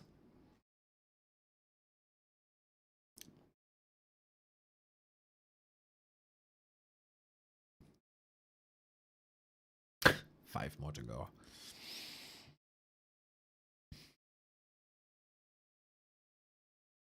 Northern Isles is next. It seems like it is loser's pick. Suck at this tailor-made strategy here for Concealed Hill. Orcs always feel comfortable on Northern Isles.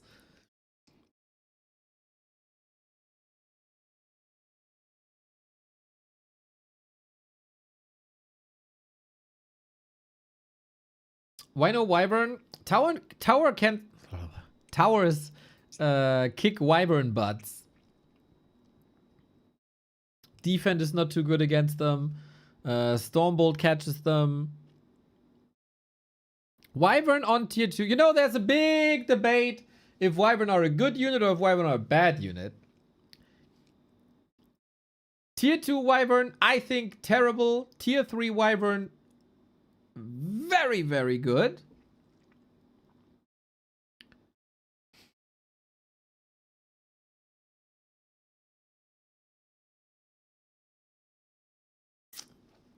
I don't know.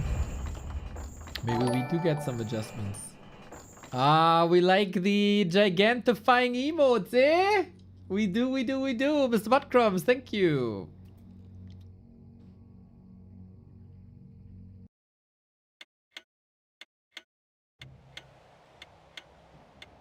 Can Lyn bounce back now?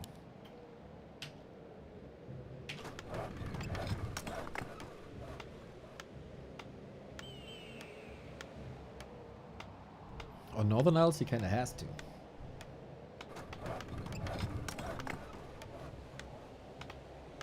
There are a lot of strategies in this game. There are a lot of strategies in this matchup.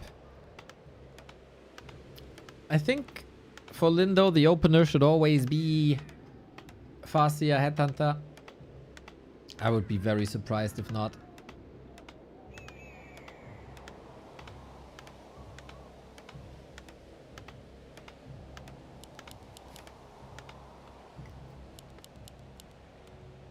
Some variations here and there, maybe.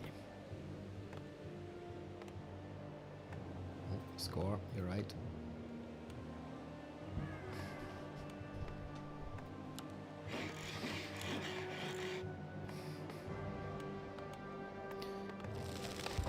For Sock, a little bit of a question. Will he stick with MK? That looked rather good.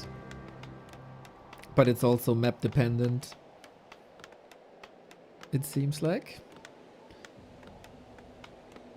This is Farseer Fast Tech, huh? Oh, no, Barracks now. So Farseer, no Grunt Headhunter. Harass, harass, harass. Back. Oh my god, this feels ancient.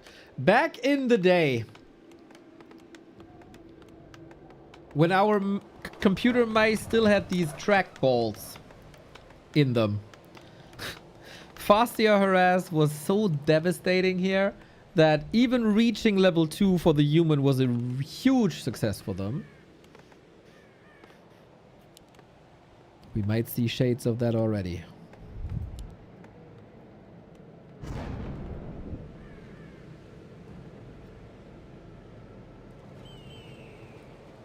A player's forces are under attack.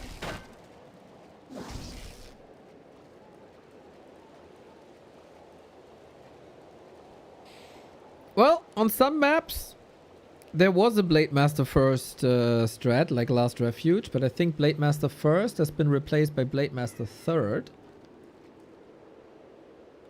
A town is under siege. And that is level 2 already. Scroll of the Beast. I said many praising things about the big mana potion for Sock on Autumn Leaves. I can also say a lot of good things about the Scroll of the Beast. Nice tonight. Water Elemental in the base. Scroll of the Beast on top. Big damage. Oh, Woofy is hungry. Round and round and round it goes. When it will stop, nobody knows. Arcane Tower hero.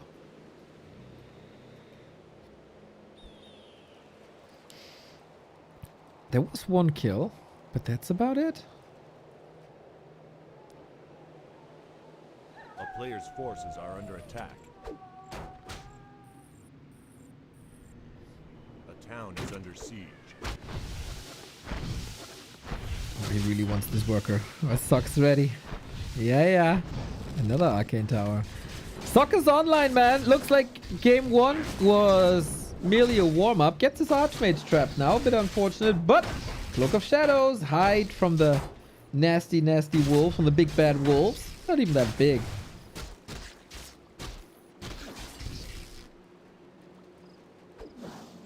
But Lyn 0 experience is not a great sign. Is Sock taking momentum? Bringing in the Headhunters now. He wants to delay level 3 for as long as possible.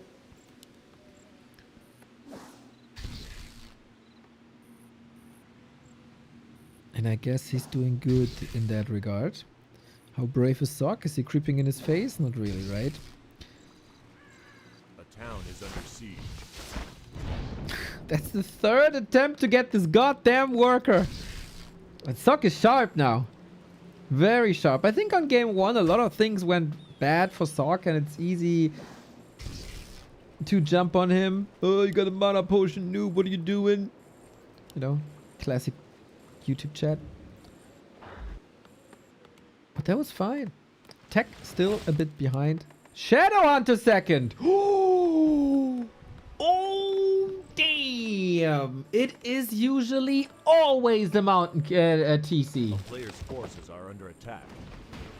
Lyn has been extremely experimental in especially the undead matchup, but also the Orc Mirror.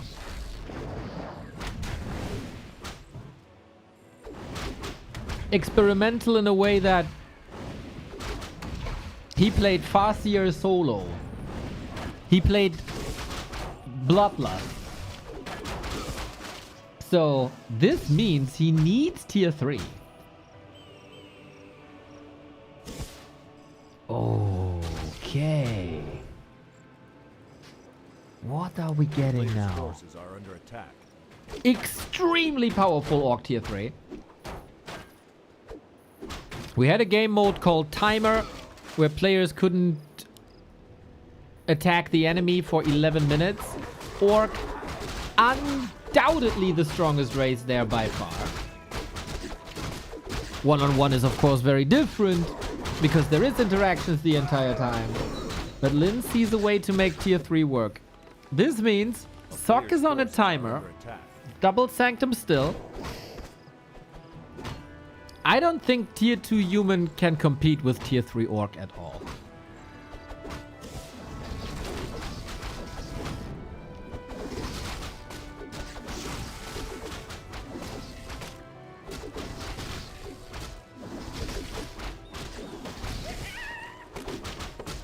Oh, flute on the headhunter is lovely.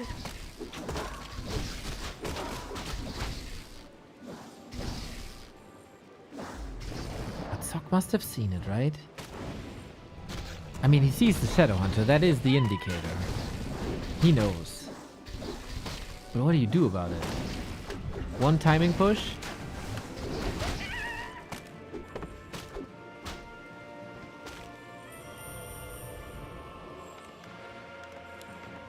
Also, what's the army composition? Currently, it's only a Beastery for Headhunter, later Berserkers, and Kodos.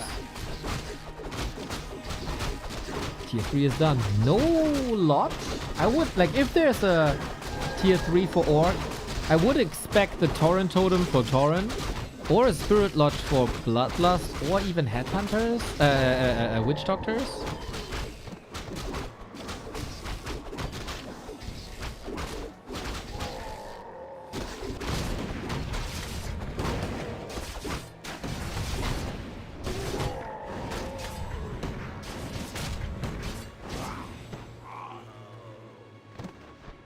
Players' forces are under attack. Very good Shadowhunter progress. Very, very, very, very good. It is TC third. Fastier Shadowhunter TC third.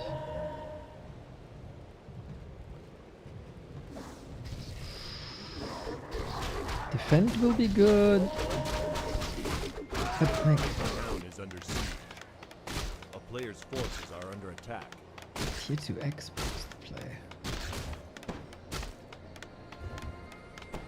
Isn't Lyn just gonna push and win?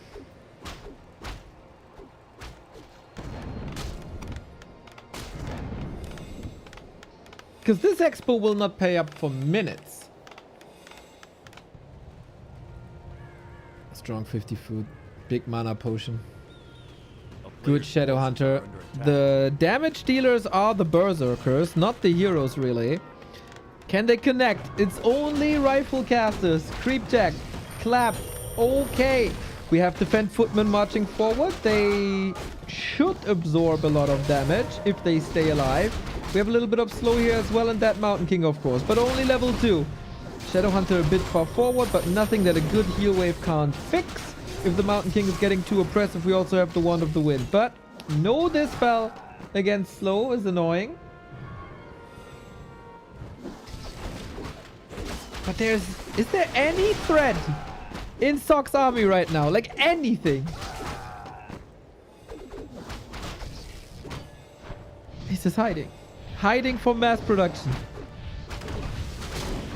Bonk. Stomp. Tower down. Afterwards, workers down.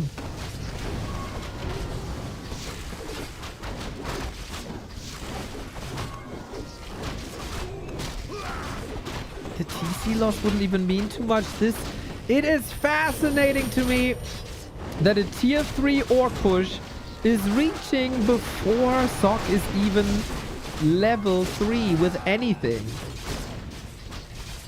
What a stomp so far. One base tier 3 orc, man. Pashabi, thank you for the tier 2, for the prime, for the second prime, for the 10 month. The TC is leveling, like, Usually I'd go with like 400 APM or word per minute. He's doing this, but no, this is just one-sided, man. This is just freaking one-sided. Lyn decided it's time for violence. After map 2 went Sock's way, absolute domination of the War Chief with a very different and distinct style. There's 3 maps now with 3 completely different strategies. 1, the norm with Fastia Headhunter Shaman, more or less the norm. 2nd, Mass Raider, didn't really work that well, and now tier 3. 2 maps away from the gold tournament. But it is a play all 7, right? So the early map picks will be a bit extremer. And the further we go down the series, the less impact there is of maps.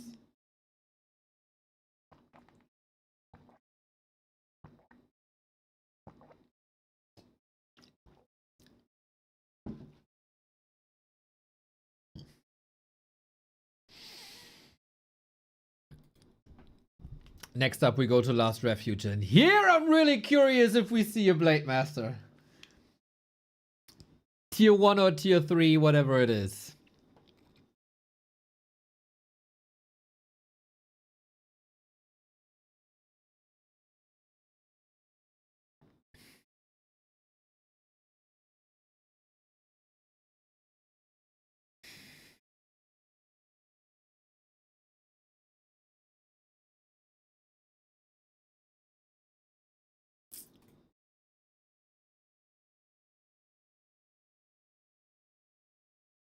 If Sock doesn't win this one, he'd have to win 3 in a row versus Lyn. Not a great situation, I can tell you.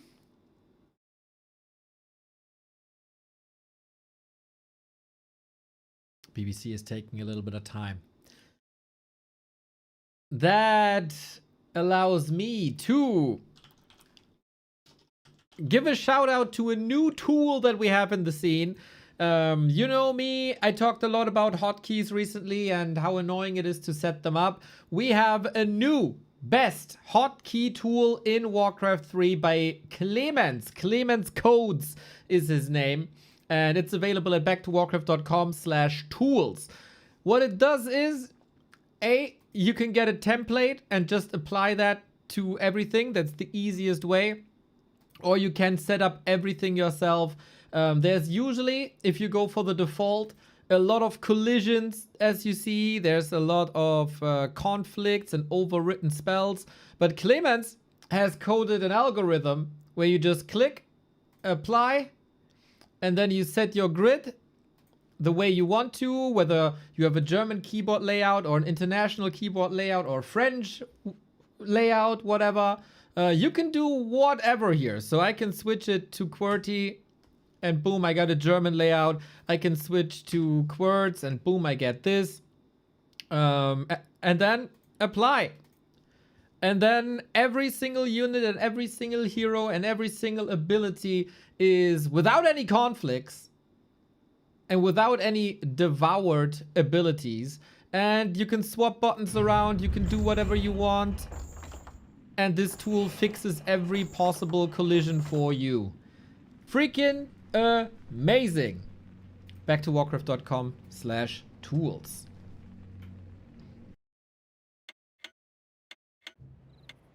And with that, I perfectly bridged the gap to map number 4. Lyn takes the lead, but we've been there before. Can Sock strike back the way he did before? Mountain King was terrorizing the Raiders of Lyn. And Last Refuge is the next map. And Last Refuge is a little bit special in that Blade Masters are possible. Blade Master first, Blade Master third. If you're tuning in late, this is a game for third. The winner will go into the Gladiator Gold Tournament starting tomorrow. $5,000. 120 live and happy. This is the most anticipated tournament that we've had in a long time.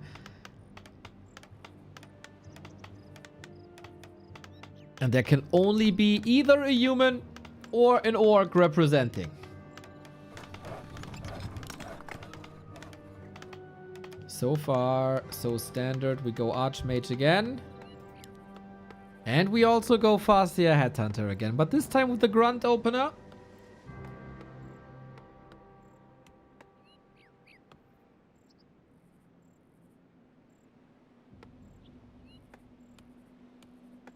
So, more tankiness, later damage.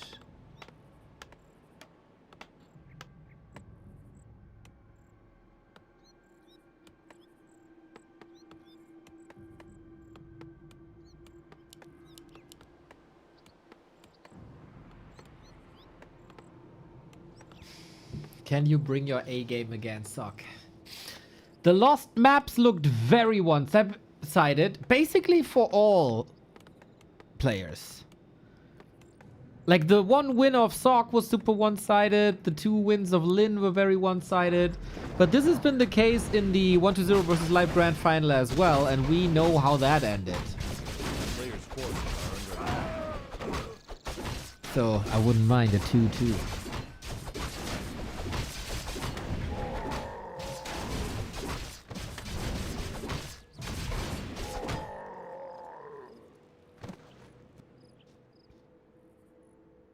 We are not going for creeping. We are going for harass. Water Elemental kills big time. Oh, Boo Boo! Thank you for the prime! A player's forces are under attack.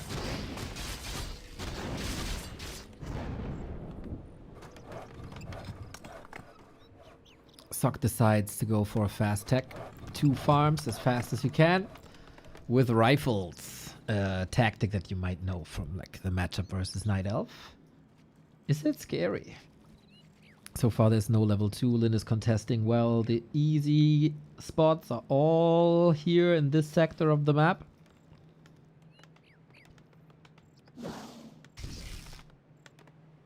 A player's forces are under attack.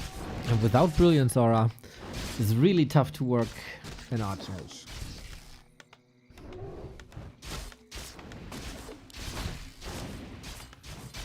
But yeah, it's not the Archmage that will carry this.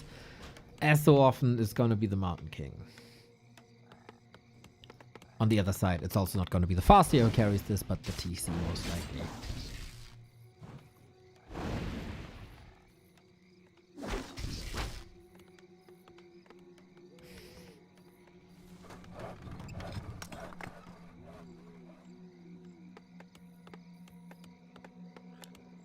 A player's forces are under attack. Always a little calm before big storms in this matchup. Who gets too confident? Who starts a camp that he shouldn't have taken? Sock trying to body block, but didn't necessarily work here. Footman away to the side. Headhunter stays in this fight as well.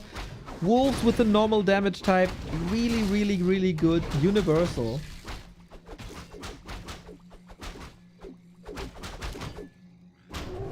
And that's usually not allowed to give so much XP away.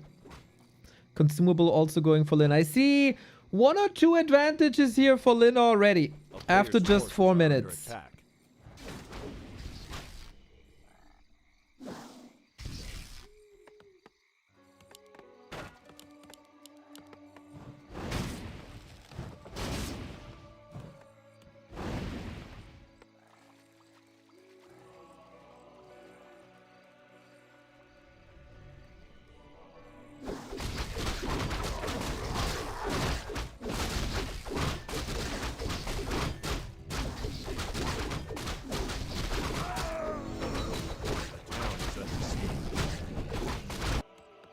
Players' forces are under attack.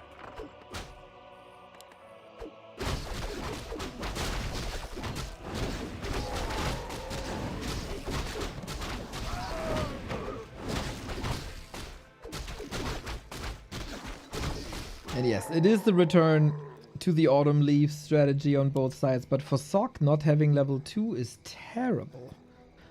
Not having mana regen is terrible. Lyn is and always has been the master of orc versus human. And it doesn't matter what the matchup is. Except Peli Rifle, which I don't necessarily count as like real human. Peli Rifle is Peli Rifle, right? Everybody who plays that is also a very specific kind of specimen. If you want to put it that way.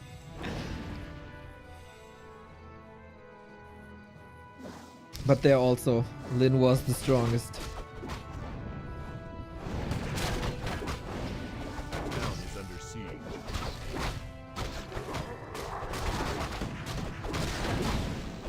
Okay, we brawl. As there's no stomp here,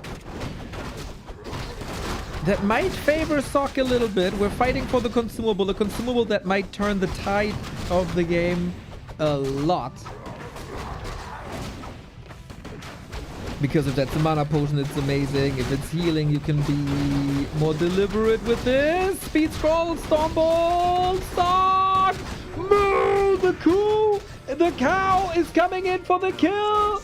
Decapitates the dwarf! Oh my god! Sick! That info potion! The cow is safe! The cow is safe and healing! That was so close though! One more hit could have done it. Lyn, so precise. But also Sock. What an escape this was. Both need healing. Both need a medic. We have no chain lightning here, but we have more storm bolts. The wolves can't really get too close to the Mountain King because everything is so hurt. If the TC had Shockwave or Storm, this would probably be over. Rifles are falling. A lot of Sock units are falling. The militia can't help. Headhunters are somewhat low, but, you know, they get the attention. They will be healed. Deny by the Farseer. And Lyn is now licking the wounds. And Sock has to rebuild pretty much everything. Is this push still alive? Is there still a push? I don't know. A player's forces are under attack. Lyn is shutting the door in Sock's face again. Second time. He's never reaching the orc base. Not for harass, not for the push. Mountain King, Imbo Potion, TC has nothing though. TP didn't trade it. The escape by Lyn once again. And now we got ants there in this fight. Two of them. Going for the safe option, going for the priest, not the Mountain King. The priest did a hell of a job. If not for this priest, Sock's dead here. And now the cow is out of the fight. Is there momentum for Sock? Maybe a little bit. Heal scroll on the Mountain King, heal potion on the Farseer.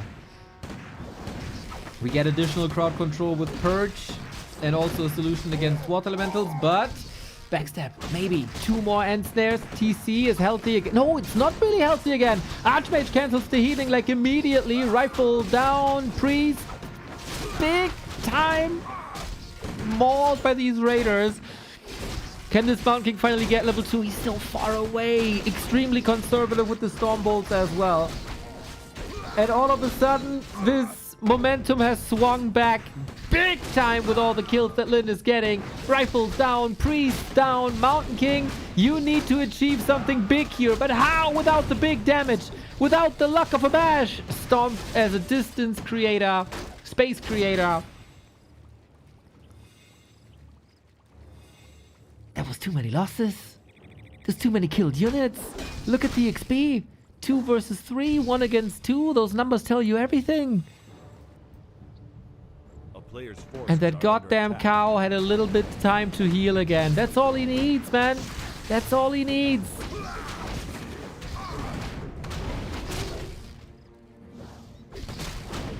More militia? Do we have anything? The target fire in the fight by Lyn is just, again, extraordinary.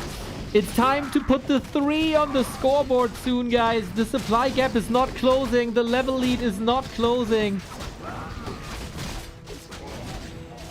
More reinforcements here. That was the one consumable heal scroll with militia. Desperate times, desperate measures, but no measure is enough. Despite there being so many units so hurt, the kills just aren't there.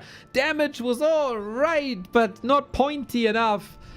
Maybe not enough storm bolts, maybe too conservative, or maybe Lyn is just an absolute god in this matchup versus human.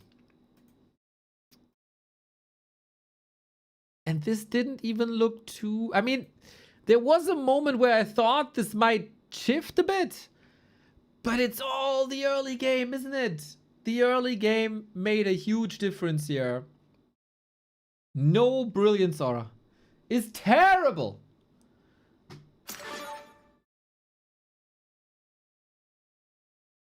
And without Brilliance Aura, you don't have an early game. And if you don't have an early game, what are you doing?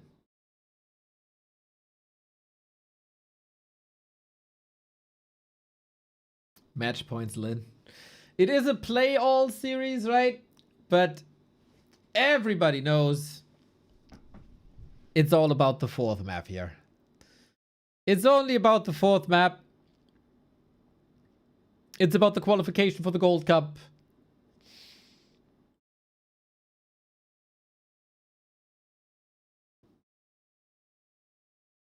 And the humans might not be part of that Gold Cup. 40 not participating, Infi not participating.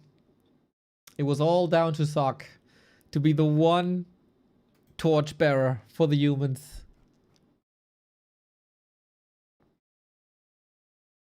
And then you're up against Lyn in the deciding match. Good luck. Good effing luck.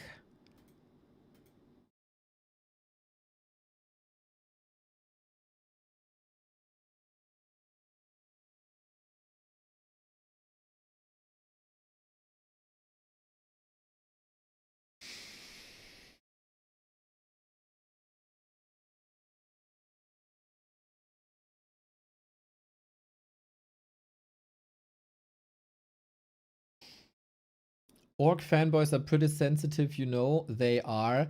Maras, you are talking about sensitivity, bro? I put in the title, like, human supremacy. And the title, Humba. You are the most sensitive of them all. Remo, change the title. Neo is mean again. And you made Remo... Okay, I gotta say, you made Remo change the title. So, thumbs up for that success. But... Yeah. Of course. You're Whoa, you're one of the top whiners. Of course I remember. Of course. That was funny, though. I had a good laugh.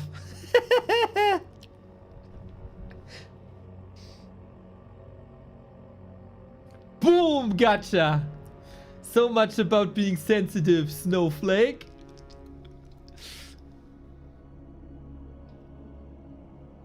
We might have a join bug for map 5.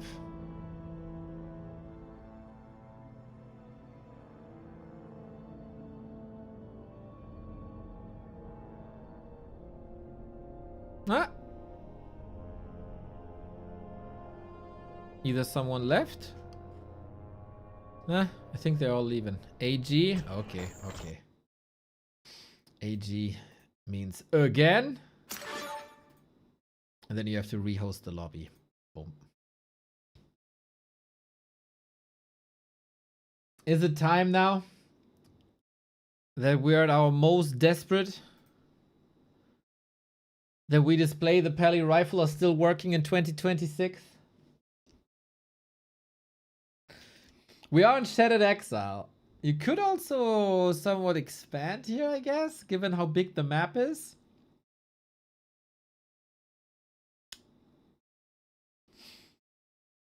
Lyn needs one map for the gold tournament. One lousy map. And Sock needs to now win 3 in a row versus Lyn. Good luck. Good luck.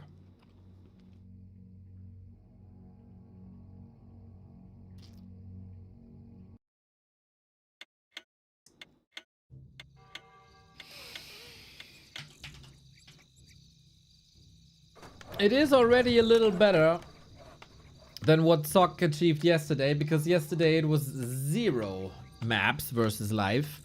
But we have to say the Final Four experience for Sock has been terrible this tournament. One more win for Lyn.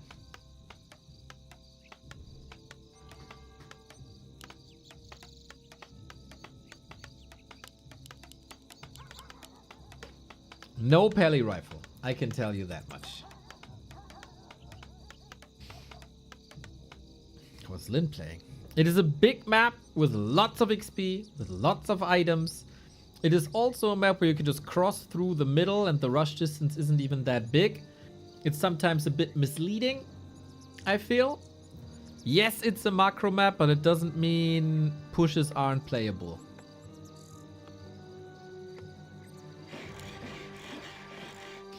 Fascia, Grunt, Headhunter, Archmage.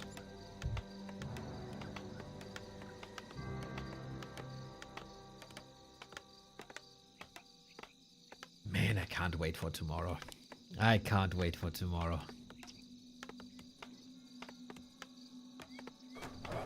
The weekend is gonna be like 40 degrees or something. Don't go outside. It's way, way, way too dangerous there. Heat strokes possible. Dehydration possible. Stay inside. Watch Warcraft. It's all you gotta do this weekend.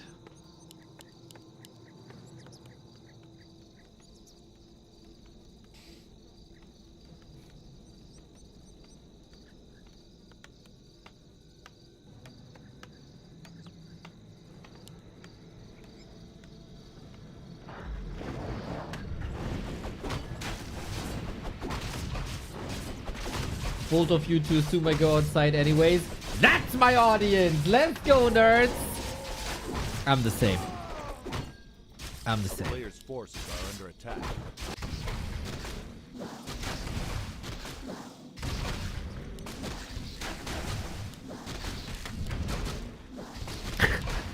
Love the difference of YouTube and Twitch chat. YouTube chat discussing the intricacies of the game and what's good and what's bad. Twitch chat. I'm a DJ. I wear diapers. GG Twitch. I love you.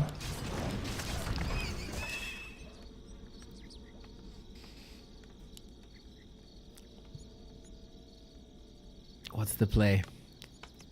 Fourth farm. Expo. Sock's trying Expo, and I think that's a good call. He tried this already on Concealed Hill, and that was successful, but is it the same against the Farseer here on Shattered Exile? This creep spot has to be successful. Lyn is stealing the troll! Welcome to the Gold Cup, Lyn! This is terrible for Sock! Disaster! Disaster for Sock! He gets the item and it's Boots of Kel'Thuzad if the game wants to insult him. Get ready for Happy versus Lyn this weekend. Town is under siege. Players' forces It's are coming. under attack.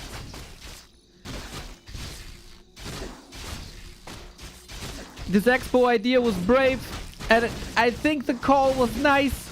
It was atypical, but Lyn has his eyes everywhere, man. And this is so much murder. For Sock, dude, he's not ready for a Final Four the past 2 days. As great as he was 2-3 weeks ago, and as great as the series versus Kaho was on Monday, not ready for the Final Four.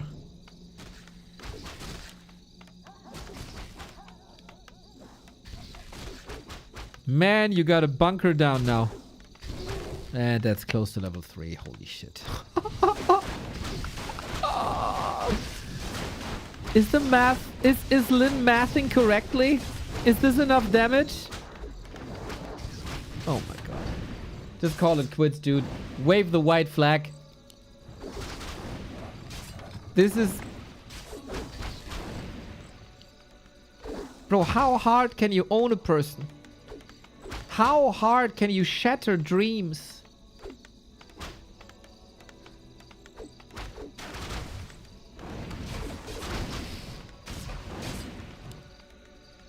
It is so special because in most Warcraft tournaments, you can get a revenge the next day. You, if it's a show match, might get invited 2 days later for the same matchup. Not here. There was one chance and one chance only to qualify for the Gold Cup. And that chance is now gone.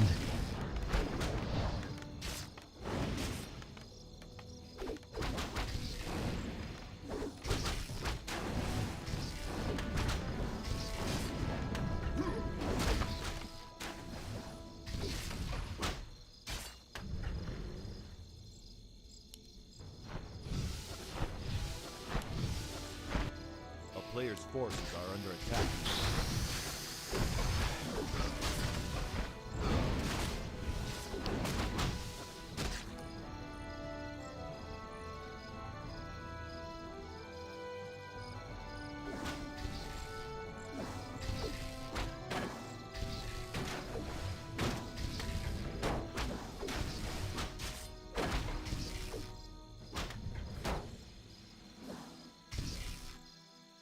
A player's forces are under attack.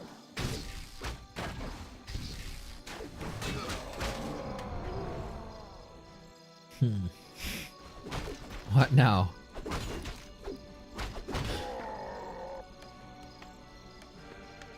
Sock needs extraordinary defensive plays. Lyn is playing differently from Concealed. Headhunter into Raider into Shaman.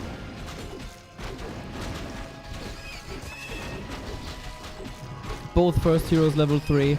But we are 7 minutes, 15 seconds in, and we are not even close to attack.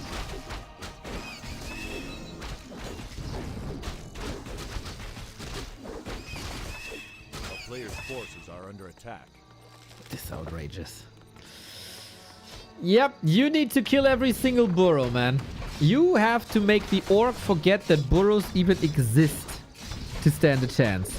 Late game potential for Sock is there. A Shredder is there. Repair. Repair. Oh, Purge! No way he's holding this burrow too. This will cause a trauma. A player's forces are under attack.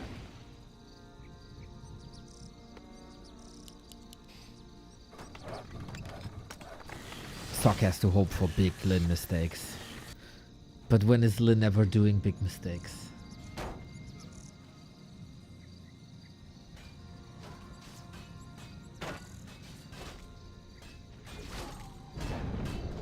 He's trying to save himself into tier 3. That's the only chance. Bunker, bunker, bunker.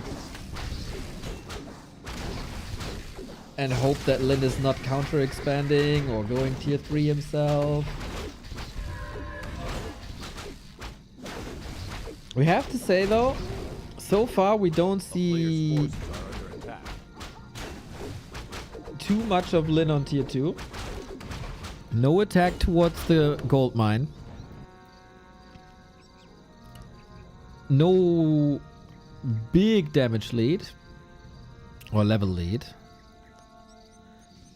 And some sneaky plays in this Archmage. Is he expecting an Expo? It wouldn't be too atypical.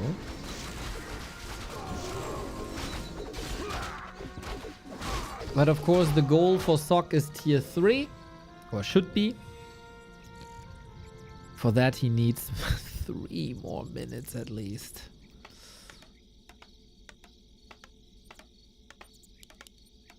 It's an interesting tower line, I have to say. So the Archmage is waiting for the Great Hall to start and will then... Oh, if Lyn doesn't cancel this quick enough, that's a huge waste of gold. That could be a way back. Shockwave! Oh, the damage! Oh, shit! And the wolves are hungry here, of course, too! with another shockwave. That's the attack we expected. All the workers ripped. Players' forces are under attack. Thank you, Mr. Buttcrumbs. That's the perfect reaction indeed. To a play like this.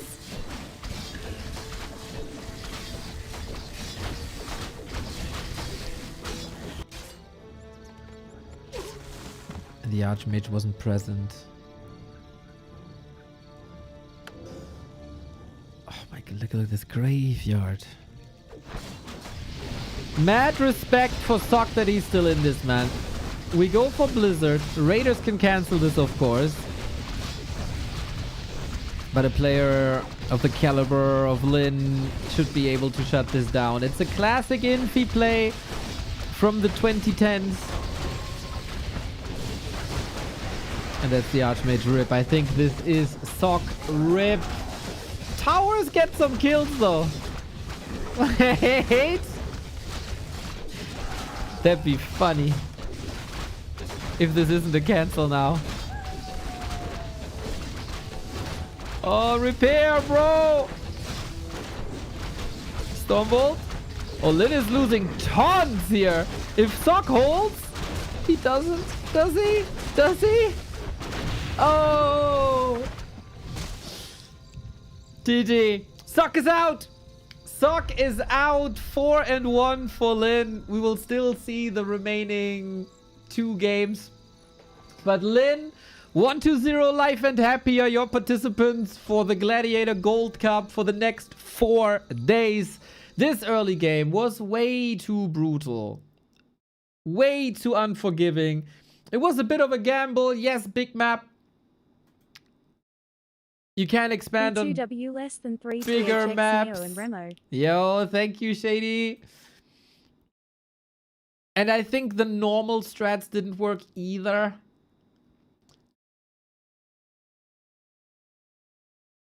But this was terrible. This was punished so hard by Lyn. And the better player goes through here, 4-1. No discussion. Like on no map really was there a discussion. Thank you, Kenzayo.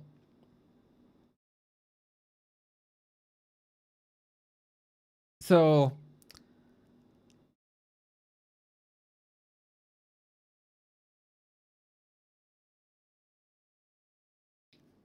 I mean, can't blame Sock. Can't blame Sock.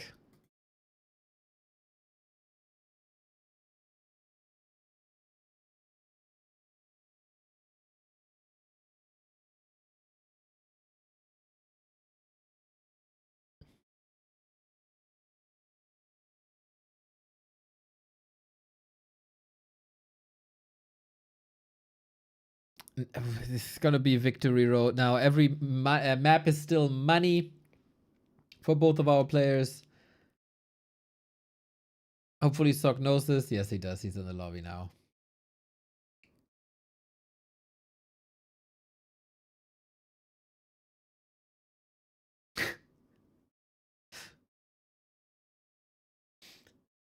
Combined Twitch and YouTube chat? Yes. YouTube chat weird today.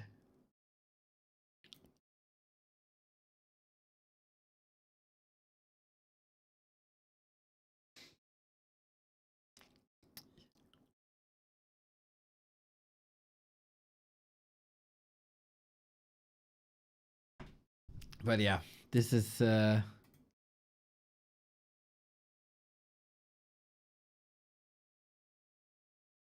odd. It is odd.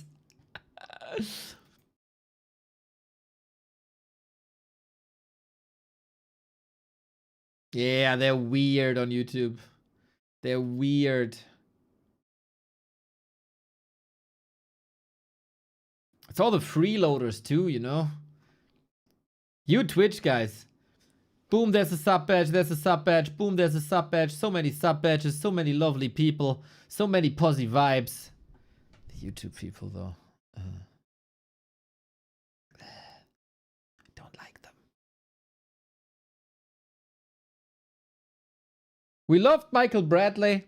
when he was over on YouTube, but he's one of us now too.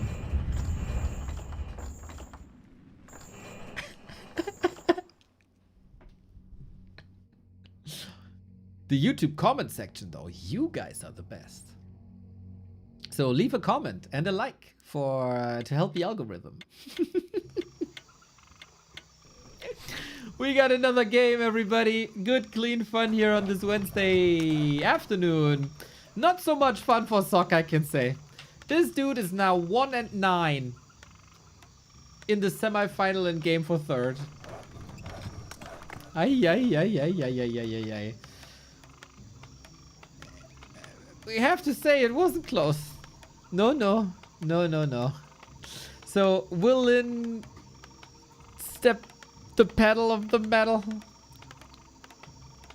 Will he have a little bit of mercy? Will he allow Sock to make a bit of money? Or are we going through again and rip his head off again? I'd say the later.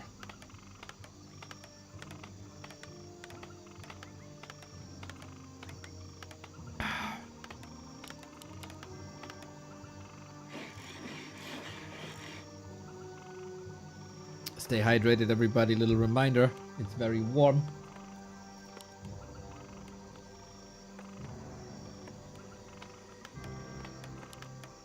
Archmage Farseer. No experiments.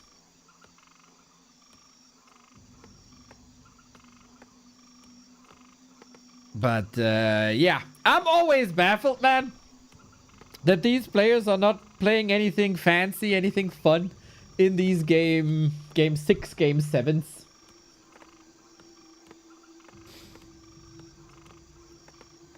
Needs an incentive, I guess. You know, 40 bucks is 40 bucks.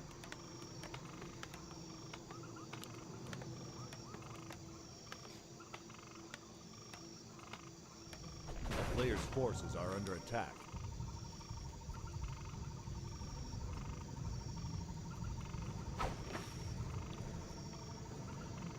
But yeah, I think we can take this a little less serious now as well. You guys watched the World Cup yesterday? Goddamn England, man. They decided, oh, our game versus Croatia was so goddamn entertainment. This time we're gonna bore everyone to death. Fuck England.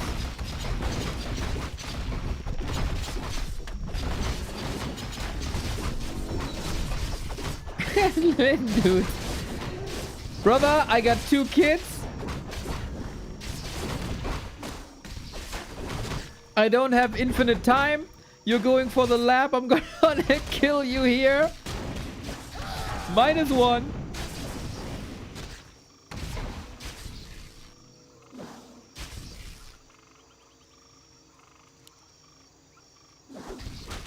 Yeah, it's coming home for the last 60 years, guys. It's always coming home.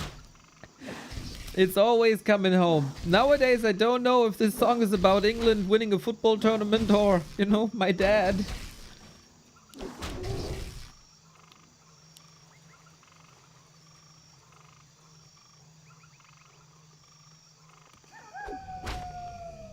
At least we have the GOAT Brazilians playing today. Oh my god, I hope you guys get slaughtered by Scotland. Not because I dislike Brazil, or the players, or the people, but you have one guy in the Brazilian community called Kov. Or your hair!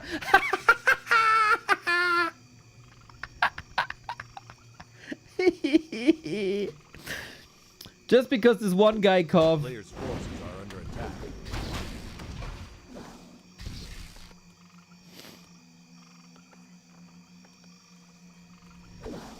And Pato saying that it's enough for a Brazilian team to have a draw against Morocco.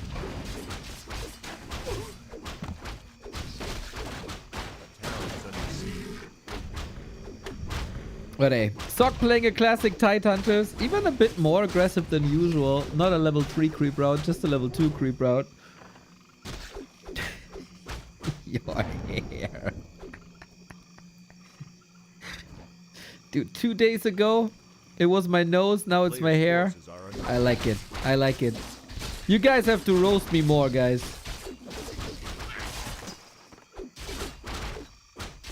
That's the right spirit.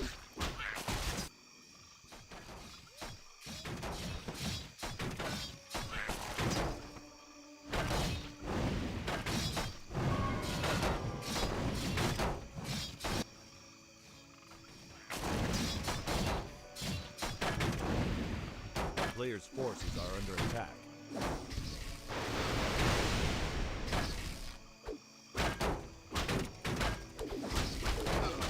We'd roast you more if it didn't turn you on so much. Can't deny that.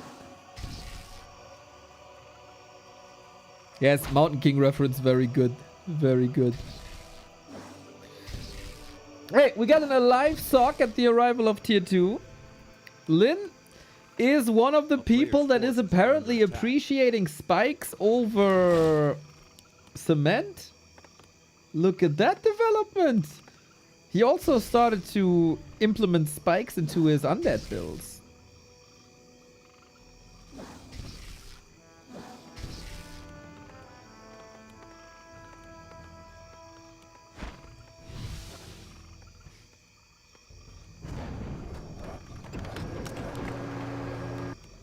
With that, Footman can't really do too much here.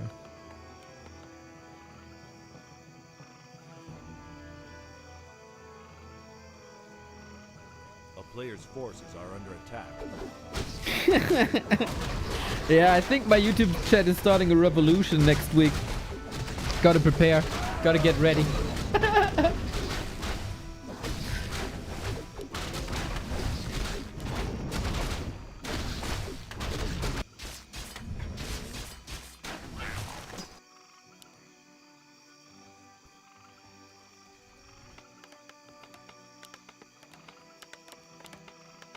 Is this the first real MK versus TC game A town is under with siege. developed tier 2 Players' armies? forces are under attack. We had something similar-ish on Last Refuge, but they are, I think, because of the early delay on the Farsi, on the Archmage. Sock had no chance. Here, I think Sock has a solid chance.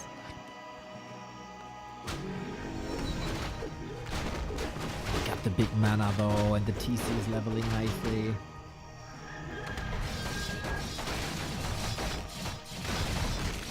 A player's forces are under attack.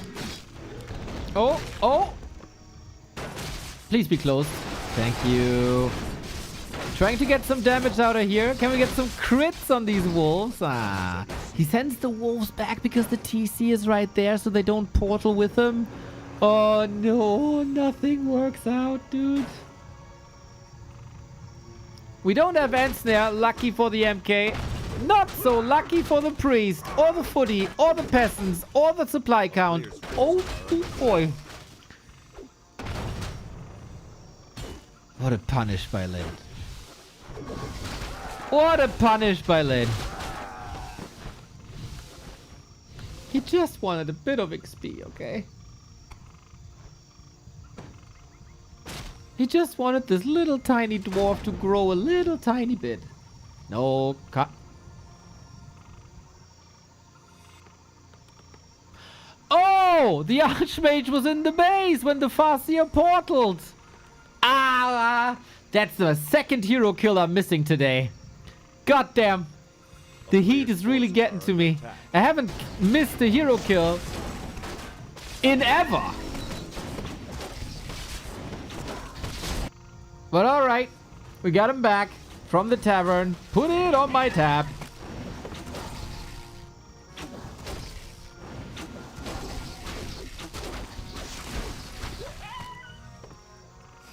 Yeah, sorry, I should have really paid more attention. But it's also, you know, game 6. A player's forces are under attack.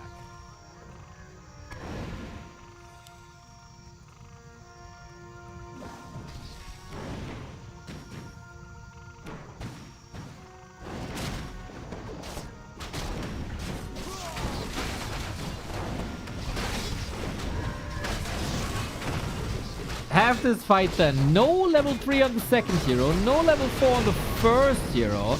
That is changing now, though. In favor of Lyn once and in favor of Sok on the other side. Not too much mana on this TC anymore. He went through this big mana potion already. And Mountain King still has a lot of hammers. There is potential. Lyn sees it the same way. Disengage. And breakers come in. A player's forces are under attack.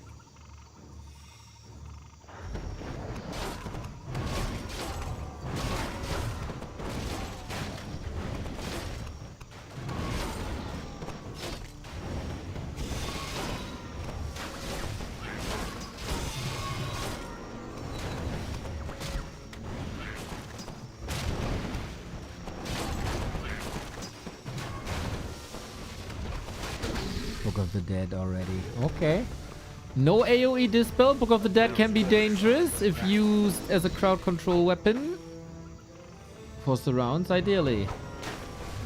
Okay, this is indeed the first time that we get a fight like this before Lyn killed him, before these armies were even there. So reaching the 10-minute mark, kinda nice, but here's the Book of the Dead.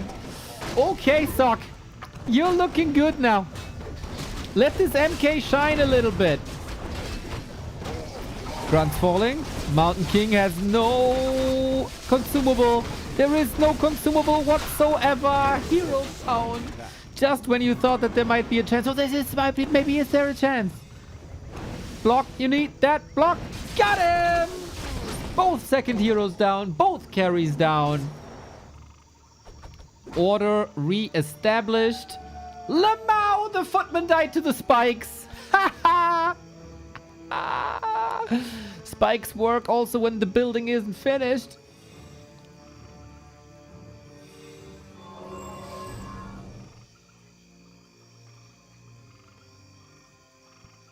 But the casters will deal with that now. 25 seconds, a long time.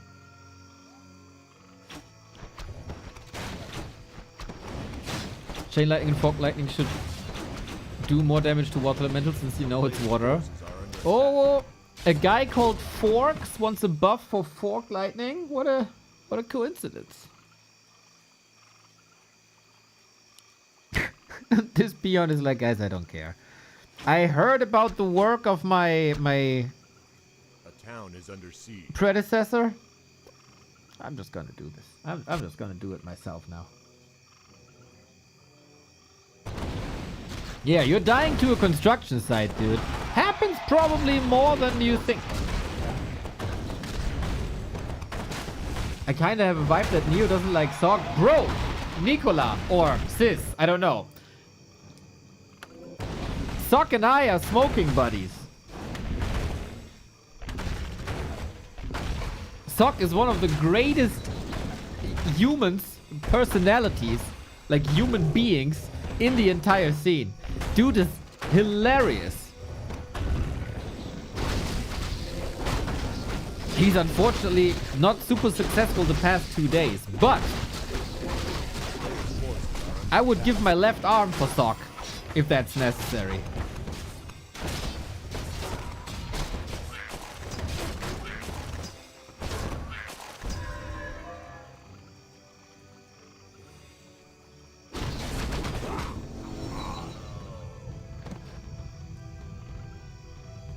All good, all good, all good. Good that we could clarify this.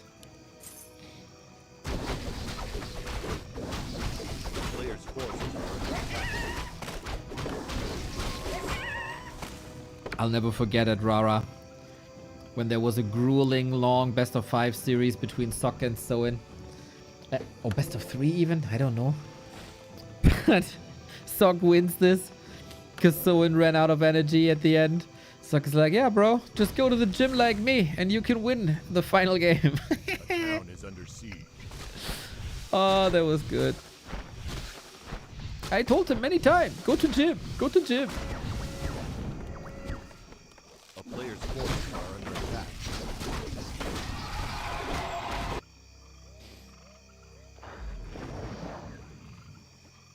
And he might actually be able to win this. Maybe just a little bit too late, but at least a little bit of money, eh? Double heal scroll, double invul with the mana pot, red spot, level 5, level 3 brilliance aura, a lot of mana.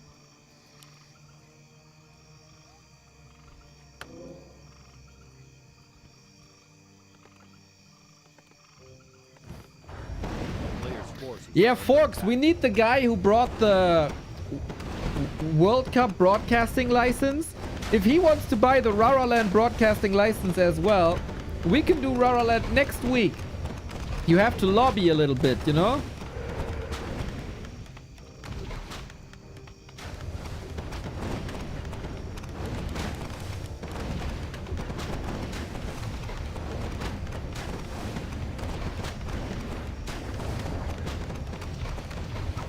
Oh, he gets caught by the sentry. Not the greatest setup that Sock wanted. We are fighting outside of burrow range though. That's nice. Speed scroll, a little bit of a reassessment. The Kodos mump. Yeah, one of them. But with every Kodo, one of the breakers gets countered. Still tough to chew through.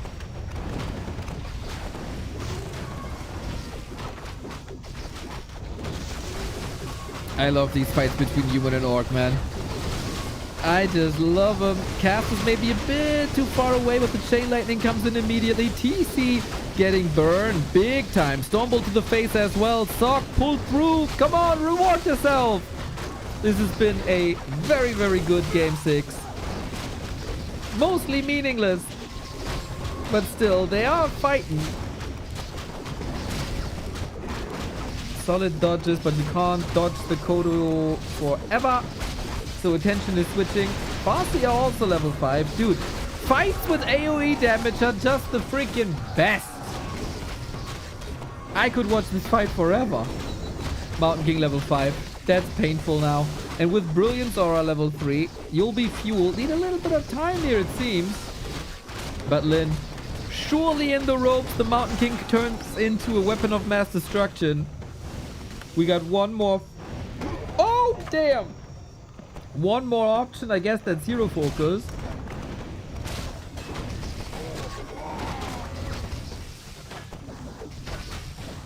And then we tried. We tried. But a Stormbolt stops him right away. He still catches him though. We have involts. We have heal scrolls. No way. No way. No way. No way. This is working. Supply is a little bit misleading because of Kodos and breakers. That's -6. But yeah, once the shop is up, dude, we're gonna have mana potion for days. Didn't even need the invo potions because Lyn, of course, checks the inventory, sees that there's an invo potion, and will then rather go for the units than the heroes. And yeah, I agree with you, chat. If there is a lot of breakers, the TC needs Shockwave. Level 6. The range is kind of big, huh? I thought this slower. And that is indeed game. Ka-ching! Little money for Sock.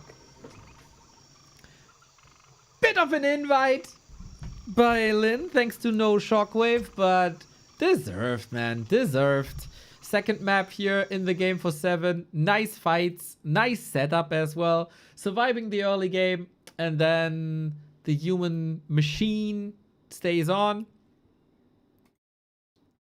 Well done.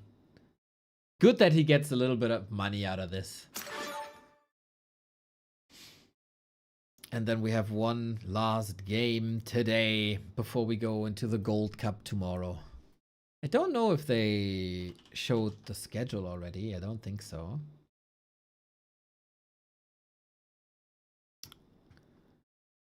Our friend BBC using the time immediately to advertise, I think, eggplant. And tomato juice and eggplant juice? I'm not even sure if that's a tomato. I'm not even sure if that's an eggplant, but it kind of looks like it. Just different shape.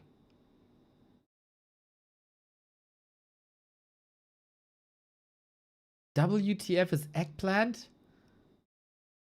I know you're from Scotland, but this is still an English word. zucchini.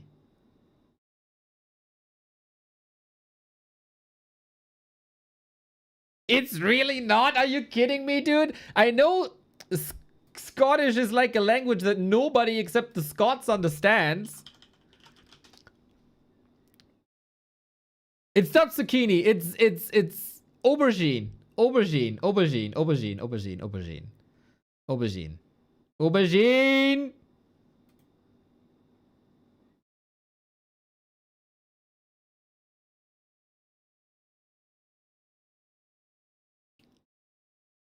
Yeah, you stick with your haggis, dude.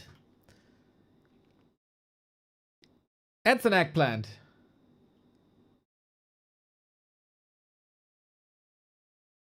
Why would anybody call that eggplant?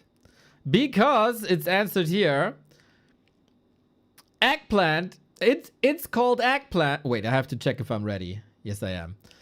It's called eggplant because the original eggplant in the 18th century was small, white, or yellow, and looked like chicken or goose eggs. That's funny. How did it change from white to almost black? To like dark purple? What the hell happened to the eggplants? What happened to them?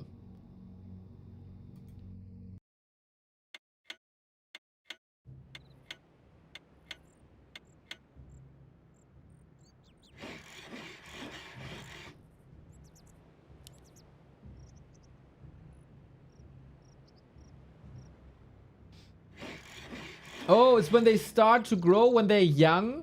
When they're young? Ah, that makes a lot more sense. That makes a lot more sense. Ah, when they're young.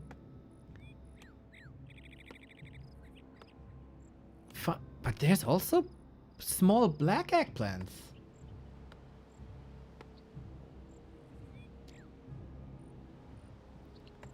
Isn't the world fascinating, dude? Isn't life beautiful? But yeah, you uncultured swine. That's an eggplant.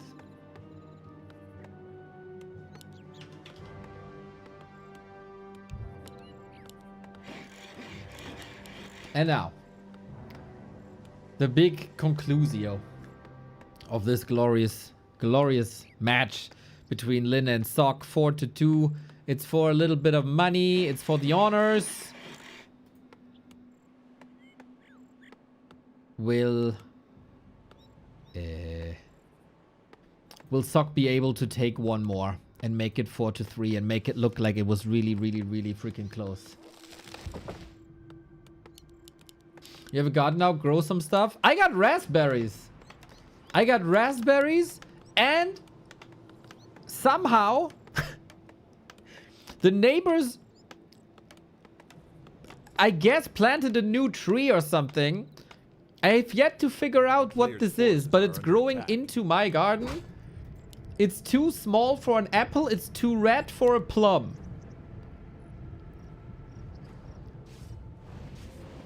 I don't know. I'll see what it is in a bit. I could take a picture. It's not cherries. I know cherries. They're not ripe yet. So I could take a picture and figure it out. But you know, I give some time to nature. Nature will surprise me.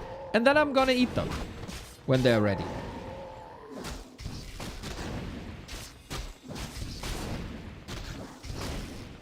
Blackberries on a tree?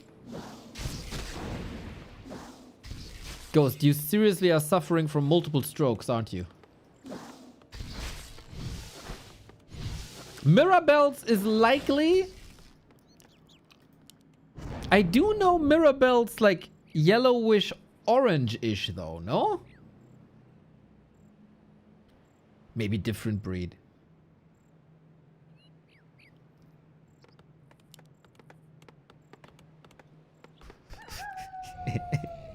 It's okay, Ghost. It's okay. It's not Peaches. I know Peaches. A player's forces are under attack. By the way, I want a Blade Master 3rd here, by the way. If this is not tier 3, I'm a bit disappointed. I know the chances for like Breaker Kodo is pretty high this time again. But there was a time where we played Blade Master 3rd here. And I think that was a beautiful time. And I fondly remember that.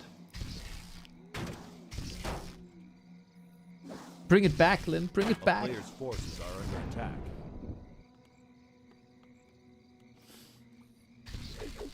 We are teching again, though. This seems to be the standard Lyn build nowadays with the spikes, huh?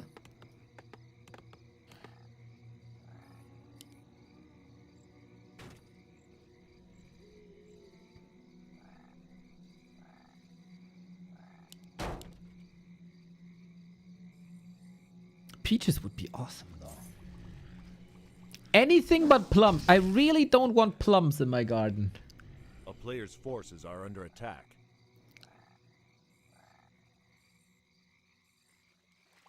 Don't like them too much. Can't make great marmalade from it. Oh, that goes for apples as well. But you can at least make cake. And I don't like plum cake.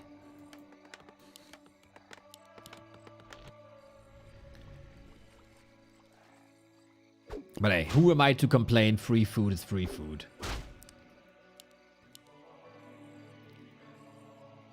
A player's forces are under attack.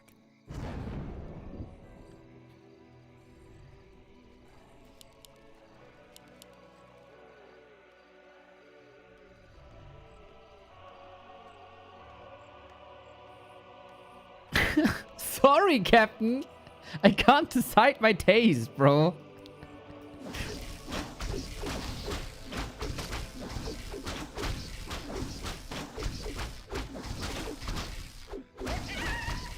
Ghost, you're seriously dement or something. I just said I could take a picture and figure it out, but I want nature to surprise me. Jesus Christ. Can someone call the ambulance for this guy? Tier 3! Torrent Totem! Let's go! Let's go, let's go, let's go! Okay, Sock knows. What's he gonna do about it? Okay, we take things a lot more serious. I should have seen this when the Shadow Hunter was in queue. I didn't. Sorry about that. But look at that. Hex, hex, kill, kill. Sock is expanding. Yes! A glorious fireworks finale for this series.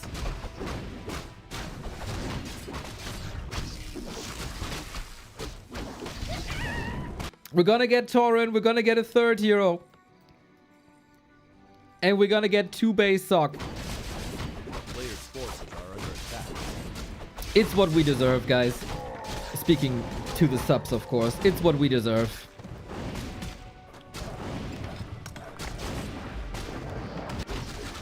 Somewhere in his vacation, Mr. Remo Demo just jubileeing with a second torrent sense that he's developed over the years.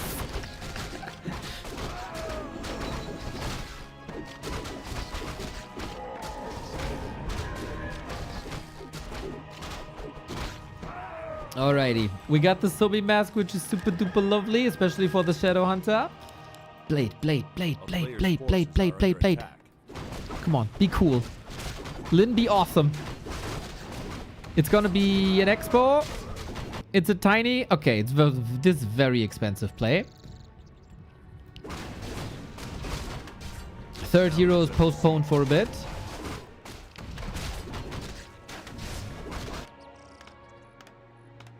Oh, yummy. Yummy. Yummy. A player's forces are under attack.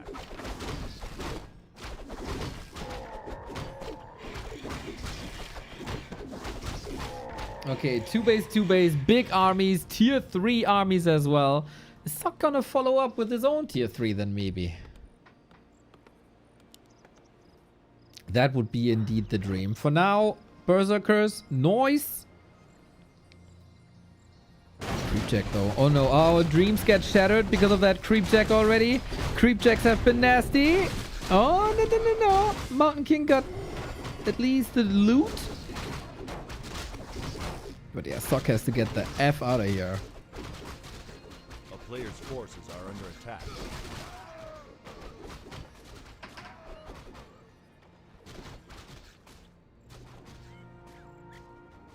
Remo somewhere screaming, tier 3 2 base. Exactly, dude.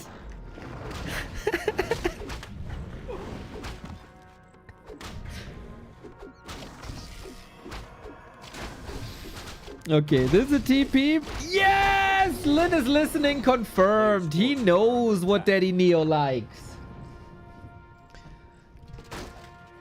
Okay, boys, take your time.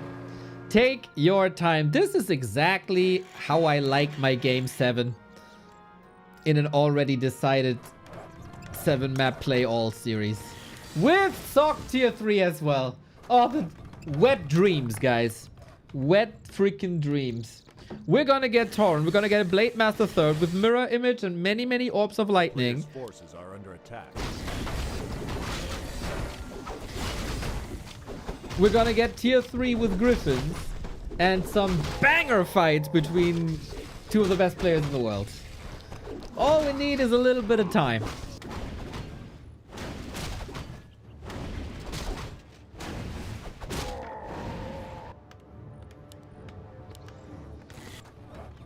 I got Radio Gaga stuck in my head, by the way. It's really annoying. A player's forces are But it is what it is.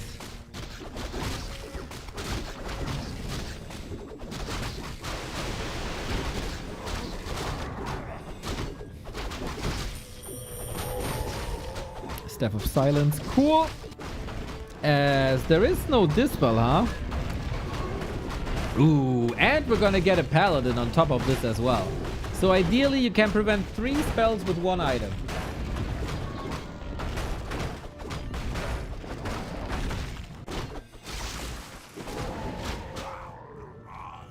A player's forces are under attack. What's the fried chicken song? Can you send me a memo about it and sing it for me? Brave footman. He gave his life for 17 HP. 07, you will be remembered. Okay, Blade Master Mirror Image with Claws of Attack, Evasion and Rune Bracers. No, but Crumbs, I don't like that song. You need to sing it for me.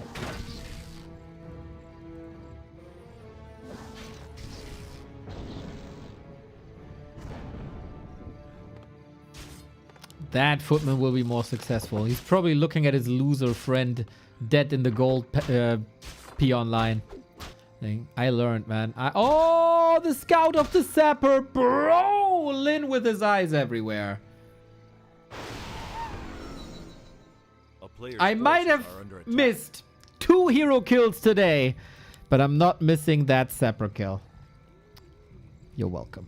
A town is under siege. Lyn is kind of trolling. Legit strat, Morphin. Legit strat. We've seen this, I think, at Super League. Legit strat. Super strong. Super cool.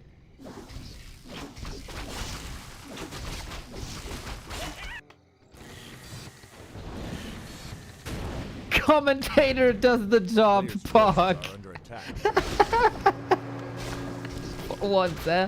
For once. Oh, good scouting by Sock as well. Yeah, there's a little bit of honor on the line, I think.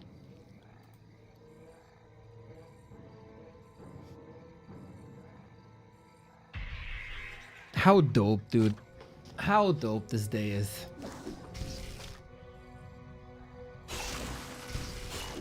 A player's forces are under attack. A town is under siege. Slow and steady wins the race, buddy. Maybe his goal is to like create a cursed ground And then at some point, the ghost of the fallen footman will hunt him.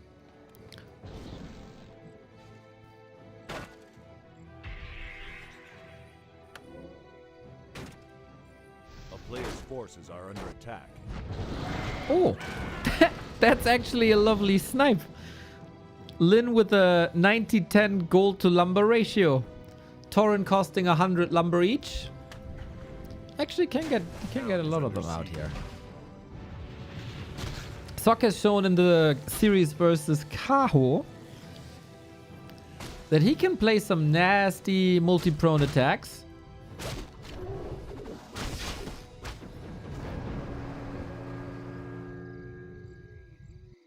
And this is just like from an orc perspective, right?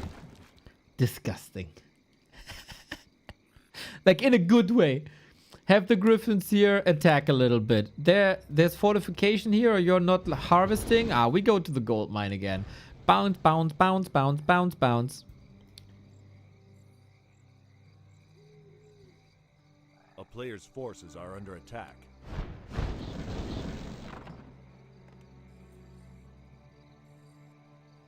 That's a lot of griffins. Yeah, I think the Tauren idea is benched for now. I think Wyvern is the way now. I've been very vocal about this, and I think everybody who's not my opinion is wrong. But if you have the resources, no better counter than Wyvern. The town is under siege. A player's forces are under attack.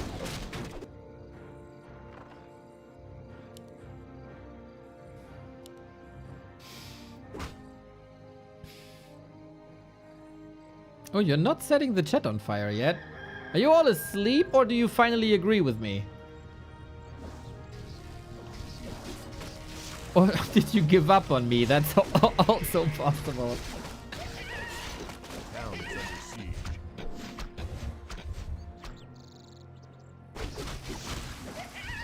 Too tired to resist.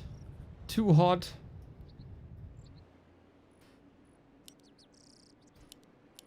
Ooh, Bad Riders against 2 armor upgrades. A player's forces are under attack.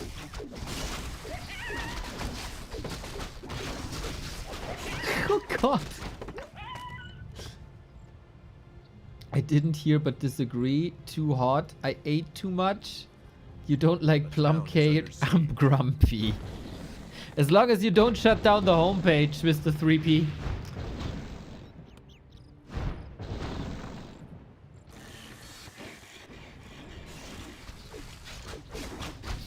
3P has a tiny schneepy.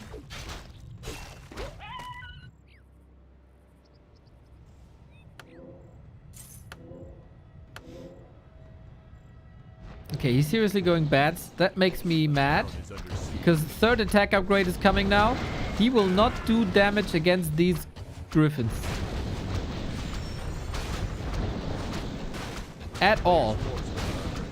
But you know, maybe it wouldn't have mattered anyway. Because he wouldn't have gotten the Wyvern in time, I think. As long as the Great Hall is up, we're totally fine. Very, very, very much fine. Let's go then! Look at all the damage these Bad Riders did, huh? And that was only 2 armor upgrades. I respect the piercing damage big time. I respect the Blade Master damage as well, especially with the crit too. Damage done. Yep, Sock saves a lot, gets the 3rd armor upgrade, and Bats won't do anything anymore.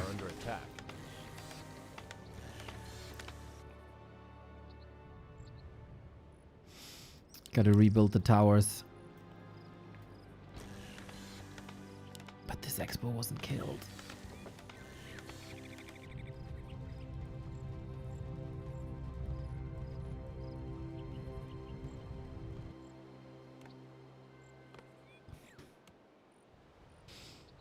How much lumber is a Bat Rider and how much lumber is a Wyvern?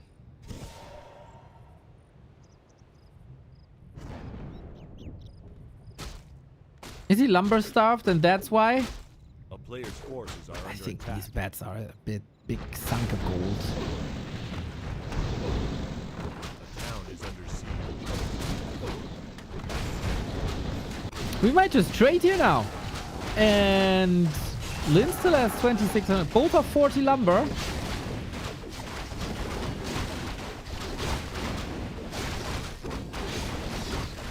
Ooh. Okay. Nobody's holding here, right? Are we? We got Shekels against the bats. Blademaster vs Mountain King. 2 big carries. The damage by Griffins is crazy. And Lyn, is this a fight still that you can take? I don't think so, buddy. The bats have been countered. You still get some solid piercing damage against Kodo Beasts. And the Griffins just wreck the ground alongside the Mountain King. Yep, everything deleted. The strength of tier 3 human man. Lyn, thank you very much for sacrificing like $100 for our viewing pleasure. Little bit of mismanaged resources, huh? Dying with 2,000 gold is a bit uncomfortable. 2,500 gold, actually. That's not how you want to die. But things happen. Things happen. It doesn't matter, though. The most important number was the 4 in front of Lyn's name, or after Lyn's name in this case. And that means Lyn is qualified for the big Gold Cup starting tomorrow. Tomorrow, the day after, the day after the day after, and the day after the day after the day after the day after. So the next 4 days, gold tournament with Happy, 1-0, Life, and Lyn. This is what this game 3 was for. This is why this game for third was so important. Happy's return to the big stage. Money returning. It's so good. Sock gets a little bit of money out of this as well. I wonder if they show the schedule for tomorrow, because it will be a round robin group stage into an ascension phase. Let's see. In the Gladiator Gold Cup. There it is. It starts in 19 hours, 30 minutes. $5,000 on the line. Round robin, play all 5. $74 for every map. Top 4 advance, ascension system. And 1,000 extra for the winner. What a lineup, guys. What a lineup. Oh. Ah, Mr. Magic Yang is in a good mood.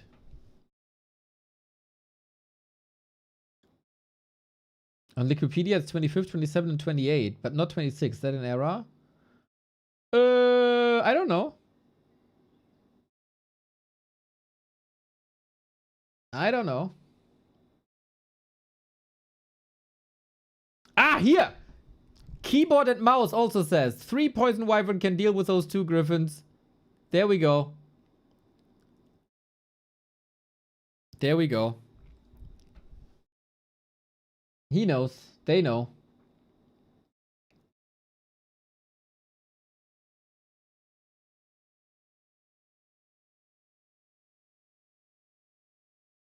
Okay, let's see if they show the schedule.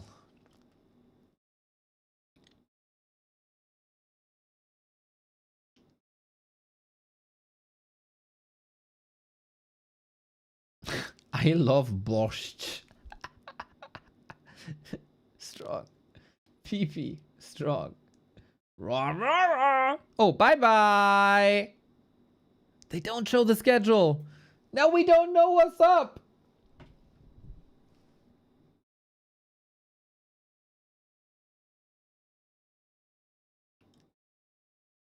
Now we don't know what the schedule for tomorrow is. Probably have to set the schedule themselves. Well. With this weather, everything is exhausting. What you do is exhausting. Even casting Warcraft is exhausting.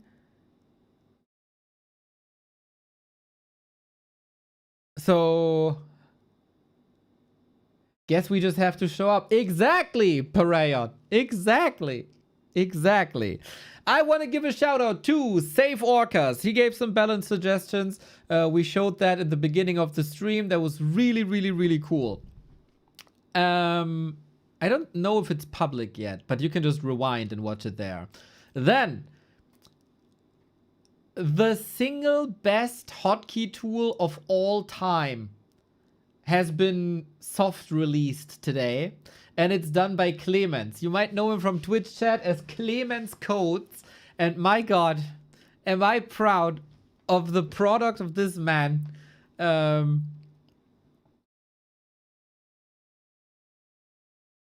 It's, I think, perfect. So there's a couple of templates already that you can just simply apply. The default of Warcraft 3, QWERTY with spells at the top, QWERTY with spells at the bottom, the French keyboard layout as well as the German keyboard layout as well.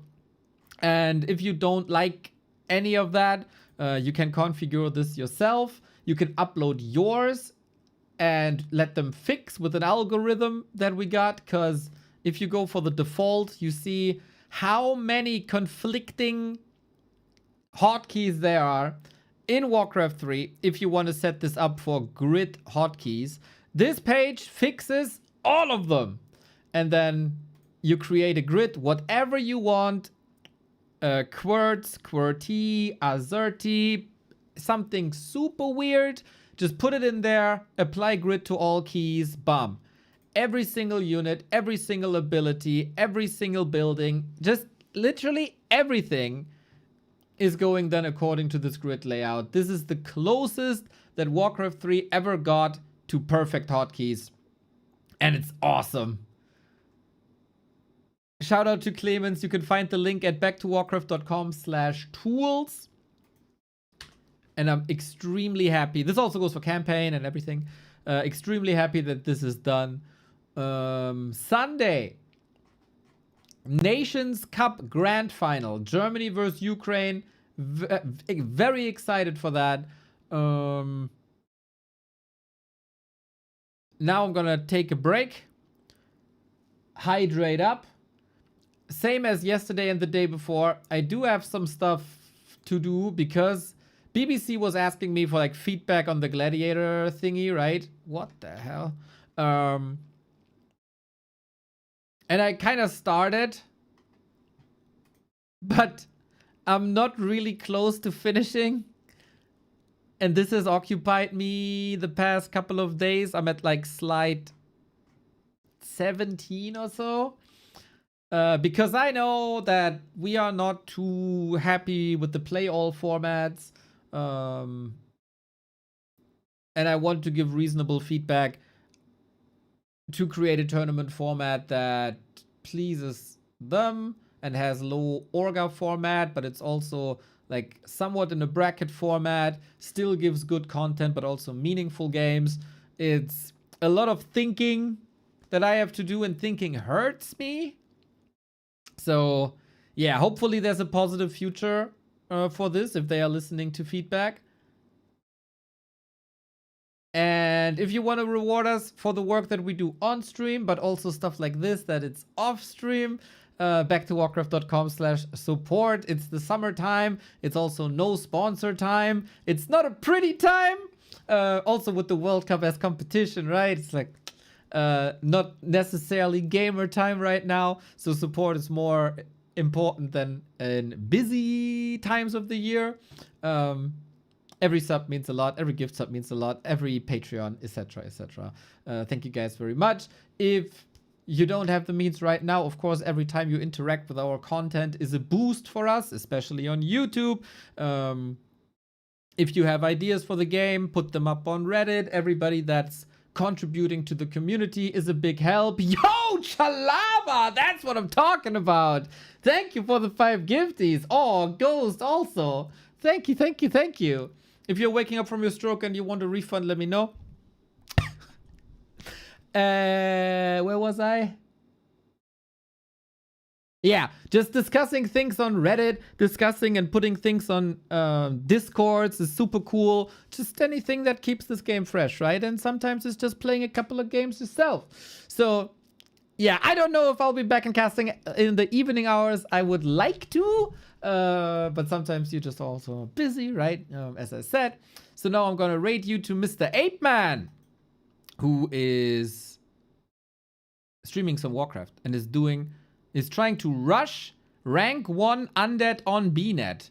So he wants to surpass Happy. Let's see if Mr. Ape Man is